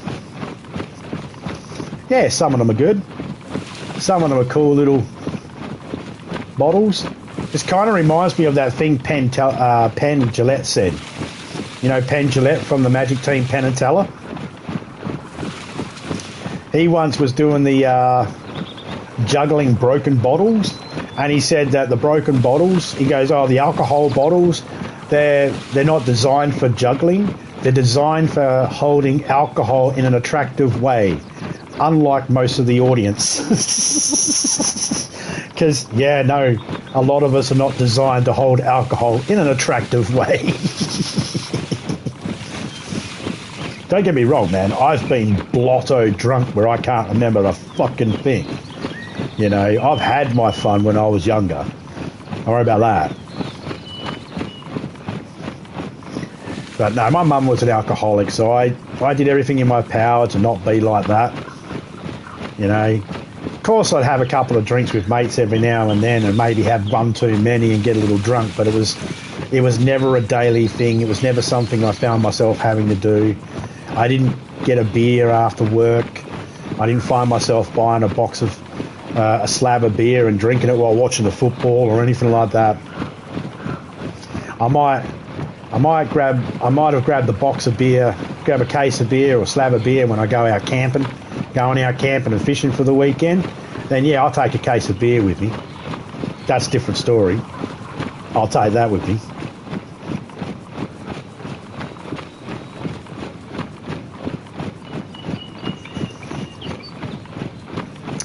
No, I was saying beforehand, my son turns 30 this year. And my other daughter, my middle child's 27, and my other one's 24, 25. All my kids are growing up. And they've all left home. I have that ability now that if I wanted to, I could go and have a good drink. But medication. And it's not the only medication I'm on. That's just one of the medications I'm on.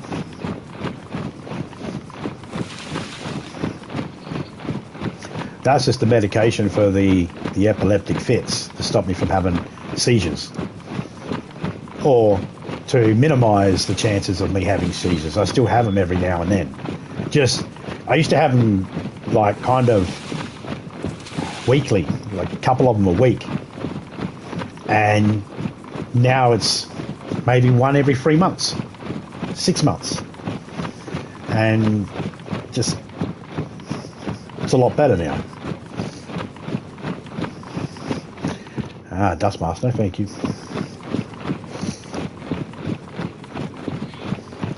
But I'm also medical cannabis, THC cannabis flower and THC oil.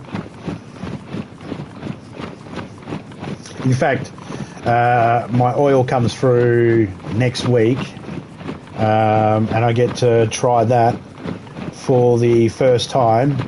I'll be trialling that to see if it helps me with my tremors from nerve damage. Oh, I had an accident years and years and years ago where I nearly lost my arm. I nearly lost my left arm. That's why my hand doesn't work properly. I nearly lost my left arm through the forearm.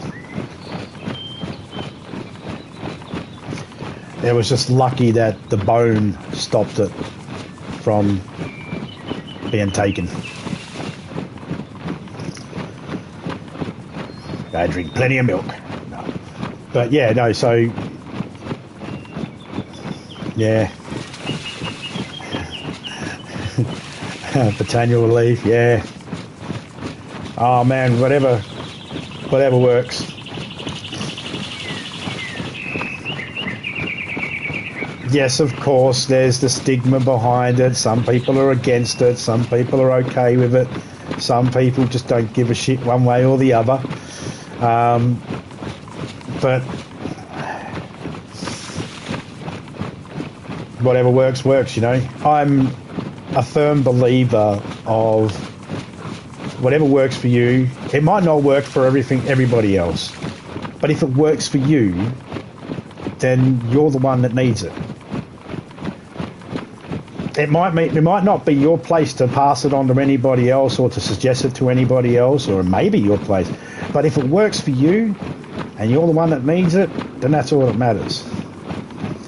I don't even have a problem with any of the other illicit drugs. I don't take them.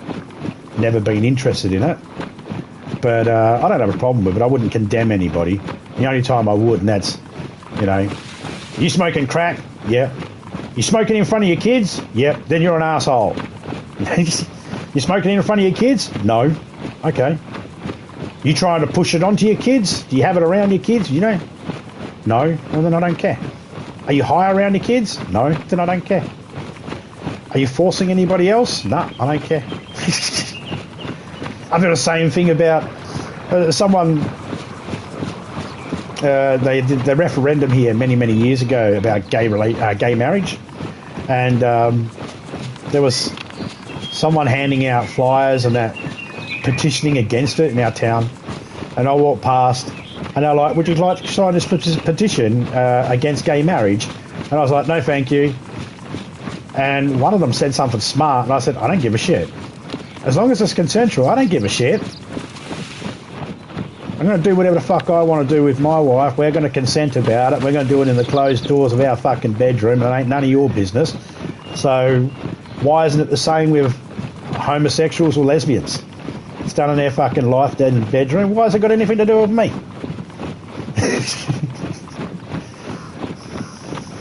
I don't care.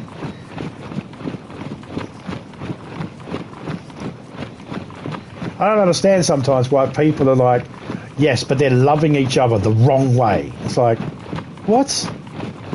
Would you be happy if people just ripping each other's heads off or something and fighting with each other all the time? What's wrong with people loving each other? It's not the love I like. Well, then don't fucking love them. No one's asking you to join. Just be you. Let them be them. I have the same opinion about alcohol and drugs and all that sort of stuff too. It's like, are they hurting anybody? They're hurting themselves. All right, but that's self-inflicted. Are they hurting anybody else? No. Okay. Are they destroying anybody's property? No. All right. Are they forcing anybody to do it? No. Well then, what's the problem? But they might die. All right. Am I supposed to hold everybody's hand through life? I can't. Like I mentioned, I've got 3 kids, grandkids, a wife, I've got myself. I've got enough fucking problems to worry about on my own. Can't be fucking worrying about everybody else's. It's not to say I don't have empathy. It's not to say that at all. I have empathy, you know, and sadness when people... We've had family members and friends, close friends of the family, die of overdoses. And from alcohol-related illnesses and drug-related things. We've experienced that. It's been heartbreaking. But at some point, we had to acknowledge there was nothing we could do. We can't force people to not do certain things. They're gonna, if someone wants to do something, they're gonna find a way. We're just happy they only hurt themselves and didn't hurt other people.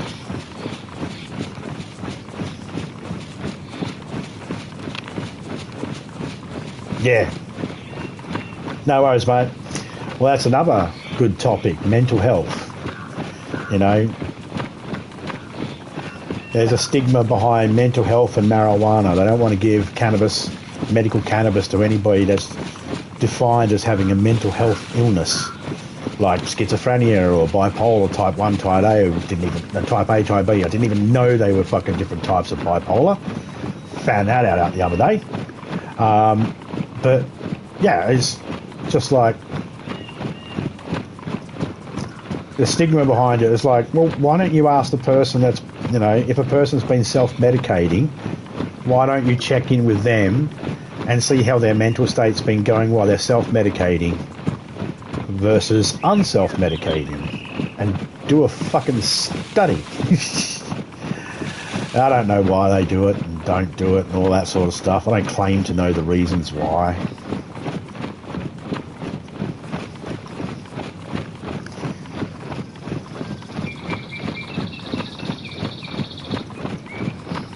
I think that's probably humanity's biggest issue. We get in each other's way when we don't need to. We just step out of each other's way every now and then and let people be themselves. We'll probably find that it's not that bad of a planet to live on. But most of the friction we cause with other people is because people are trying to say, I live like this, so therefore you should live like this too. And it's like, no, it's not all the same.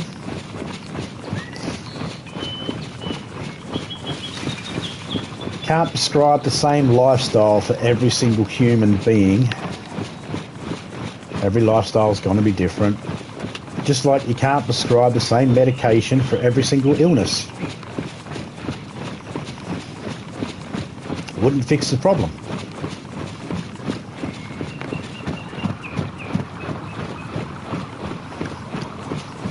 I guess that's why I always worry about how people treat people. The character of a person. You know, how do they treat people? Are they good? Bad? Do they treat people nicely? Do they treat them mean? Some people you need to treat mean. What is it Samuel Jackson says in Hateful Eight? Mean bastards have to be hung. You don't have to hang everyone, but mean bastards you have to hang. Or some shit like that. I'm paraphrasing. But yeah, I mean, sometimes you have to be mean. Sometimes when you're mean, it comes with kindness. You're being mean to be nice. Like when you growl at one of your kids and smack one of your kids on the hand when they go to stick a fork in the power socket. The kid goes, that's mean, you smacked me. Yes, but I didn't want you getting electrocuted. You know, ends justify the means. Obviously we can't always throw that phrase around, that idiom around, because at the end of the day, it's not always true.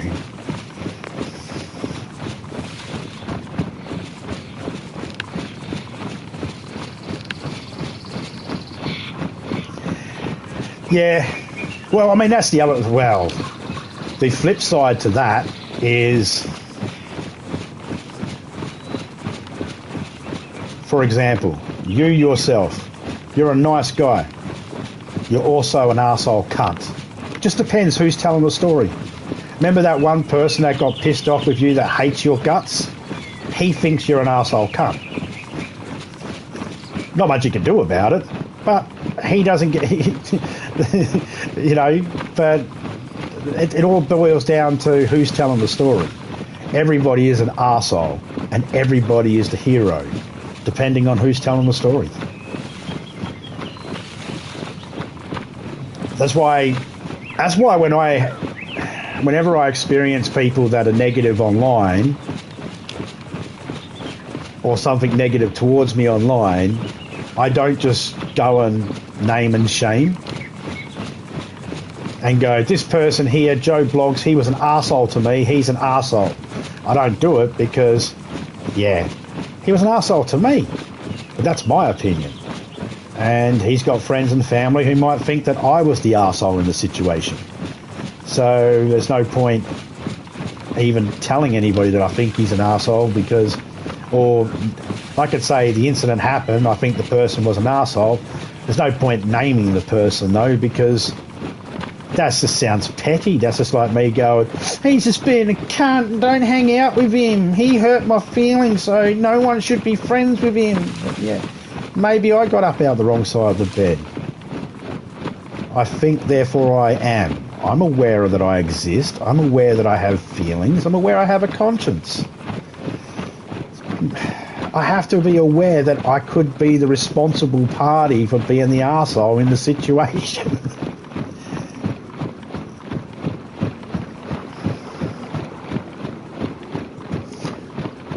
Well, I think generally we are... I think the same applies to murder. Me and Topeka had a discussion once before, and I said, everyone's a killer. And she's like, I'm not. And I was like, yeah, everybody can sit here right now in their happy little life, in their home, and say, I would never go out of my way to kill a person. We can all agree on that. But we all know there's something we value in our life. Maybe it's loved ones. And now, if someone's threatening that, now we might. Depending on the situation you put into. If the idea of taking a life would depend on the situation, I'm fine not to ever take a life, providing I'm never put into a situation where I have to choose. Everyone's good. But if that applies for the taking of a life, it has to apply. It just has to apply to being an arsehole. Everyone has the ability to be nice. Sometimes people just get pushed to the point where the arsehole comes out. Some of us are born into positions where we don't see anything but arsehole and we think that's the norm. We don't understand nice. We don't understand what, true affection is or anything like that. Think of those people that have lived in situations where someone goes to hug them or put their arm around them in a moment of comfort and they flinch. They flinch because of the abuse they've suffered. They don't even understand how to accept comfort. So it has to go the same way for people being an arsehole. It just has to.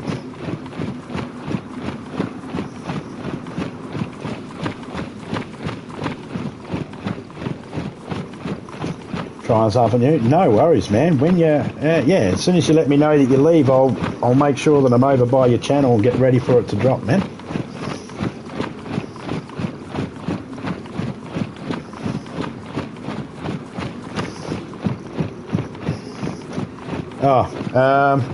So you want me to insert proctology joke there? All right, allow me to insert proctology joke. Some people only deal with arseholes. Good proctology joke in there. Okay. You're a winner and a loser when you're the first in to see the proctologist.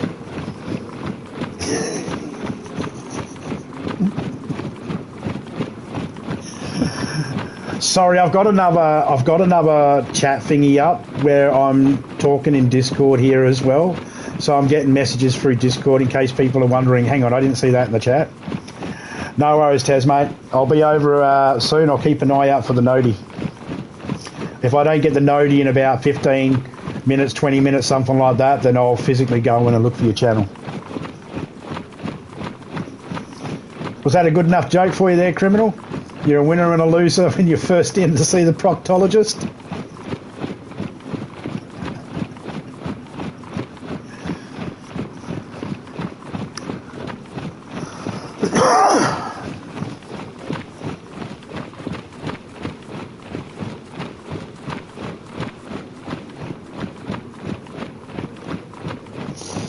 Oh, dude. I like your butler that you've got there, but I thought just as a, I had an idea, right, that let's say the career's dried up and now that character is doing sort of like adult movies because he's not got a career no more, so he's just doing adult movies now. And remember when there was the Crawford Festival at Randall's house in Paradise PD? And 100 Belvederes down to fuck. He lifts up the cloth and he's got his cock in the tray. I think when I seen that butler and I seen the handy cop and I seen the butler, I was like, I'm glad he didn't go for that one, but it would make a good one for the he's down on his luck, he's not making any movies, he's going straight to DVD. It's time for him to do adult porn.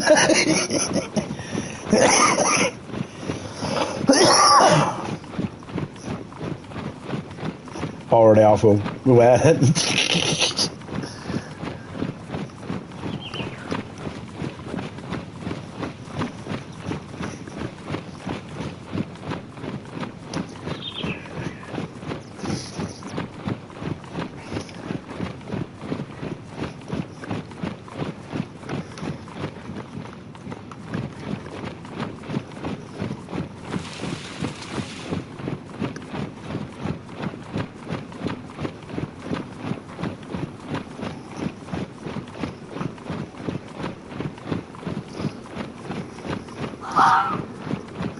Let's run past the fox.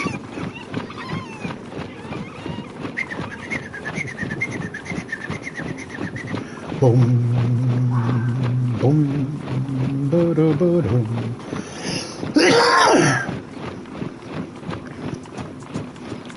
Do-do-do-do.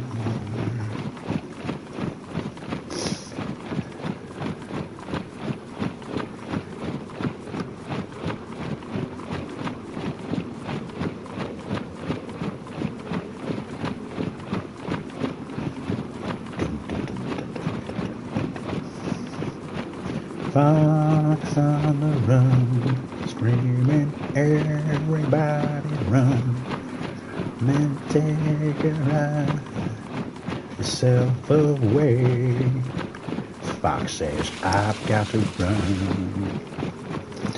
When that guy came out with that song, what does the fox say? The fox says he's got to run. That's what the fox says in Fox on the Run by The Sweet. The fox says, I got to run and hide away.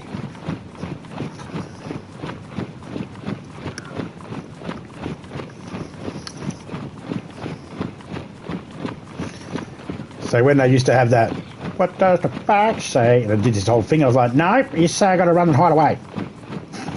Everyone would look at me like, what the fuck are you talking about? That's not the words of the song. It is if you watch. It is for Fox on the Run by The Sweet.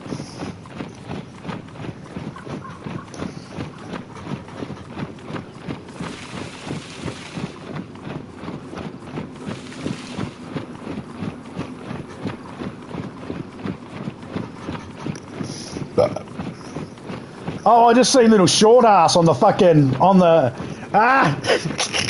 just see little short ass in his brown uniform, sitting on his greeny brave fucking brown uniform on the side, left hand side of the back part of that fucking DVD cover. I just fucking noticed it.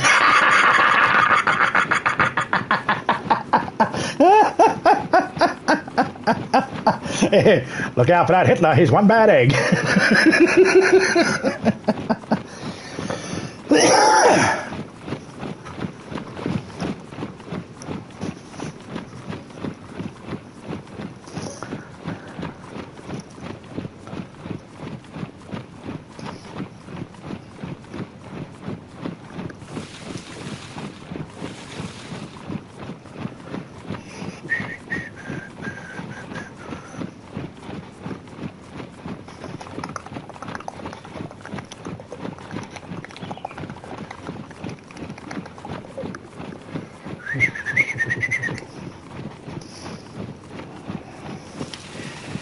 Topica.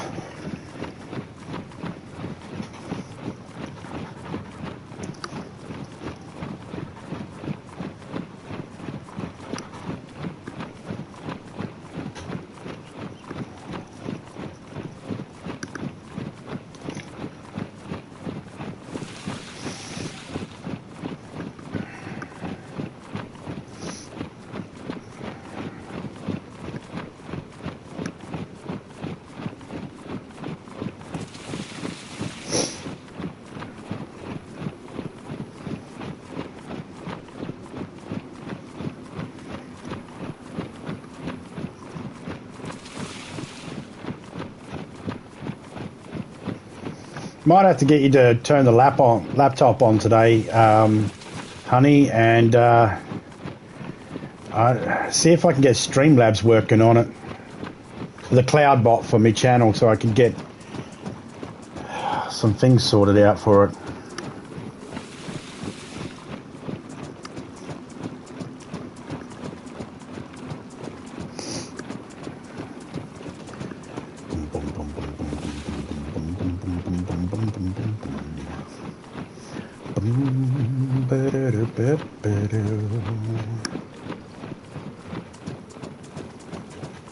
You better beware. You better take care. You better watch out if you got long black hair. Does anyone know the way? Say, we just haven't got a clue what to do. Does anyone know the way? There's got to be a way to Blockbuster.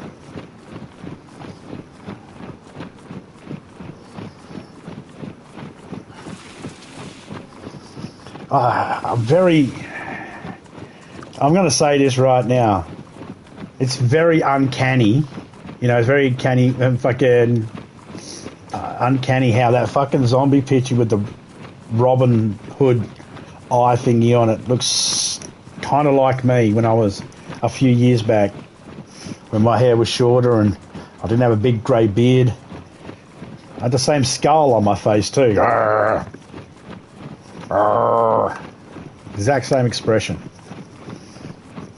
I think on that day I was constipated, but okay. Surfing Batman. Na na na na na na na na na na na na na na Fat Man.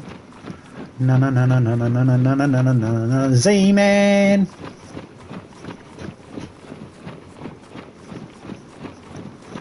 Scary odds, mate. Yeah. Except I don't have any frown lines. See, I don't have frown lines in my head, on my forehead. I don't have those, like he's got those frown lines on his forehead. I don't have them. No, I've got pure porcelain alabaster skin. Sexy and smooth. Like a bumblebee's bum.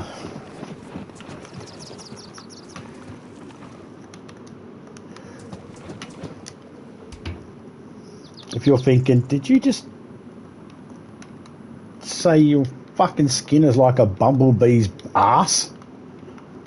Yeah. I did. Watch. My skin is as silky smooth, like porcelain alabaster skin, as smooth as a bumblebee's ass. See? So if there's people out there thinking, yeah, I did. All right, of it.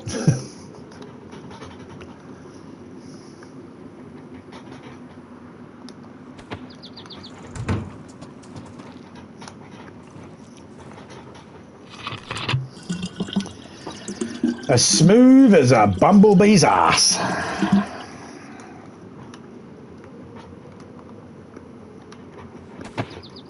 If you're thinking to yourself, but how smooth is a bumblebee's ass? Oh, you don't want to know.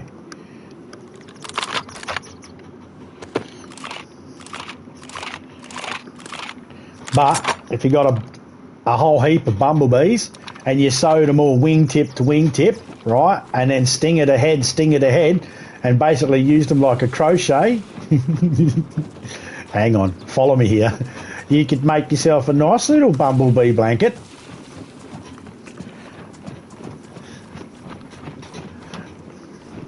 I mean, come on, we've been looking at flowers for too many thousands of years now. We don't need those bees anymore. Let's turn them into fucking blankets.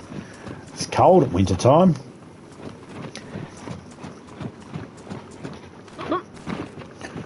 Probably some insect lovers out there going, you don't do that to the bees, we need the bees for the pollinator. Yeah, I fucking know. But for the purpose of the joke, let's kill all the bees. Ha ha, fuck them, little stingy motherfuckers. I actually don't go killing bees or doing anything to bees. I don't go harming bees.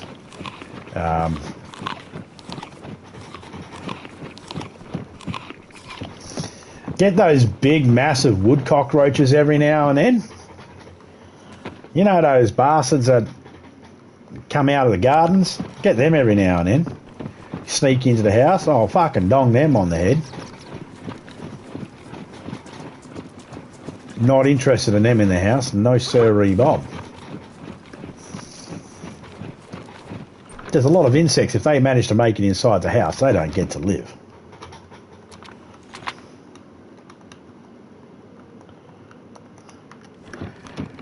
Spiders are about the only ones that get a free pass in the house.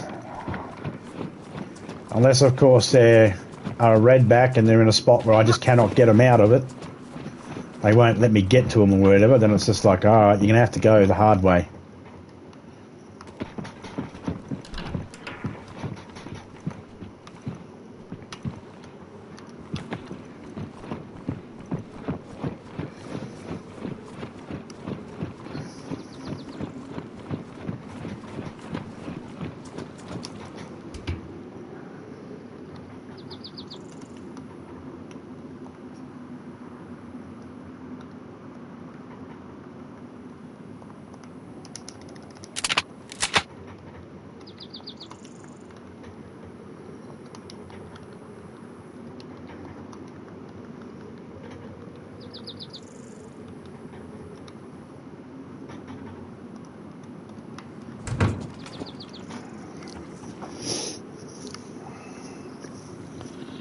I'll be checking to see if Tess is live in a minute.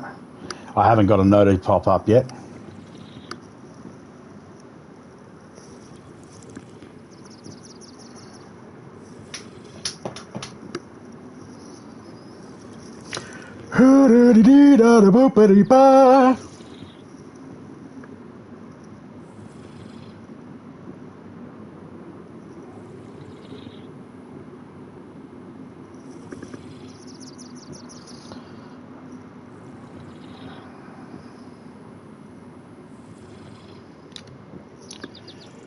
Okay.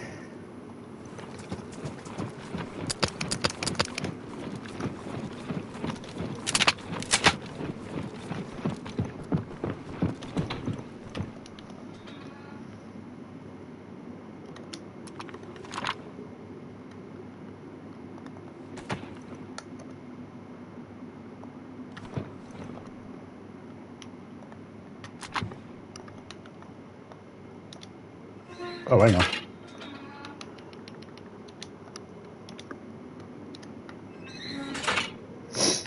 Okay.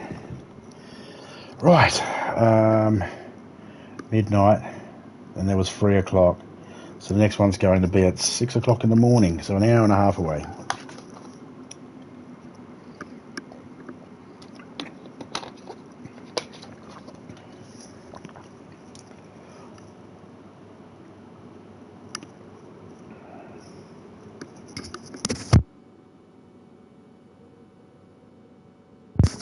Okay, so we've got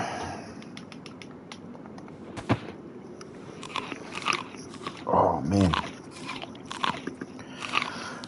I've sat in this chair for too long now.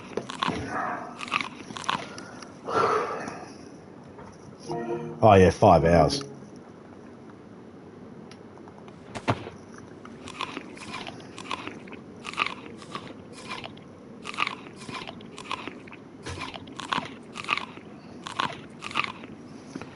Okay. We are good. Oh, I'm going to call it there, everyone. Jump off. Is my fan still going? Yes, it is. I'll jump off here and get myself another drink and check out some YouTubey. Some YouTubey booby.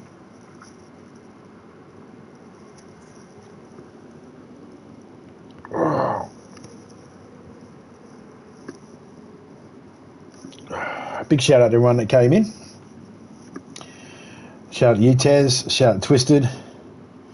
Shout out to Philly.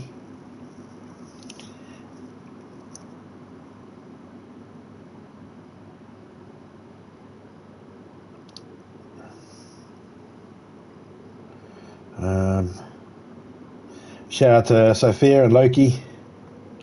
Shout out to TR. Big shout out to Criminal. Shout out to wonderful, lovely Topeka. Big shout out to everybody that's lurking in the background. And I'll catch us all later on. I'm out, my dot and dust. See ya.